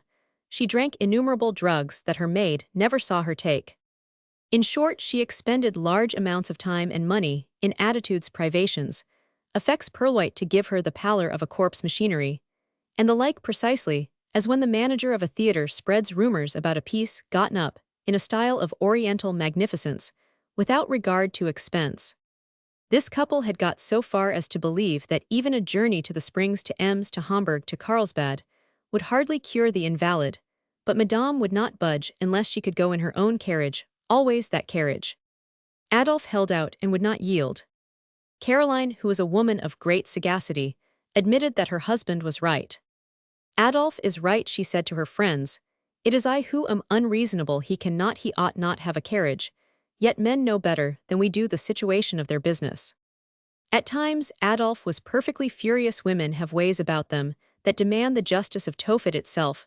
Finally, during the 3rd month, he met one of his school friends, a lieutenant, in the corps of physicians. Modest, as all young doctors are, he had had his epaulets 1 day only, and could give the order to fire.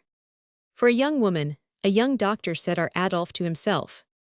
And he proposed to the future Bianchon to visit his wife, and tell him the truth about her condition. My dear, it is time that you should have a physician, said Adolphe that evening to his wife, and here is the best for a pretty woman.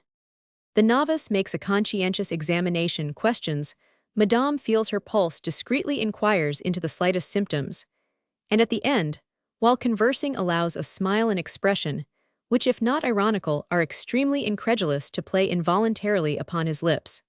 and his lips are quite in sympathy with his eyes, he prescribes some insignificant remedy, and insists upon its importance, promising to call again, to observe its effect in the antechamber. Thinking himself alone with his schoolmate, he indulges in an inexpressible shrug of the shoulders. "There's nothing the matter with your wife, my boy. He says she is trifling with both you and me." "Well, I thought so. But if she continues the joke, she will make herself sick in earnest. I am too sincerely your friend to enter into such a speculation, for I am determined that there shall be an honest man beneath the physician in me. My wife wants a carriage." As in the solo on the hearse, this Caroline listened at the door. Even at the present day, the young doctor is obliged to clear his path of the calumnies, which this charming woman is continually throwing into it. And for the sake of a quiet life, he has been obliged to confess his little error, a young man's error, and to mention his enemy by name in order to close her lips. The chestnuts in the fire. No one can tell how many shades and gradations there are in misfortune, for everything depends upon the character of the individual, upon the force of the imagination, upon the strength of the nerves. If it is impossible to catch these so variable shades, we may at least point out the most striking colors, and the principal attendant incidents. The author has therefore reserved this petty trouble for the last, for it is the only one that is at once comic and disastrous. The author flatters himself that he has mentioned the principal examples. Thus women who have arrived safely at the haven, the happy age of 40, the period when they are delivered from scandal, calumny, suspicion, when their liberty begins, these women will certainly do him the justice to state that all the critical situations of a family are pointed out or represented in this book. Caroline has her chaumontles, affair. She has learned how to induce Adolphe to go out unexpectedly, and has an understanding with Madame de Fichteminel.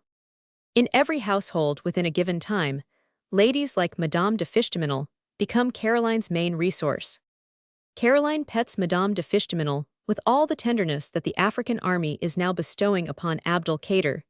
She is as solicitous in her behalf as a physician is anxious to avoid curing a rich hypochondriac. Between the two, Caroline and Madame de Fichteminel invent occupations for dear Adolphe when neither of them desire the presence of that demigod among their penates.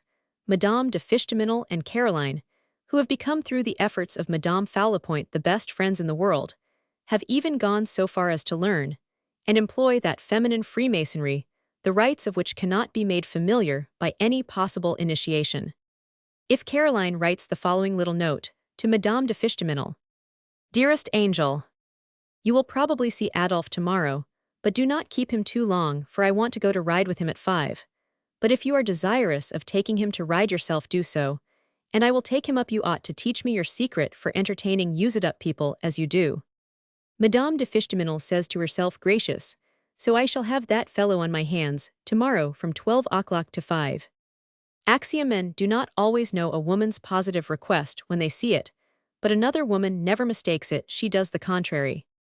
Those sweet little beings called women, and especially Parisian women, are the prettiest jewels that social industry has invented. Those who do not adore them, those who do not feel a constant jubilation at seeing them laying their plots, while braiding their hair, creating special idioms for themselves, and constructing with their slender fingers machines strong enough to destroy the most powerful fortunes, must be wanting in a positive sense. On one occasion, Caroline takes the most minute precautions. She writes the day before to Madame Faulepoint to go to St. Maur with Adolphe, to look at a piece of property for sale there. Adolphe would go to breakfast with her. She aids Adolphe in dressing. She twits him with the care he bestows upon his toilet, and asks absurd questions about Madame Faulepoint. She's real nice, and I think she is quite tired of Charles Yowl. Inscribe her yet upon your catalogue, you old Don Juan. But you won't have any further need of chaumontles. Affair, I am no longer jealous. You've got a passport. Do you like that better than being adored? Monster, observe how considered I am." So soon as her husband has gone, Caroline, who had not omitted the previous evening to write to Ferdinand to come to breakfast with her, equips herself in a costume which in that charming 18th century, so calumniated by republicans, humanitarians, and idiots, women of quality, called their fighting dress. Caroline has taken care of everything. Love is the first house servant in the world, so the table is set with positively diabolic coquetry. There is the white damask cloth, the little blue service, the silver gilt urn, the chiseled milk pitcher, and flowers all round. If it is winter, she has got some grapes, and has rummaged the cellar for the very best old wine. The rolls are from the most famous bakers. The succulent dishes, the pate de foie, gras, the whole of this elegant entertainment, would have made the author of the Glutton's Almanac, nay, with impatience it would make a note-shaver smile, and tell a professor of the old university what the matter in hand is. Everything is prepared. Caroline has been ready since the night before. She contemplates her work.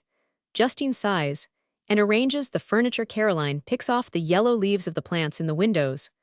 A woman in these cases disguises what we may call the prancings of the heart by those meaningless occupations in which the fingers have all the grip of pincers when the pink nails burn, and when this unspoken exclamation rasps the throat, he hasn't come yet. What a blow is this announcement by Justine. Madame hears a letter. A letter in place of Ferdinand. How does she ever open it? What ages of life slip by as she unfolds it? Women know this by experience. As to men, when they are in such maddening passes, they murder their shirt frills. Justine, Monsieur Ferdinand is ill, exclaims Caroline. Send for a carriage. As Justine goes downstairs, Adolphe comes up. My poor mistress, observes Justine. I guess she won't want the carriage now. Oh my, where have you come from? Cries Caroline, on seeing Adolphe standing in ecstasy before her voluptuous breakfast. Adolphe, whose wife long since gave up treating him to such charming banquets, does not answer, but he guesses what it all means as he sees the cloth inscribed with the delightful ideas which Madame de Fichteminel, or the Syndic of Chaumontel's affair, have often inscribed for him upon tables quite as elegant. Whom are you expecting? He asks in his turn. Who could it be, except Ferdinand, replies Caroline. And is he keeping you waiting? He is sick, poor fellow. A quizzical idea enters Adolphe's head, and he replies, winking with one eye, only I have just seen him. Where? In front of the Café de Paris with some friends. But why have you come back? Says Caroline, trying to conceal her murderous fury. Madame Falapoint, who was tired of Charles, you said, has been with him at Ville d'Avray since yesterday. Adolphe sits down, saying, This has happened very appropriately, for I am as hungry as two bears. Caroline sits down too, and looks at Adolphe stealthily. She weeps internally, but she very soon asks in a tone of voice that she manages to render indifferent, who was Ferdinand with? With some fellows who lead him into bad company. The young man is getting spoiled. He goes to Madame Sconce. You ought to write to your uncle. It was probably some breakfast or other, the result of a bet made at Emile Malaga's. He looks slyly at Caroline, who drops her eyes to conceal her tears. How beautiful you have made yourself this morning. Adolphe resumes, you are a fair match for your breakfast. I don't think Ferdinand will make as good a meal as I shall, etc., etc. Adolphe manages the joke so cleverly that he inspires his wife with the idea of punishing Ferdinand. Adolphe, who claims to be as hungry as two bears, causes Caroline to forget that a carriage waits for her at the door. The female that tends the gate at the house Ferdinand lives in arrives at about 2 o'clock, while Adolphe is asleep on a sofa. That Iris of bachelors comes to say to Caroline that Monsieur Ferdinand is very much in need of someone. He's drunk, I suppose, says Caroline in a rage. He fought a duel this morning, madame. Caroline swoons, gets up, and rushes to Ferdinand, wishing Adolphe at the bottom of the sea. When women are the victims of these little inventions, which are quite as adroit as their own, they are sure to exclaim what abominable monsters men are. Ultima ratio. We have come to our last observation. Doubtless, this work is beginning to tire you quite as much as its subject does if you are married. This work, which according to the author is to the physiology of marriage what fact is to theory or history to philosophy, has its logic as life viewed as a whole has its logic also. This logic fatal terribles as follows at the close of the first part of the book. A book, filled with serious pleasantry. Adolphe has reached, as you must have noticed, a point of complete indifference in matrimonial matters. He has read novels in which the writers advise troublesome husbands to embark for the other world, or to live in peace with the fathers of their children, to pet and adore them. For if literature is the reflection of manners, we must admit that our manners recognize the defects pointed out by the physiology of marriage. In this fundamental institution, more than one great genius has dealt this social basis terrible blows without shaking it. Adolphe has especially read his wife too closely and disguises his indifference by this profound word, indulgence. He is indulgent with Caroline. He sees in her nothing but the mother of his children, a good companion, a sure friend, a brother. When the petty troubles of the wife cease, Caroline, who is more clever than her husband, has come to profit by this advantageous indulgence. But she does not give her dear Adolphe up. It is woman's nature never to yield any of her rights to et mon droit conjugal, as is well known the motto of England, and is especially so today. Women have such a love of domination that we will relate an anecdote not 10 years old. In point, it is a very young anecdote.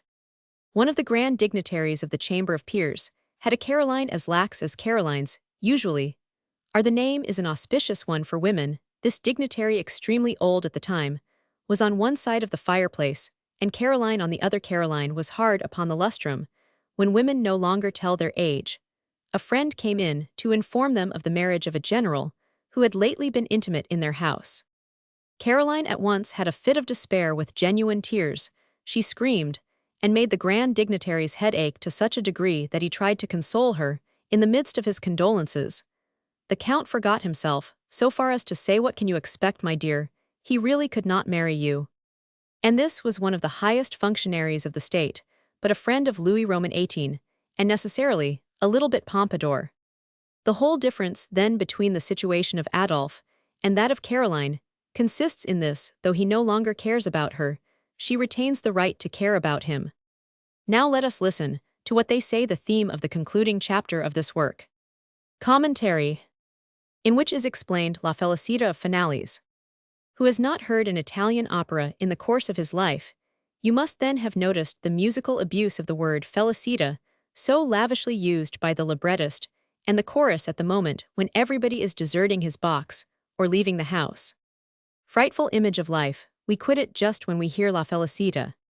Have you reflected upon the profound truth conveyed by this finale at the instant when the composer delivers his last note, and the author his last line, when the orchestra gives the last pull at the fiddle bow, and the last puff at the bassoon, when the principal singers say "let's go to supper," and the chorus people exclaim how lucky it doesn't rain? Well, in every condition in life, as in an Italian opera, there comes a time when the joke is over, when the trick is done, when people must make up their minds to one thing or the other, when everybody is singing his own felicita for himself, after having gone through with all the duos, the solos, the stretti, the codas, the concerted pieces, the dudos, the nocturnes, the phases, which these few scenes chosen from the ocean of married life exhibit you, and which are themes whose variations have doubtless been divined by persons with brains, as well as by the shallow, for so far as suffering is concerned. We are all equal. The greater part of Parisian households reach, without a given time, the following final chorus. The wife to a young woman in the conjugal Indian summer: "My dear, I am the happiest woman in the world." Adolphe is the model of husband's kind, obliging, not a bit of a tease, isn't he, Ferdinand? Caroline addresses Adolphe's cousin, a young man with a nice cravat, glistening hair, and patent leather boots. His coat is cut in the most elegant fashion. He has a crush hat, kid gloves, something very choice in the way of a waistcoat, the very best style of mustaches, whiskers, and a goatee à la Mazarin. He is also endowed with a profound, mute, attentive admiration of Caroline. Ferdinand: Adolphe is happy to have a wife like you. What does he want? Nothing. The wife: in the beginning, we were always vexing each other, but now we get along marvelously. Adolphe no longer does anything but what he likes. He never puts himself out. I never ask him where he is going, nor what he has seen. Indulgence, my dear, is the great secret of happiness. You doubtless are still in the period of petty troubles, causeless jealousies, cross-purposes, and all sorts of little botherations. What is the good of all this? We women have but a short life, at the best. How much? 10 good years. Why should we fill them with vexation? I was like you, but one fine morning I made the acquaintance of Madame de Fichtemesnil, a charming woman, who taught me how to make a husband happy. Since then Adolphe has changed radically. He has become perfectly delightful. He is the first to say to me with anxiety, with alarm, even when I am going to the theater, and he and I are still alone at 7 o'clock: "Ferdinand is coming for you, isn't he? Doesn't he, Ferdinand? Ferdinand, we are the best cousins in the world." The Indian summer wife, very much affected: "Shall I ever come to that?" The husband on the Italian boulevard: "My dear boy, he has buttonholed Monsieur de Fichtemesnil. You still believe that marriage is based upon passion. Let me tell you that the best way in conjugal life is to have a plenary indulgence, one for the other, on condition that appearances be preserved. I am the happiest husband in the world. Caroline is a devoted friend. She would sacrifice everything for me, even my cousin Ferdinand, if it were necessary. Oh, you may laugh. But she is ready to do anything. You entangle yourself in your laughable ideas of dignity, honor, virtue, social order. We can't have our life over again, so we must cram it full of pleasure. Not the smallest bitter word has been exchanged between Caroline and me. For 2 years past, I have in Caroline a friend to whom I can tell everything, and who would be amply able to console me in a great emergency. There is not the slightest deceit between us, and we know perfectly well what the state of things is. We have thus changed our duties into pleasures. We are often happier thus than in that insipid season called the honeymoon. She says to me, sometimes I am out of humor, go away the storm.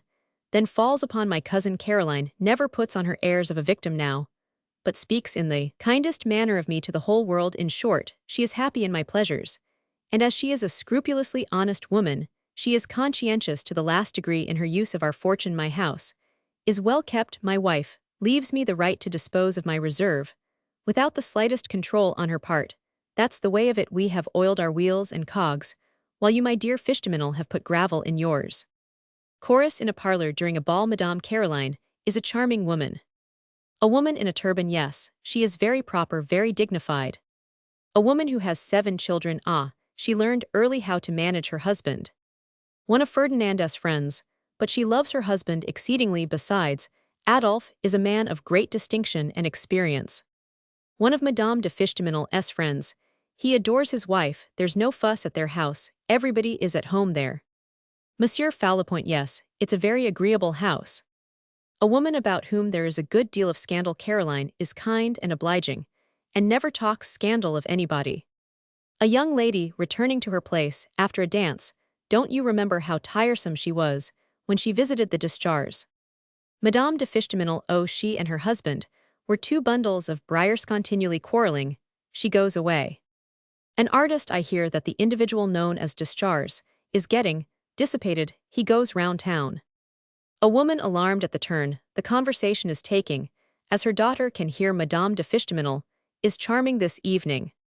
A woman of 40 without employment. Monsieur Adolphe appears to be as happy as his wife.